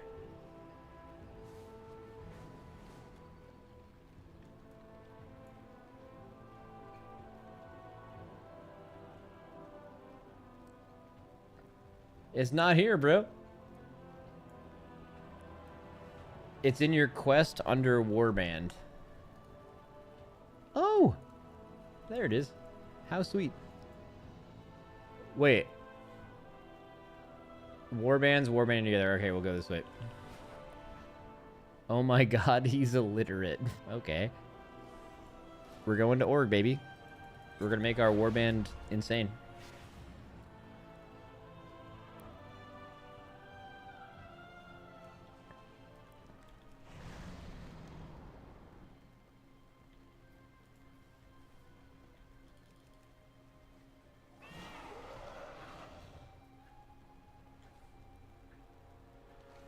What is the fastest way to get... Actually, where the fuck is Gadget Sand?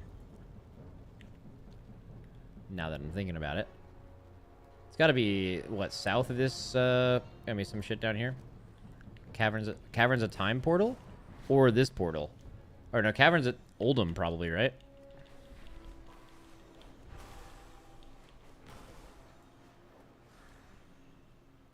Oldham is further.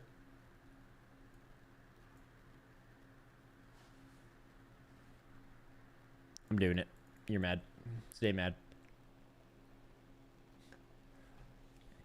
Max, there's no need to do the quest. What do you mean there's no need to do the quest? I don't have the thing in my general tab. There has to be a reason. Have come to pass. The Black Empire rises in Uldum. We must push it back before it is too late. Just open your bank? Yeah, I know you can go to the bank and just do your warband shit from there, but I want the ability to do it portably.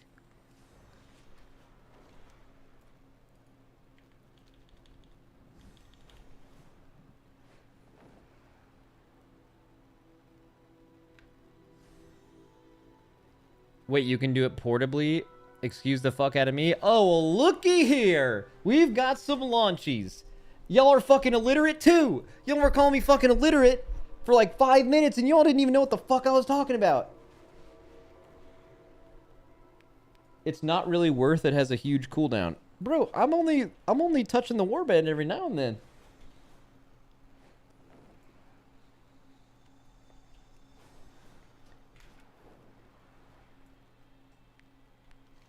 I don't even play this, huh? Bro, you're telling me you're not even playing the new WoW expansion, but you're just sitting in my chat just fucking hawing? That is... You don't have anything else going on. That's what you're doing. Find what we seek. Be bold. Be true. Wait, there's a whole chain? Fair skies and strong winds.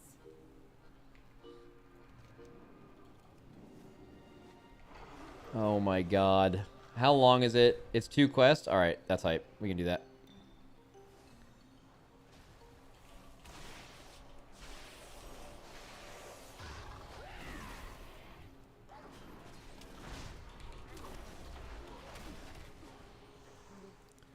How come my, like, looting is weird? Does anyone else have that happen? Where, like, your auto loot, like, bugs out? Oh! I just spawned dogs! For no reason, apparently.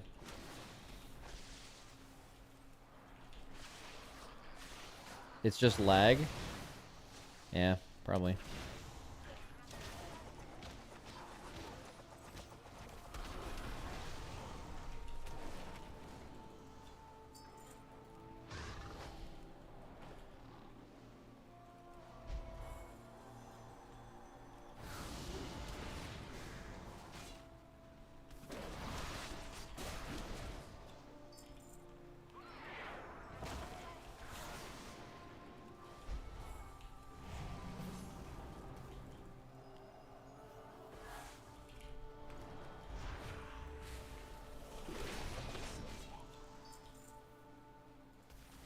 Dude, monk movement is so good. This is gonna sound stupid, but I want to make a delve spec. I want to make a super speed. Oh, let's just DC. Love that.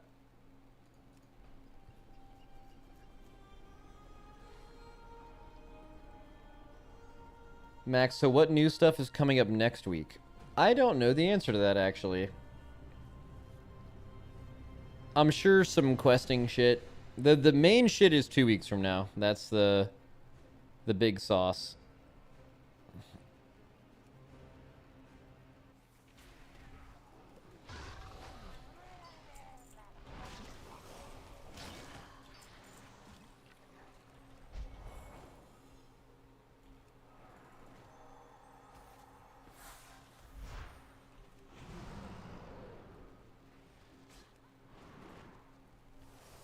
What was new this week? Outside of the weekly reset, I don't know. Was there like a new campaign chapter?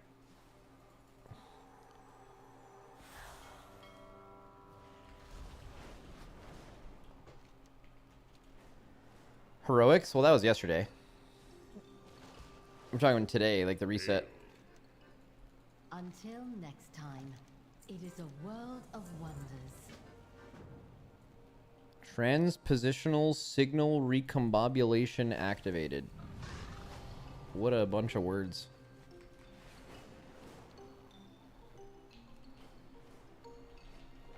Look at all you guys in stream, by the way. Look at all you guys out here doing the Warband quest. That's weird.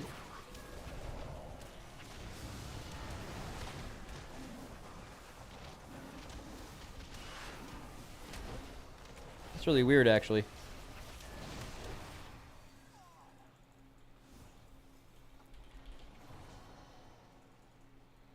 Wait, what do I do here? Oh, I did it somehow.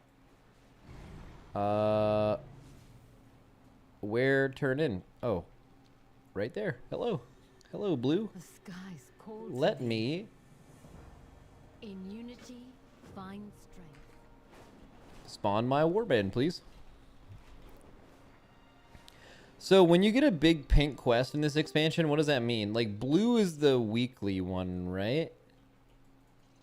Like when it's a blue looking quest that used to be daily, that's not daily, right? Like the dungeon weekly, for example, is blue.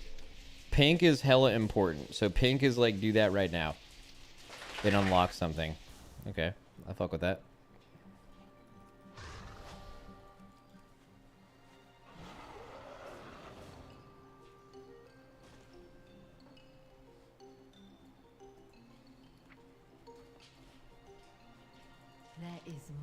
Warband bank distance inhibitor. Well, chat. Y'all were calling me illiterate. And I'm the one with the fucking Warband bank. I'm gonna spawn it right now. Let's fucking go. Let's fucking go. Depositing 700k. Now everyone in my Warband eats.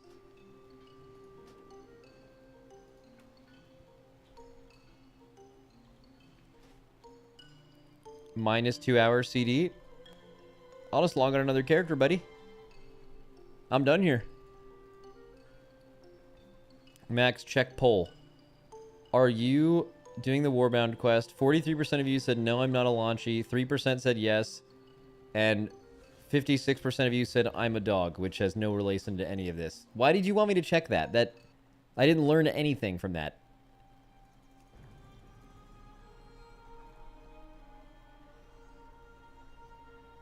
Be careful not to DC while depositing gold. It will disappear forever. Dude, please tell me that happened to Dryny.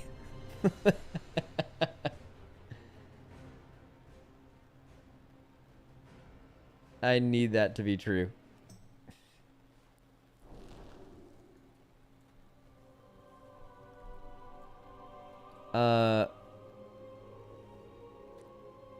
Shaman's out here. Okay, we're about to craft so much shit.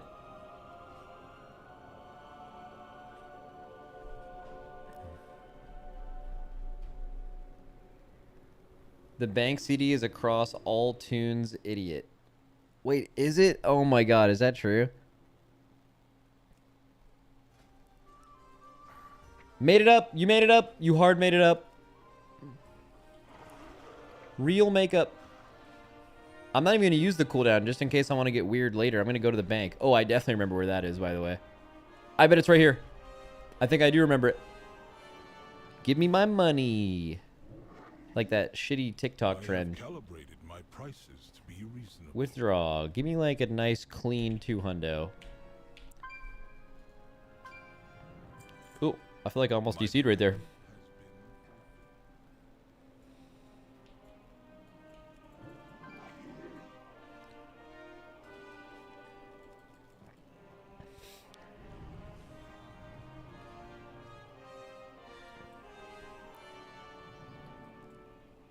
All right, who wants to make some money, crafters? Who can make my shit? All right, first of all, we got to find the enchanting guy. This is always a process. Oh, wait. Oh, my God. I found him.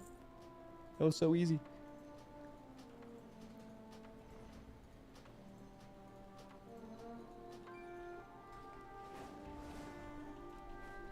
Don't fall for it. He won't pay. I will. I will. I promise.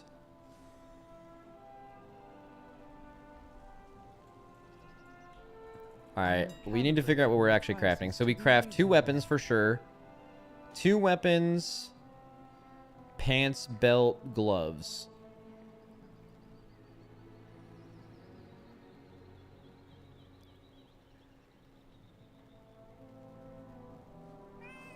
Yeah.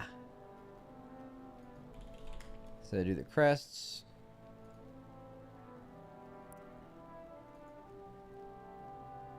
So we're doing 5 crafts. My directive has been We can actually just, while we're buying stuff, we can just buy everything, I think. Weapons. We can just do the axe, because we were doing that already on the other character, right? That'll work. Or maybe we could do fist weapon. Right? Doesn't axe work, though? Your helmet's 535? Oh, so true. Maybe we do 6 crafts. Can I do 6 crafts? I can. I don't know if I can afford that, though. But our character will be massive. And that's great.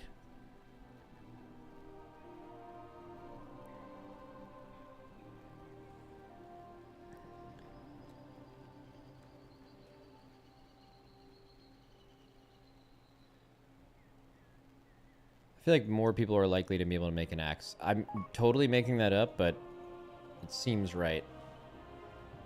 I just want to track everything. So we have the axe, and then easy, we'll just do mail. Is it leatherworker that makes mail? Mail helm. I think it's this. Yeah. Track.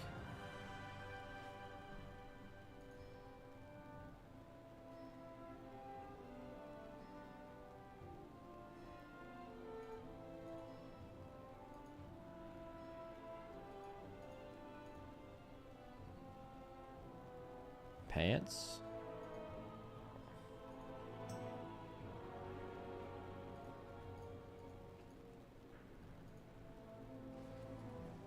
Belt.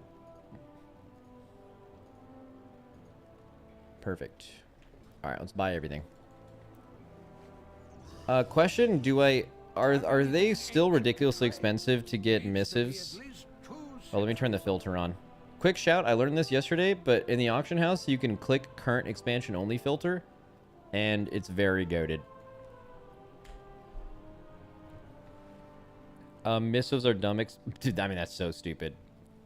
I guess it's just what, less recipe difficulty? That's completely insane. Like, the fact that they're listing it for this much makes me think that someone's actually buying it, and I cannot begin to describe how fucking stupid you would have to be to buy this.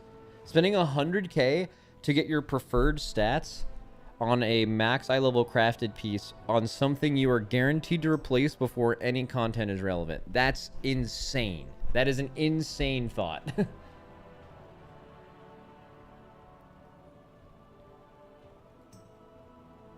They're still pretty expensive even down here.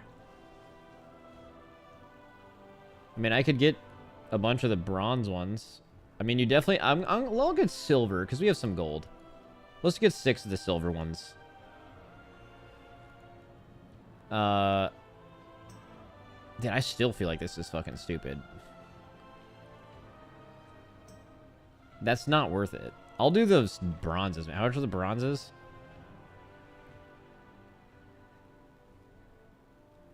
$2K per... And it'll probably increase the recipe so much that you can't even get a max rank. Question, if I use bronze and I find someone with concentration, can they max rank my shit?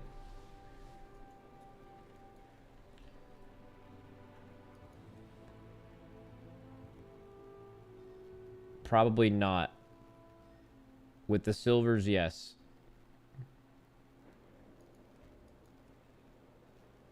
You know what? Let's just not use missives and see what the fuck happens. How about that? Let's have some fun. I'll just brick my items.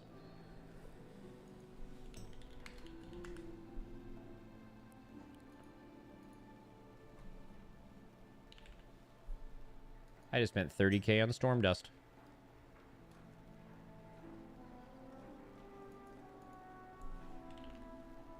I just spent 34k on Storm Dust.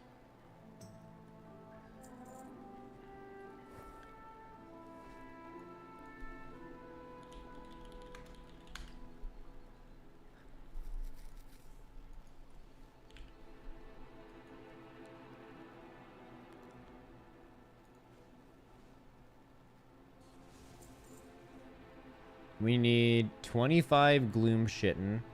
Oh, we need 30 for almost every item.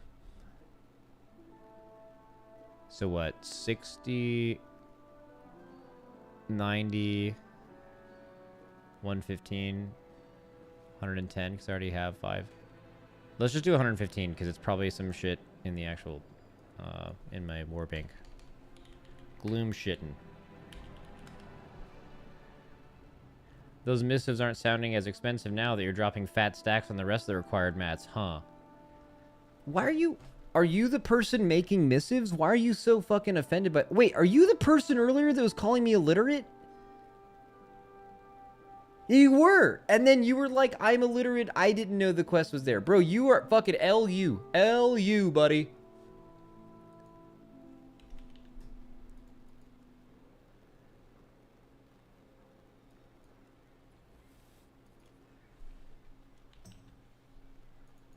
Bro, this is expensive as shit.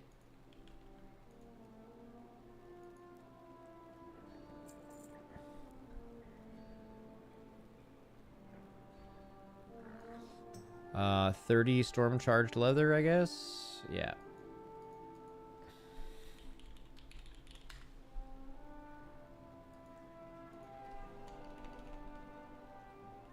Yes, that's it. Dude, I think I might actually buy the missives. I mean, like, it's grand scheme of things, it's not that much.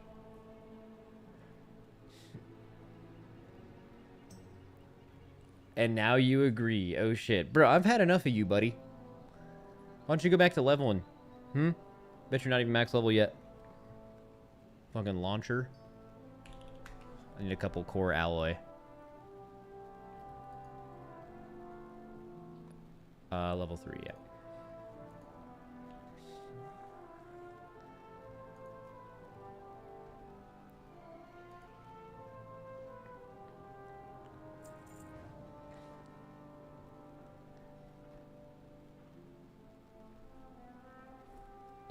Iron Claw ore. Is that the right ore? Oh yeah, okay, it is. The last time I bought the wrong ore and it was like so expensive. Iron Claw ore. 16.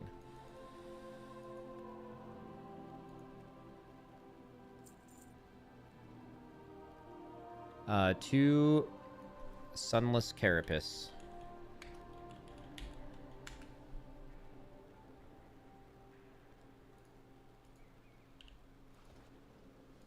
Alright, I'm gonna just buy missives, because the rank 2 missives, and I believe people can probably still make the right shit.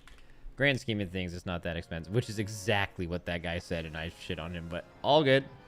No problem here.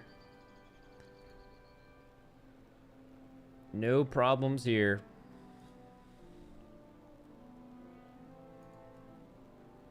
VIP him? Fuck no, bro. No shot. If you find anything exotic, bring it. I won't be doing that. Okay, I need some crafters, though. Well, for the first 6... Alright, guys, how much should I tip for just natty harbinger quests or whatever? Weathered harbingers. I'm just public ordering this shit. As far as I can tell, it doesn't cost them any concentration, and it's literally just someone clicking on a button. But you have a limited amount of public orders a day, I guess, so like... 10k per... Guys, okay, we're gonna try 500 gold. This will be... Note to crafter. This one will give you good luck. It gives them skill to do it for free. I do 500 gold. It'll get done insta. Alright. So you're saying I should do less than that. 300.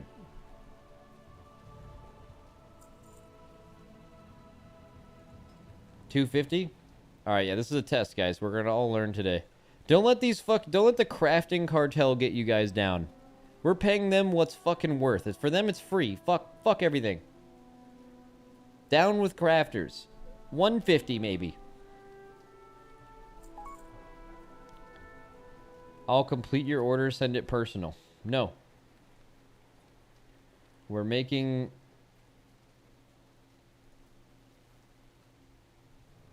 I'll do 300. We're figuring out the market here. Does anyone... Oh, they're almost all done. Dude, someone did the 150 before the 300. That's so sick. Alright, so you don't need to tip shit on those. Y'all are getting that for free. You can't gaslight us. Who can make my Iron Claw axes? There will be a silver missive on it. Would prefer it to be rank 5. I will tip you 10k for rank 5. I can make your axe, tip whatever. Alright, got you, big dog. I have an extended supply of goods for Outlanders.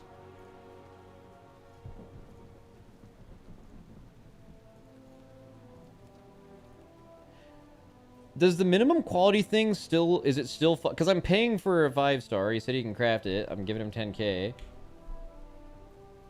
That's 100k. Holy shit.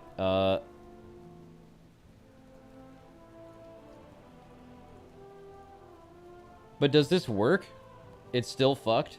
Min quality can still apply. So just don't do that. It just like fucks it up. I'll just do none. And then he can just scam me. You must specify a recipient. Oh, yeah. How come you can't shift click people's names? I'm Wee Todd. What a name. You must specify. I did. Will be a solid rank 3. I mean, if he gets me the good shit, I'll give him it again. He knows what's up.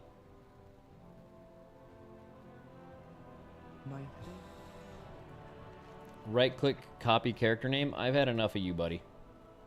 I've had enough out of you today. Let me send him this. I'll send him my other one before I can even see how the first one goes. That's how confident I am in I'm a Wee Todd.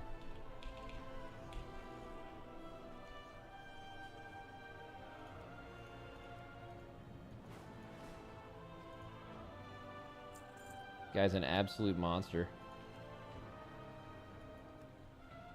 Alright, first one's done. Easy rank 5. Holy shit, what a monster.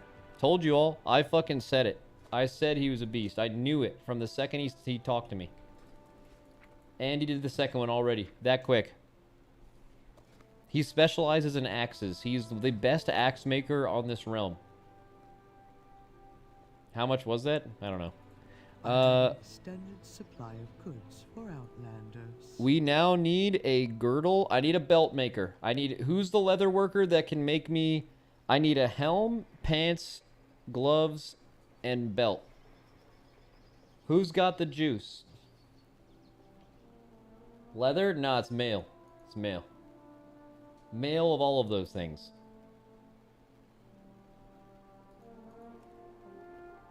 I bet it's unlikely, actually, that people could make all of them, because don't you have to specialize?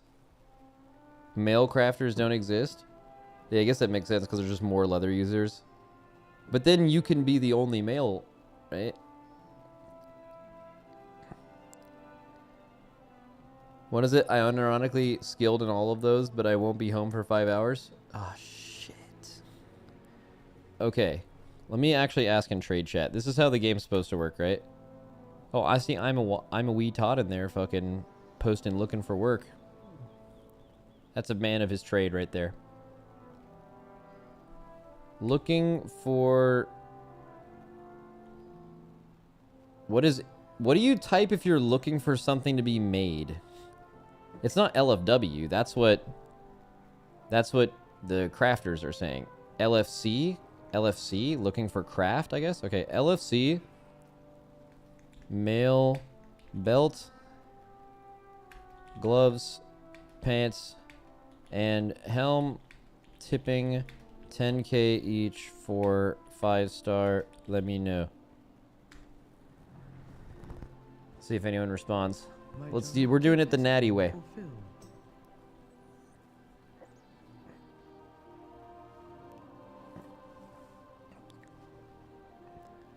Lol, they'll say 30k.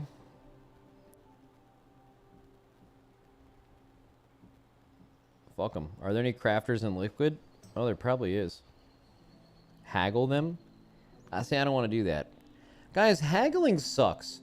Anytime you have to haggle ever... There's such a small amount of people that are skilled at that. I'm trying to avoid that at all costs. How much does it cost me? Well, how much will you offer? I'm going to leave. As soon as you hit me with the fucking... I'm out of here. Because if you're asking me that, that means you're better at this than I am. And I don't want anything to do with it. If a crafter talks back to you, just block them. Well, then the cartel will, like, fucking break your knees or something. I don't need that to happen to me. Alright, no one's responding. Why does no one make mail gear? I mean, I could put it on the... I could do a public order, but that can't turn out well.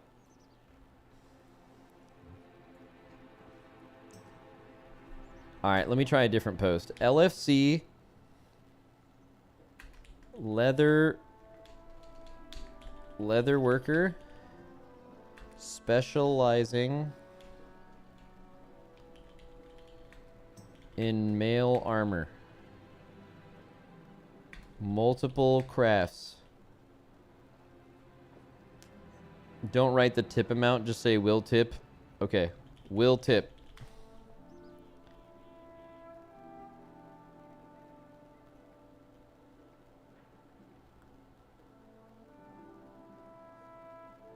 Say please?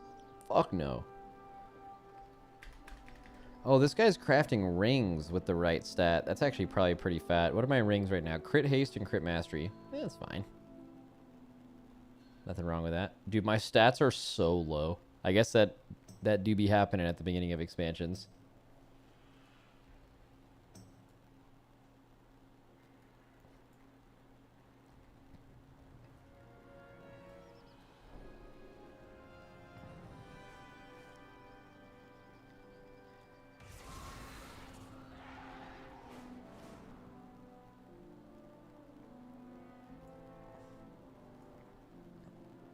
I have 19 point and mail belt is an option. Do you want one?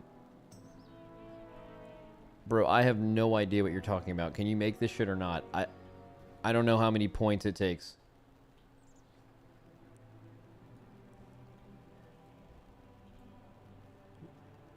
He can't rank 5 for sure. Okay.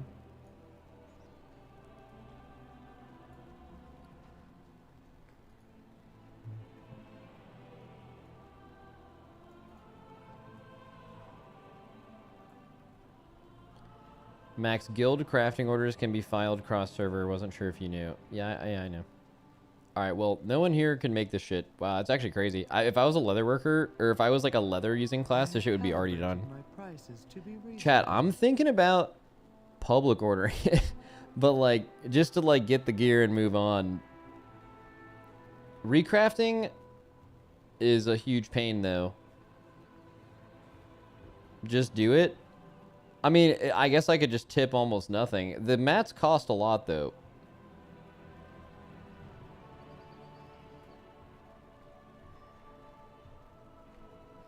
Send it to Hartnello. All right, fuck it. I'm just, you know what? Someone in my chat said send it to Hartnello. And I'm just gonna fucking do that. I don't know. Let's just see what happens. What's the worst that could happen?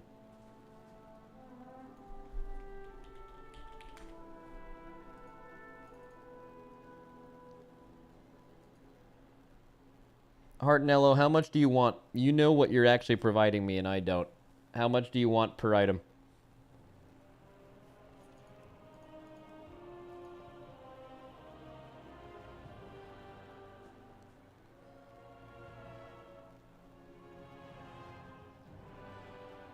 Hartnello Tyrannus. Oh, it doesn't work cross server. If you're not in the guild.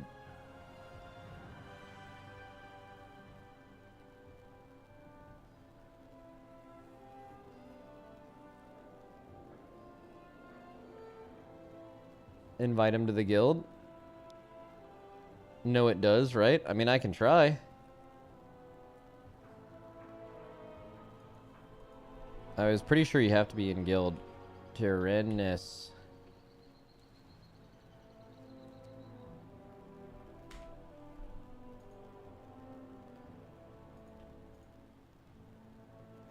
Why don't I'll do what, like 5k? Because I don't know what the fuck I'm getting. Crafting order creation failed. Please try again later.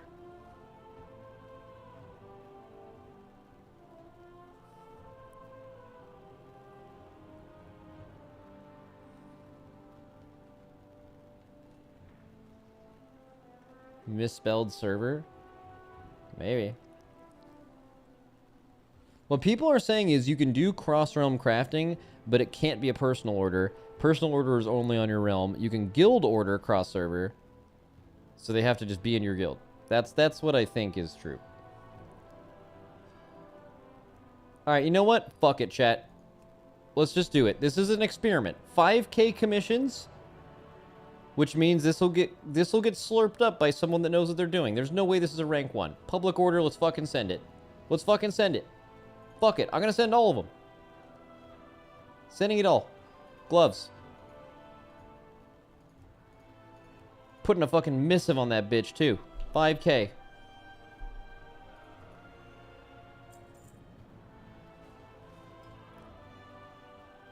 Belt. I feel some rank 5s coming, chat.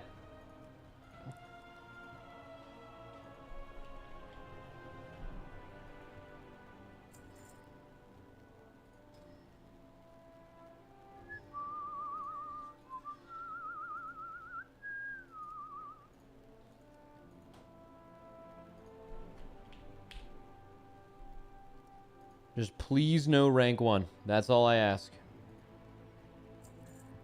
My thanks for your patronage. Let's fucking go. Let's check the status here. My orders. Order listed. Wait, completed. The girdle's been completed. Girdle check. Girdle check. We take a rank 4. We fucking take that. Let's go. That's okay. That's fucking good. I'm happy with that. 4 more of those things and okay, the gloves are done. Rank 4. There's some fucking guardian angel. There's a guardian angel right now on the public orders just fucking slinging out mail items. Who the fuck is this? Who's doing this? Who did it? Kangaroo Kyle. Did he do the gloves too? No, it's someone else. Bro, holy shit. God bless Kangaroo Kyle. My thanks for your patronage. Okay, 2 more. Oh, that's a rank 3. Okay, we got, 3 rank 4s and a rank 3. I'm fine. That's so much better than fucking messaging people and shit. I'm okay with that. Alright, my shaman's pretty fat now. Now what I want to do is feel my character. I want to feel alive. I want to do some dungeons. Or not some dungeons. I want to just hit this dummy real quick, I think. I want to see how enhanced feel.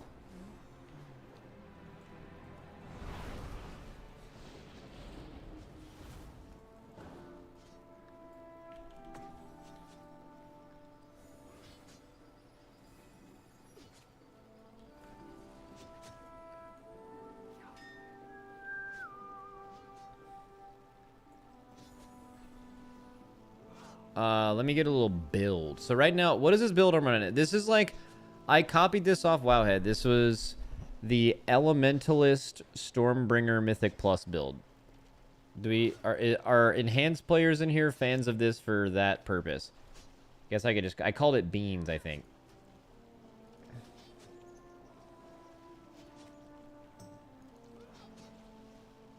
You like this one? Okay, cool. So let's do a new one then. Let's try pure single target.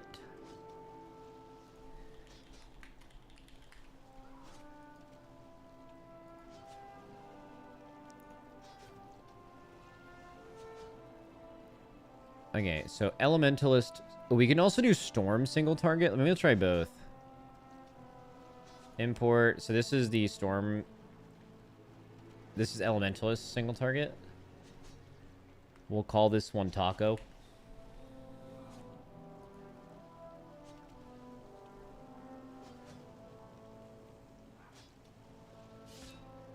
There's a few changes I think I'm going to do here. Pretty sure.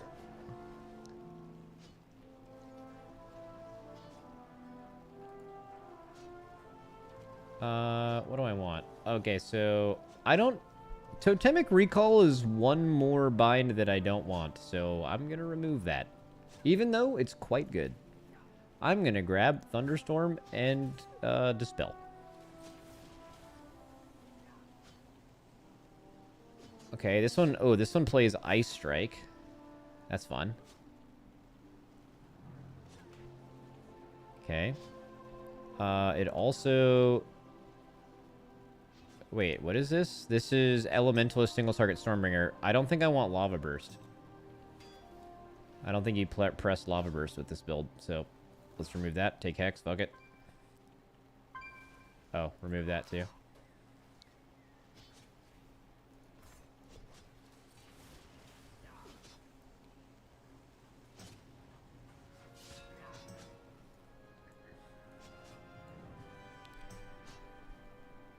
Okay. And then I want to see what... Let's see what Thor looks like.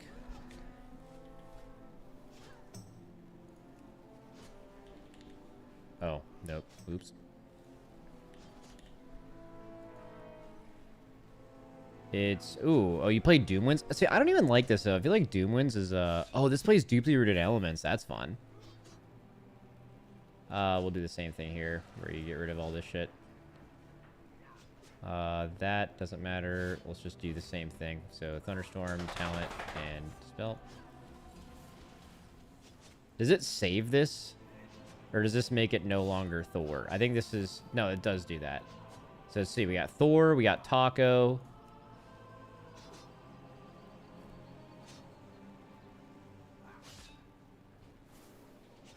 Beans. Which I think Beans is like the Elementalist Mythic Plus thing.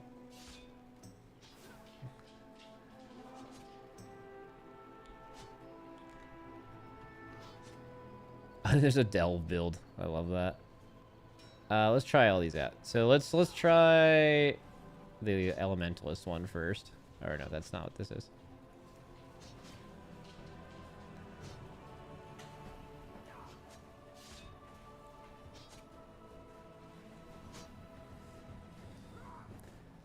So I'm not going to read too much into this. I just want to double check what the opener is. I'm pretty sure I know what it is, but let's see. Best Enhancement Shaman Opener, yes. Stormbringer, yes. And we are playing single target, yes. And do we have Primwave? Yes.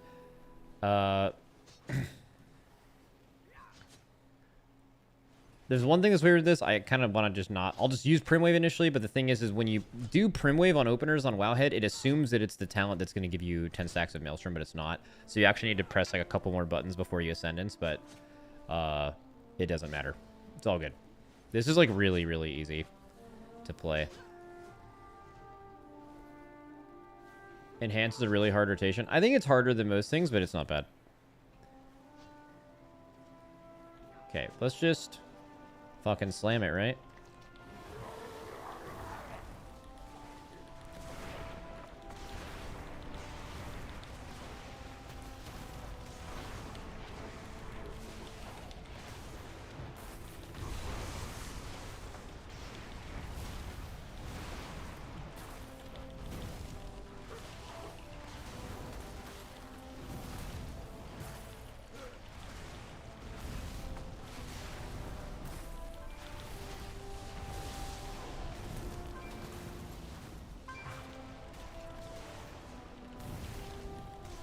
Bro, the fucking resets are insane.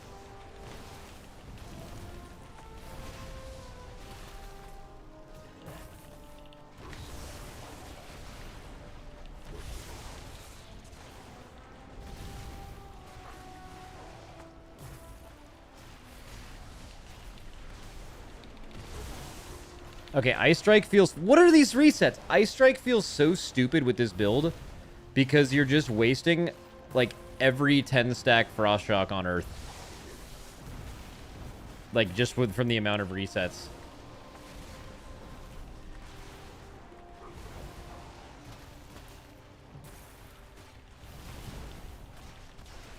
Wow, this is so fun.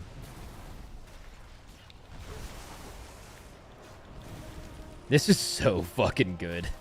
Dude, they cooked with this shit. This is insanely good.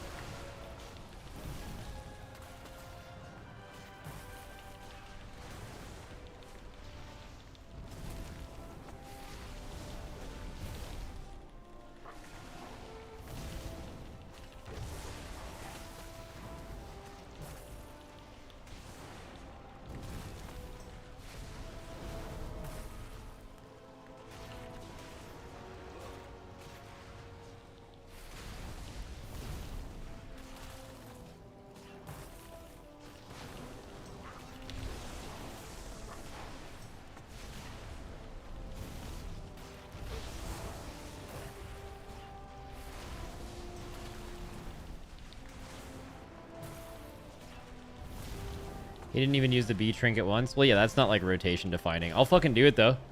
B gang.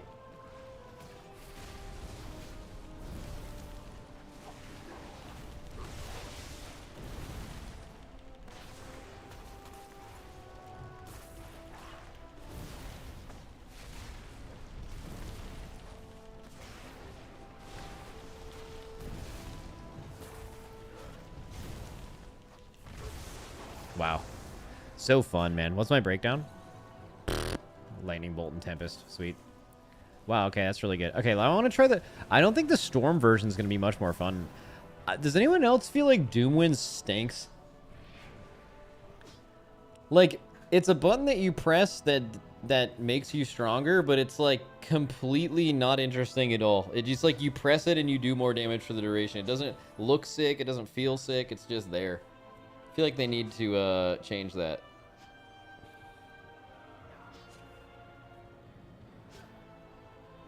That's actually like the main reason why I feel like Elementalist Enhance versus Storm Enhance, there's such a difference there, because it's just like they need a button that feels as good as like Ice Strike Hailstorm feels. And there really isn't anything. It's just like it's missing something, and that could easily be like a really cool Doomwinds.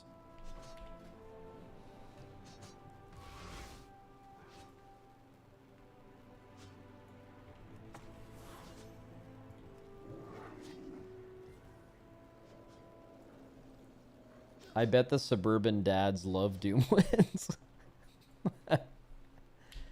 Yeah, they fucking love that shit. I don't have a lot of Valor Stones, so I could do like Babby upgrades to a few of my things. I definitely need to like hard Valor Stone farm at some point.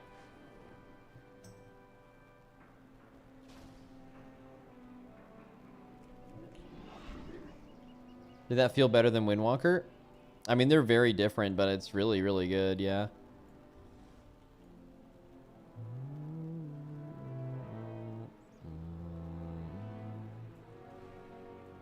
What's the best way to farm Valor Stones? Someone was saying slamming Heroic Dungeons, which is actually, like, really unfortunate, because I feel like that's pretty slow. It's not really fast. Oh, the neck's really good. Oh, really cheap uppies. Holy. Anything else have good stats? Yep, shoulders. Oh, that's gonna pretty much clean me out, I think. Unless I have another haste mastery piece. Maybe these boots, maybe one upgrade. Yeah, we could do one upgrade.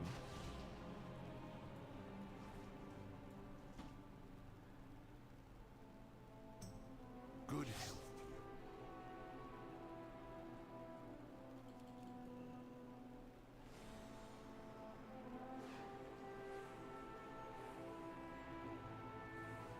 The skywriting race gives 155 when you hit gold for the first time. That's not Valor Stones, right? That's resonant crystals or whatever. Oh, you're right. The upgrade quest gives you a bunch, and I haven't done that on this character. I did that on my other characters. That's why I didn't think about it. God damn it. That's fine. I can get some real quick.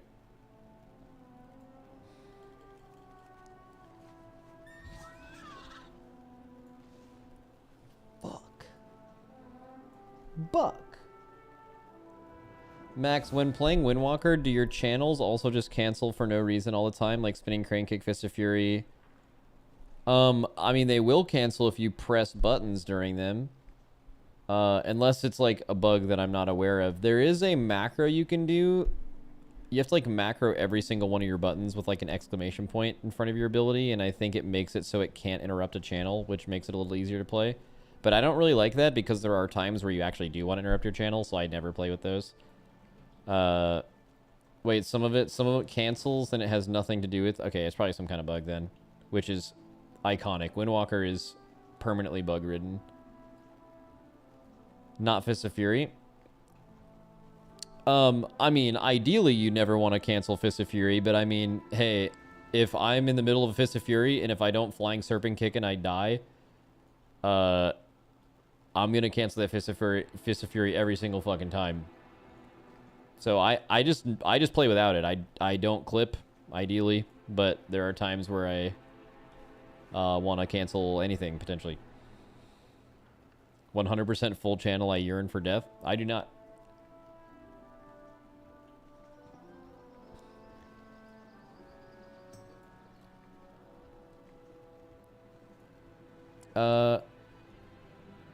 Let's just sell all this stuff. We can get some of this gold back. Greetings, sir and or ma'am.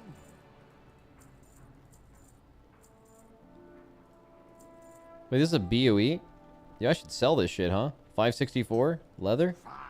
Yeah, I can probably sell the shit out of this. Let's see what we got here. Someone buy... See, I don't even know why someone would pay a lot for this, though. It's super... Yeah, I mean... I'll fucking sell it for 1K. I don't know. The person is probably putting it at 1K so someone can buy it and then repost it, but I genuinely think it wouldn't even make sense for anyone to buy it at 3,400 even, so... I'm just gonna put it there. That's fine. If you find anything exotic, bring it to me.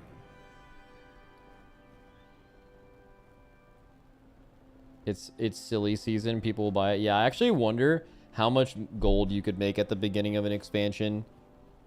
Just purely taking advantage of people not understanding things and flipping the market. But like, I just think flipping the market is so boring. The reality is you could probably make a lot of gold, but nowhere near the amount of gold from that you can get from boosting. I think boosting is still the like most OP thing for making gold in this game.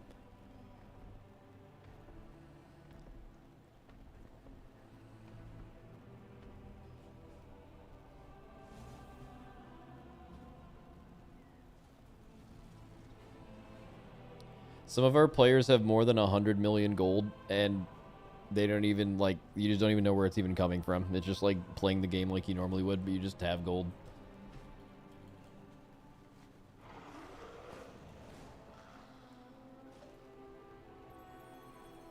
My faith kindles my hope. Kangaroo Kyle said, love the stream. I'm sad I couldn't get you ranked 5s. All good, Kangaroo Kyle. You're the fucking best. Despite everything.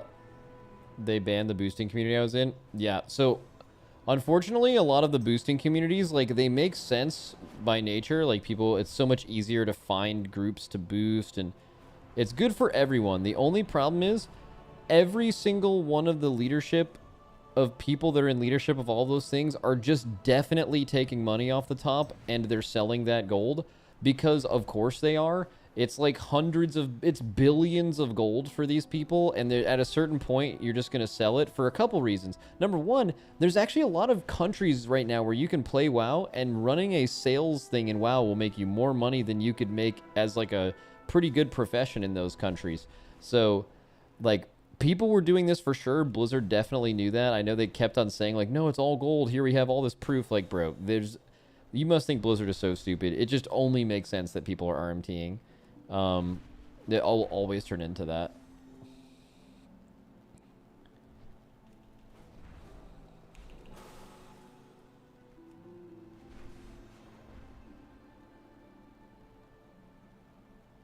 Why am I just flying around on my shaman? I should probably fly around on my monk.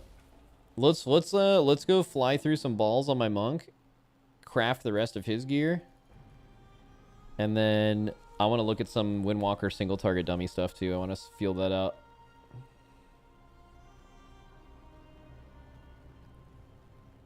It's scummy, but I 100% understand why they would sell the gold. I mean, is it scummy? Why would you care if they're selling their gold? I feel like as a player, you don't give a fuck. It's like pretty much Blizzard that cares. Because, you know, whether someone's buying gold from WoW tokens or buying gold from someone in the community, the only person who's mad is Blizzard not getting the gold, right? So, I don't think it really matters to us. It's just,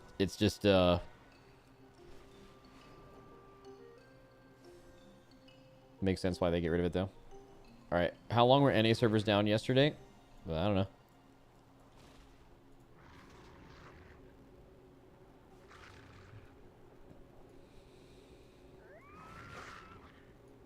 How is the leveling experience for you compared to other X-Packs? I feel like this was the nicest expansion for leveling. Now, what I mean by that is I don't really think leveling is interesting in any MMO. I know people disagree with that. Just my opinion. I don't give a fuck. I don't want to be leveling. Leveling, I'm just trying to play at max level for sure. I like a little bit of leveling, you know, but I don't know. I kind of liked the War Within. You, like, spammed the main campaign. If you were really fast, it took, like, sub 3 hours. If you were pretty normal speed, it took, like, 4 hours or so. And then you just spammed dungeons and you were level 80. It was fucking sick. It didn't overstay its welcome. I liked that it existed in some capacity, but I also really enjoyed that it was short. The new capital city is kind of mid. I don't really know what people judge capital cities by. Like, when people start talking about capital cities, I feel like it just very quickly turns into a nostalgia thing.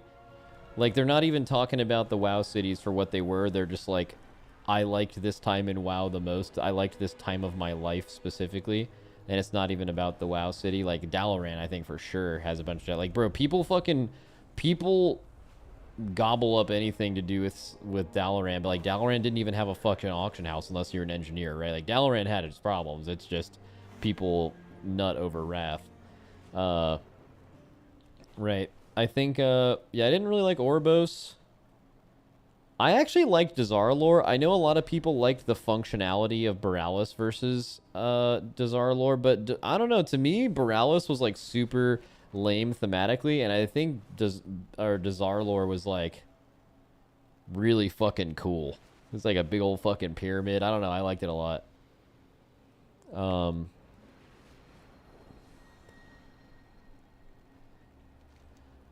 What about last? Veldraken was sick. I don't know. I kind of like this one. It seems. I actually really like the ability to, like, you're in Isle of Dorn, you fly down the hole, you're right in the Ringing Deeps. As soon as you want to leave the Ringing Deeps, you're right next to Hallowfall. It's all like right next to each other. Like, even though it has a lot of verticality involved, you don't feel very far away from any zone. I feel like dragon riding was really well done in this expansion.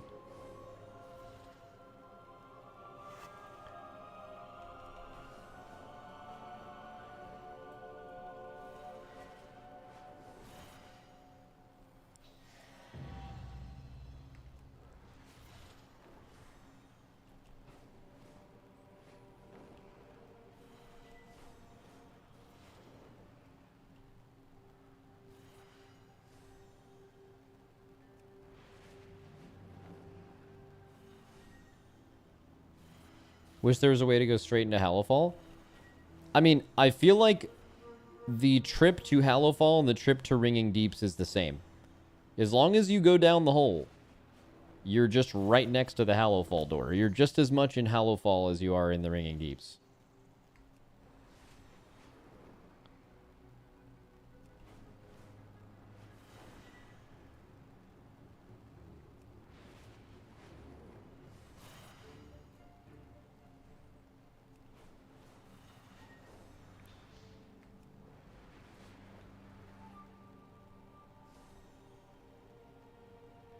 If you look at the main hole, there are extra doors and whatnot. Can't just be for show. It's 100% for new zones. I mean, yeah, they've been doing that forever, right? In Shadowlands, there's like a bunch of fucking extra portals at the top. I feel like it was pretty evident from the beginning those were just going to be for new patches. It turns out there will be patches to this expansion and new zones in those patches, and that is how you will get there. Because they're almost certainly going to be underground, right? That's where all the moles are at. Dude, I can't believe Morgan Day knew what mole people were. That was crazy. Dude, this Hallowfall shard I'm in is insane. I feel like these are all up. I have to be almost done. Oh, I'm nowhere close. Cool. All good.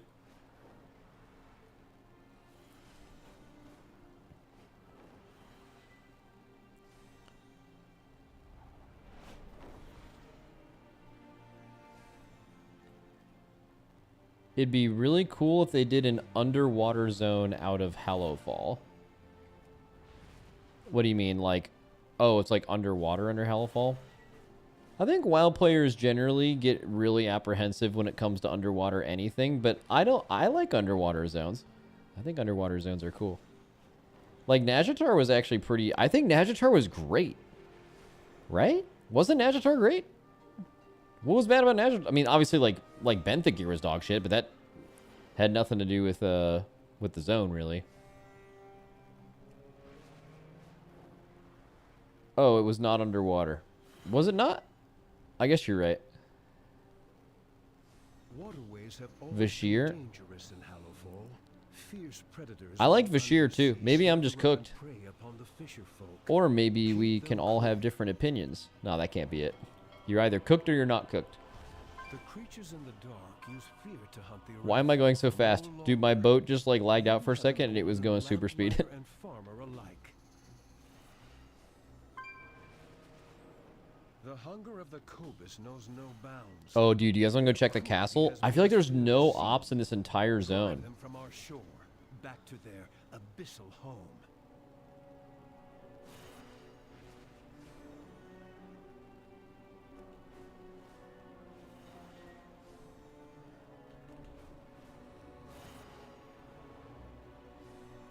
EU up.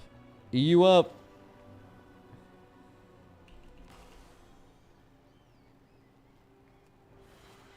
Dude, honestly, I wake up in the morning and I just can't wait to fucking delve. That's it. I just wake up and I have to be in a delve as soon as possible. I long for the dirt. Oh my god. This is the most goated place to farm this shit, bro. If you get here on a shard where people aren't farming these, they're just... Oh my god. Always check this place.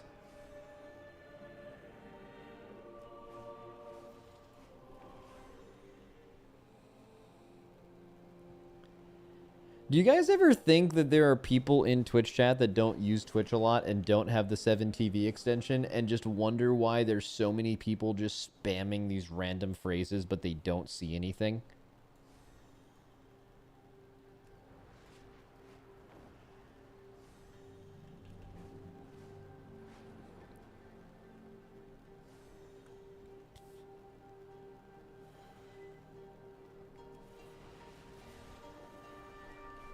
I have to be almost done. Every time I think that, I'm wrong, so let's see. Oh no, I am definitely done. Yo, that place is so broken. Back to Dornegal. Oh wait, I don't have my hearth up.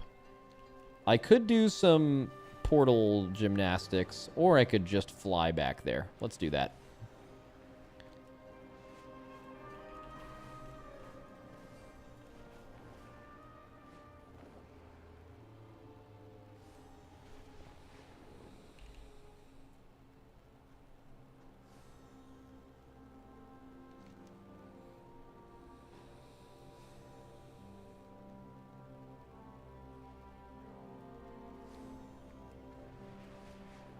I'm in Hallowfall on a mage if you want to port. Lol. Wait, I'm Alliance. Are you Horde? Yeah, I'm Horde. Also, I wouldn't group with you if you were Alliance because it just breaks my immersion thinking that we would be on the same team.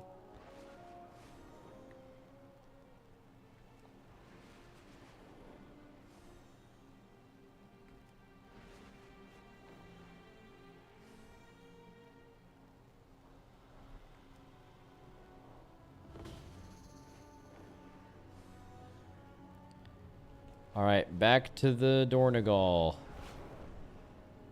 Dude, I like flying up the hole. This is actually, with the little wind streams or whatever, this is exhilarating. It's way more fun than going down. Don't you think it should also... Don't you think you should get the wind streams on the way down? I know that's not how physics work, but it's a fucking video game, right? Like, you just go way faster riding up the stream than you do actually nosediving.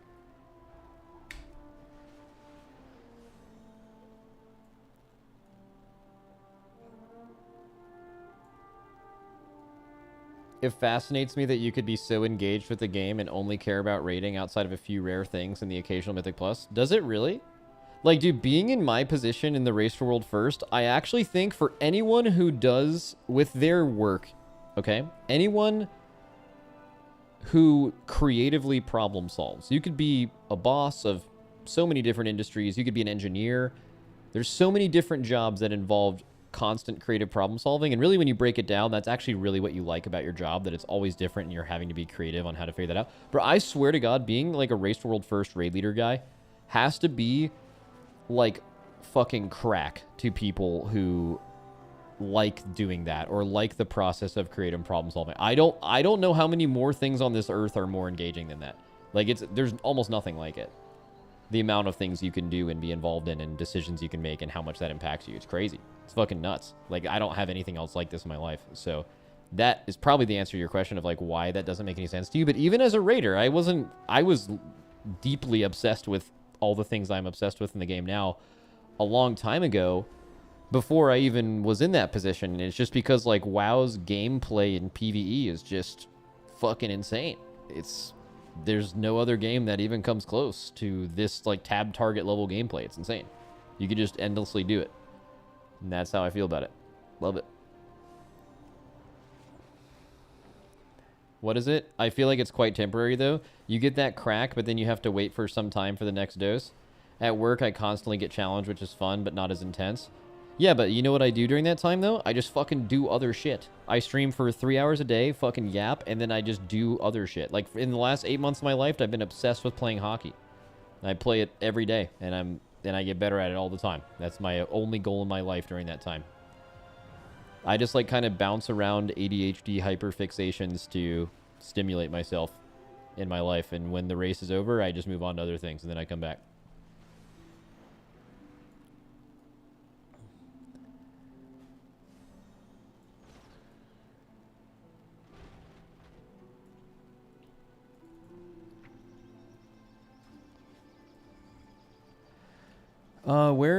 What was I going to do with this character? Oh, yeah, so I want to craft on this guy.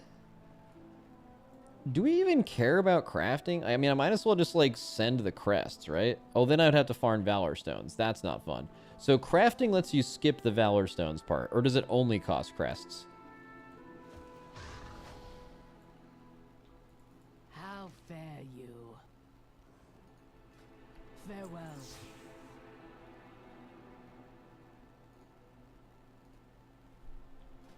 Like, if I wanted to upgrade this thing to 590, oh yeah, it would cost... Yeah, I'm cooked on Valor Stones. I'd rather just spend gold to not have to farm this resource. I think. That's the way. So we would be crafting a cloak and 2 rings, correct?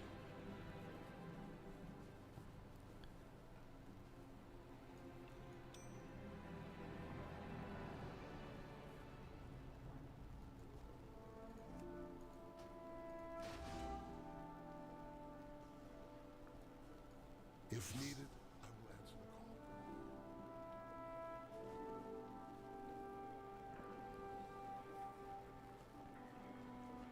Max, how do you think that negatively or positively that you aren't proactively finding new strats or advancing your understanding of the game mechanics while there is Race World First downtime? You can't really do that in this game. There's nothing you can do to simulate progression. We've thought about this a million times. Actually, you know what's really weird? We played like a different game recently. Terraceland, which is just a shitty fucking game, but it has crazy fucking good raiding, like extremely difficult, very WoW-like raid content. And I actually think for the few of us that played that game, it actually was like the only thing I've ever seen that would have been close to like practicing, if you can practice for the Race to World First. The reality is you just get experience by doing this. Like me biding my time and doing other things to entertain myself during the downtime, like sitting there and spending 40 hours a week trying to think of new strategies in WoW for what? Like for the boss you're not doing right now? Like for just make shit up? Like, I mean, like, I don't know. It's just not really practical. So no. In fact, what I used to do is like 21st man raid lead farm, but that made me want to end it all. So I just don't do that anymore. There's absolutely nothing fun about that. There's nothing challenging to it. It's just like scratching your nails on a chalkboard. It's completely irrelevant. You're not needed. Your entire job is solving things in real time in progression. There's nothing more to solve. You're just saying things. It's irrelevant. It doesn't help anyone. What would help me is like, actually, dude, I think AI could help me do my job better. Like what I would do outside of WoW raids is I would tell some AI to like design a WoW boss, and I would just feed the AI every single WoW boss they've ever made, and it would just randomly shoot out new ones that are probably not very good, but like at least going through the process of solving the new things it throws at you would be great practice that you really only get during a new raid, right? Or if there was just more raid content made throughout the year, that would be a way to practice. But without new content to stimulate you, it's not realistic what you're asking.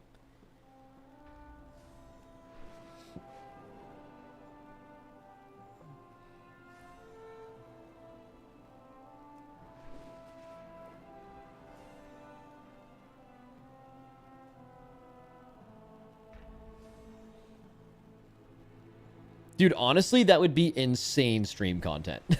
Like, could you imagine a stream of mine, and it's a little bit of yapping, but then for the last hour of the stream, I just strategize and figure out AI-generated, like, WoW raid bosses and just go through that feeling and that process? That'd be fucking sick content. That'd be super fun, too. in a world where that could actually work.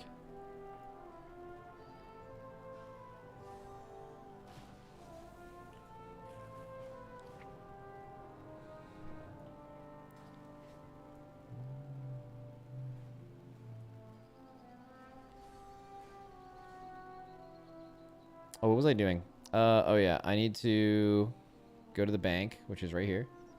I need to withdraw some funds. My directive is to serve you. Let's withdraw some funds. Maybe 200k. Beautiful. And let's craft some gear.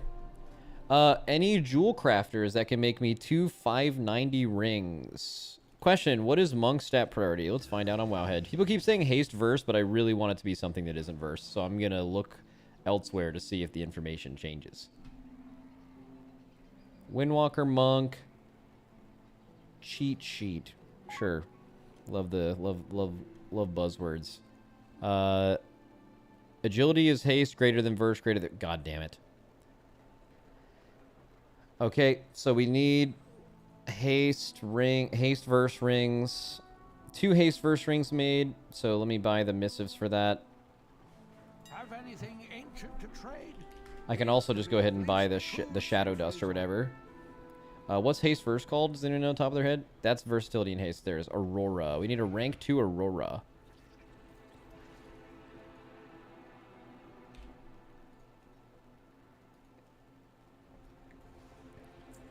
And then we need all the mats. Did I save it here? I didn't. I think it's like something dust, so I'm just going to search dust. That certainly won't be bad, will it? Current expansion only. Search again. Oh, you're mad. You're so mad that I found that. It's going to be 30 per, so I need 90. And I need 15 gleaming shards.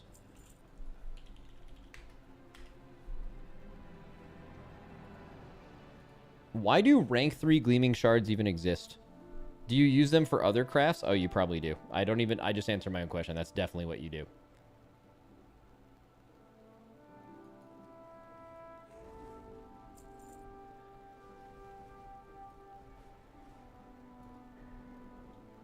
Okay, now I just need... What was it? It was 2 rings, and I was just going to do another, I guess, cloak, right?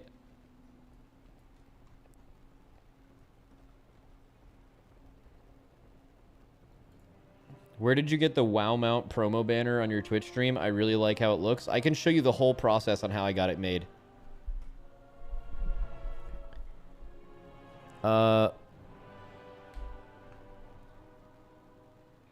I messaged Franck and I said, need you to cook up a sick graphic for the support a streamer thing. He said, we'll try some stuff. I messaged him 4 days later. He said, and I said, did you try some stuff? And he said, Def forgot. Let me make you one when I get home later. And then I said, okay. And then he linked me it. And then now you see it on my stream. That's it. That's how it was made.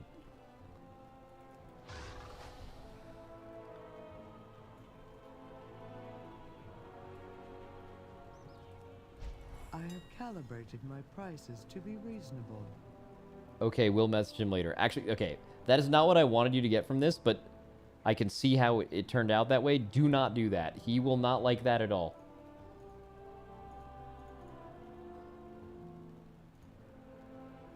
Track recipe for that, and then we need 2 rings, which is nice. We'll need a jewel crafter for that. Finger malleable band, that's the one, I think. 515 is a pretty low. Wouldn't it be 545 to 590? Is it no, it actually is that one. Malleable band. We need 2 of these. Is malleable band unique equipped? It is not. You can have 2 of these, right?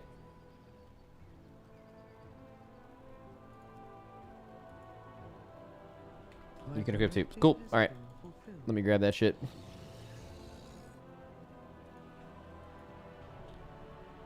Have anything ancient to trade? Needs to be at least 2 centuries old. Okay. I might be asking for a little too much here. So let me know if that's the case. But it would be nice, instead of like tracking this shit, it would be nice if like you could like shift click the thing that you're tracking while the auction house is open, and it will actually just buy everything you need at once, and you press one buy button and it buys 2 items at once, rather than like having to individually search for both. If that makes sense. Like you can buy a whole pack. Auctionator does that. Ban all add-ons from this game.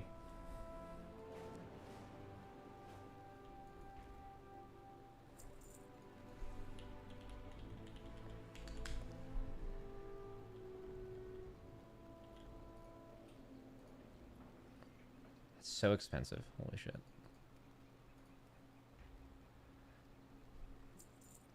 Ambivalent Amber. Oh, I spelled that wrong. Love that. 4 of those bad boys. 2 Radiant Rubies.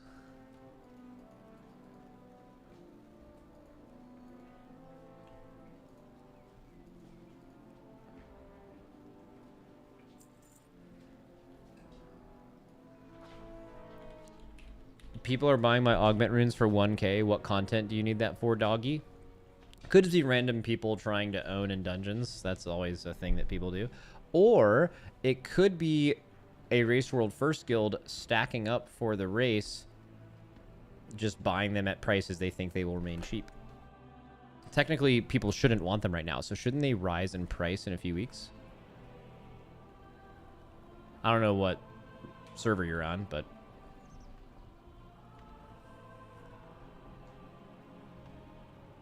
what was I looking for here? Radiant Ruby. Do I have the filter on? I do not. There's not even ranks to this. It's just a thing. Okay. Oh, that makes sense, actually. That's the thing you probably make gems with that. And then 8 crushed gemstones. Okay, everybody in chat, who can make a little ring for me? Who's a crazy ring maker? And you can make it rank 5. Ideally.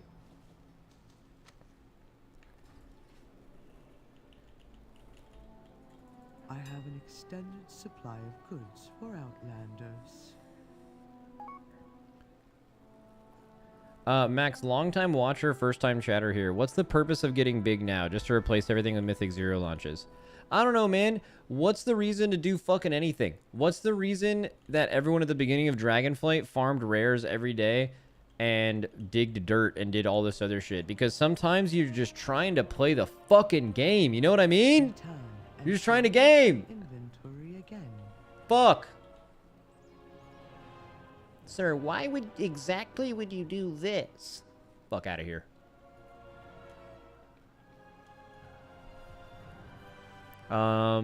Crest.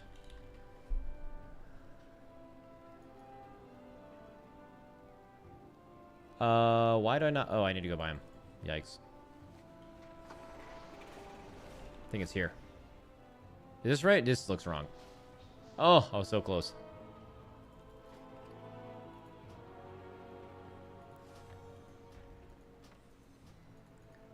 Damn, I came at that guy so hard. Imagine he was just asking an innocent question. Just fucking sent him to the Shadow Realm. Got mad. I got mad. I'll spin. My directive is to serve you. Oh, shit. Not that.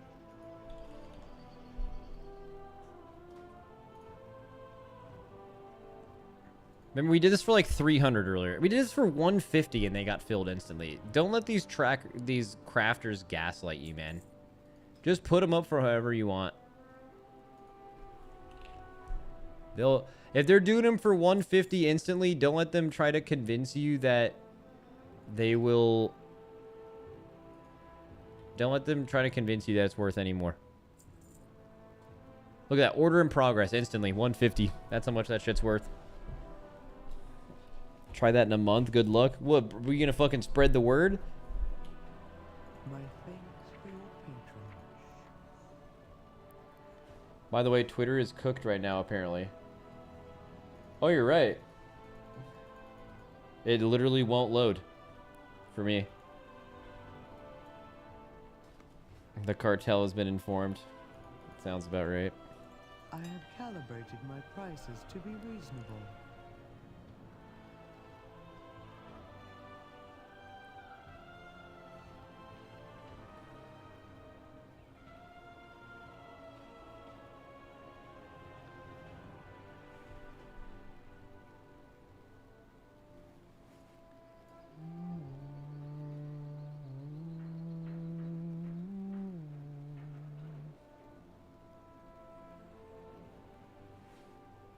Alright, we got all of our crests.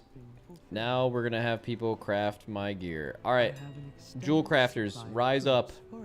Rise up, jewel crafters. Who wants this shit? 10k commish. 10k commish.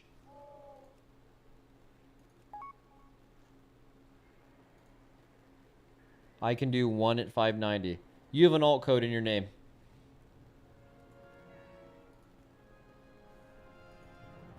I will do it though. Just this once. But you need to learn that that's not okay.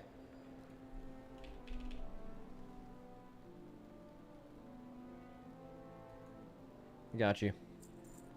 Alright, I need one more. Public it? I mean, I will public it if no one else can do it. Alt codes are 100% normal. No, they're not. You guys need to learn that alt codes are fucking annoying. Just pick a new name.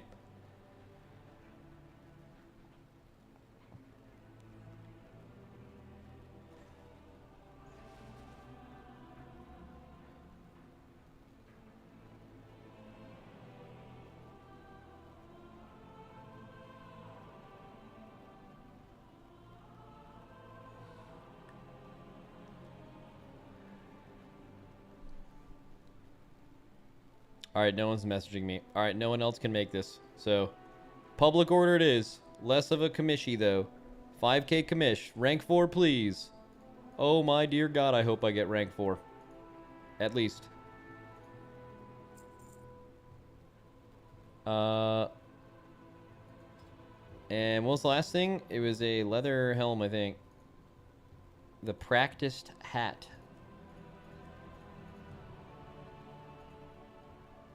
Any leather workers specializing in helmets?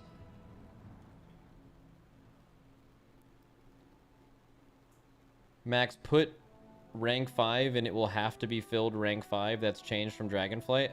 Really? I've had people tell me that it's still really shitty. But maybe you're right. Wait, no, sorry. You can't do quality on public.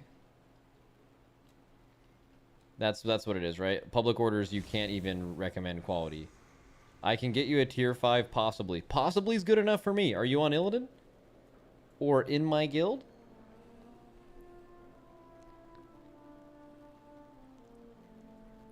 No? Alright, well you can't give me shit, buddy. Public ordering it. Let's go. Roll the dice. Oh man, I hope Kangaroo Kyle helps me.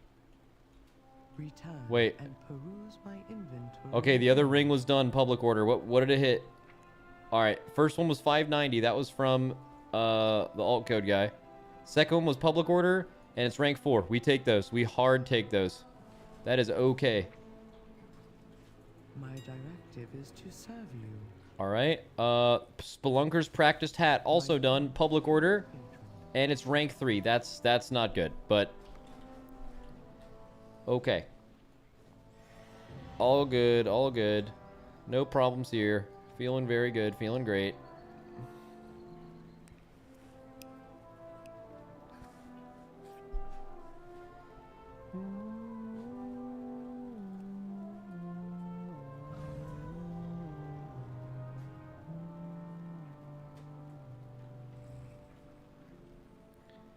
Alright, now I want to play Windwalker on the dummy a little bit and feel alive.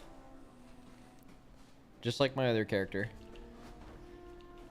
Let me download or look. I mean, this build is fine, probably. I mean, you probably wouldn't play Revolving World, but so what is this build I'm playing right now? This is Shadowpan Mythic Plus, or it should be. What would it be trying to change? Yeah, this is okay, correct. This is Shadowpan Mythic Plus. Okay, so let me do Oh wait, I'm already here. When the fuck did I open this? Oh, it was to look at stats. Talent builds. Let's do Shadow Pan rating. Okay. Import. Cock. Oh, wrong part. So Shadow Pan rating, which is what you take. I mean, that's like super basic. I guess that makes sense. Interesting you don't take Energy Burst. But I guess you don't get a lot of those procs, huh? And then let's do Conduit of the Celestials rating as well.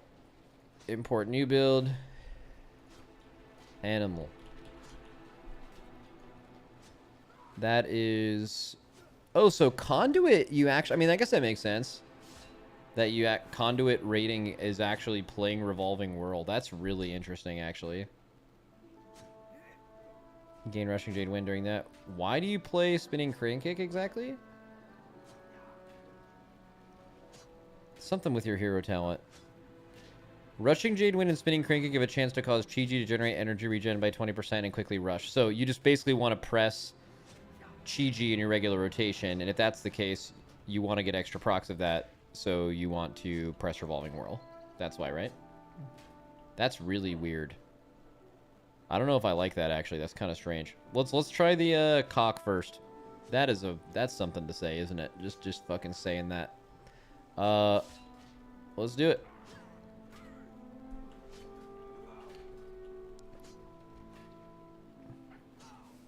I'm not going to read anything about the rotation. I'm just going to do it all natty and make it up and see how that works.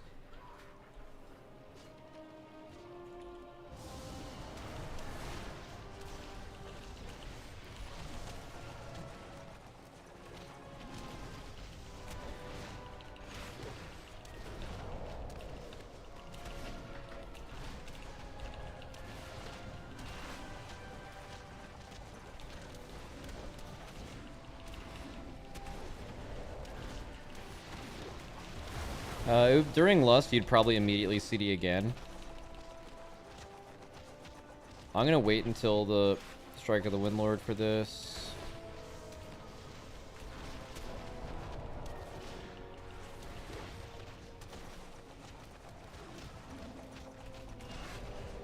When would I have saved that? I mean, I guess I probably use...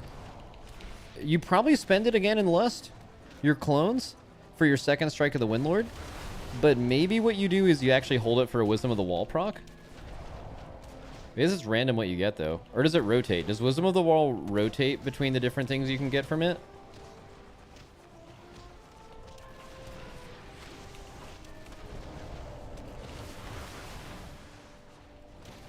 Yep, you guys are typing yep, but I don't know if that's because you've been gifted a free cock and you have to press that to activate it.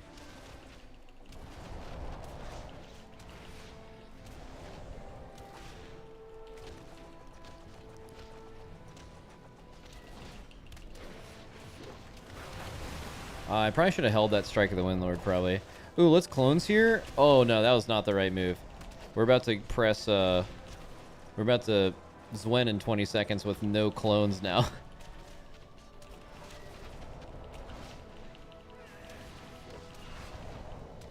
That was not the right thing to do. But the good news is I can just make it up that this was a 2-minute test, and I was never intending on pressing that anyway. That's easy. Alright, cool. What does that breakdown look like?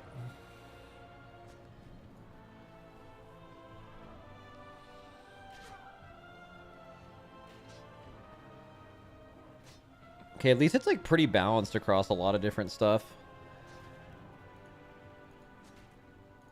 Rising Sun Kick's doing a ton of damage right now. That's crazy. Rising Sun Kick was my top dam. Single target. We like to see that. Rising Sun... I mean, in pure single target, isn't your breakdown saying in order Rising Sun Kick, Fist of Fury, Blackout Kick, regardless of how close they are? That's, like, ideal as fuck, right? At least there's, like, not a lot of fucking weird shit in there, you know? That seems like... that's as God intended. Let's see how wrong I was playing. Rotation. What's the opener? Best Windwalker Monk opener for, yeah, we were playing Shadowpan. So with these things, use the X markers to make talent selections to populate the priority list. Okay, Tiger Palm, Rising Sun Kick. Oh, so I definitely didn't do the opener right. So you do Tiger Palm, Rising Sun Kick, Tiger Palm, Invoke Zwen, and then you clones, obviously. Rising Sun Kick, strike immediately. That's what I did. Okay, so this is like pretty normal after that. I just didn't get, like, I didn't fit that extra Rising Sun Kick. I think the reason you do that is, doesn't pressing clones make your Rising Sun Kick immediately come off cooldown? It does, right? Yeah, it does. Okay, that's why.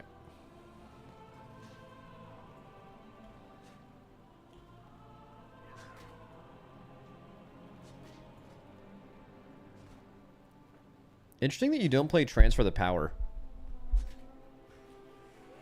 Blackout Kick, Rising Sun Kick, and Spinning Crane Kick increase damage dealt by your next Fist of Fury by 3%, stacking up to 10 times. That's just, it's just surprising that that isn't good.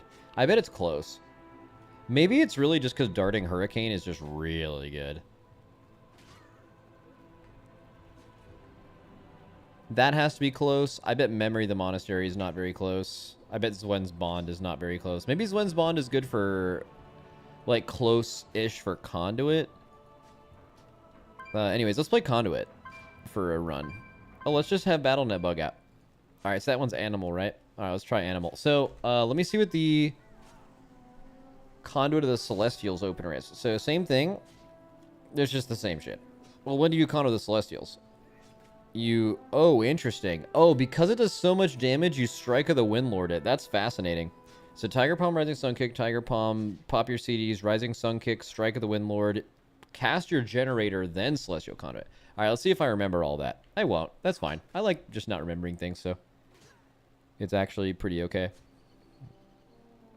It just feels wrong. Do you full channel it? You must, because it does so much damage. That's why you're buffing it. Alright, let's feel alive. Right? Alright, let's see if I remember everything.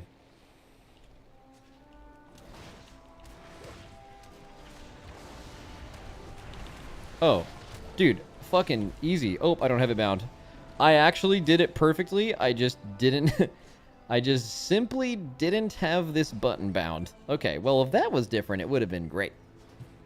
It would have been extremely cool if I had that bound. Alright, we'll wait 2 minutes. There we go.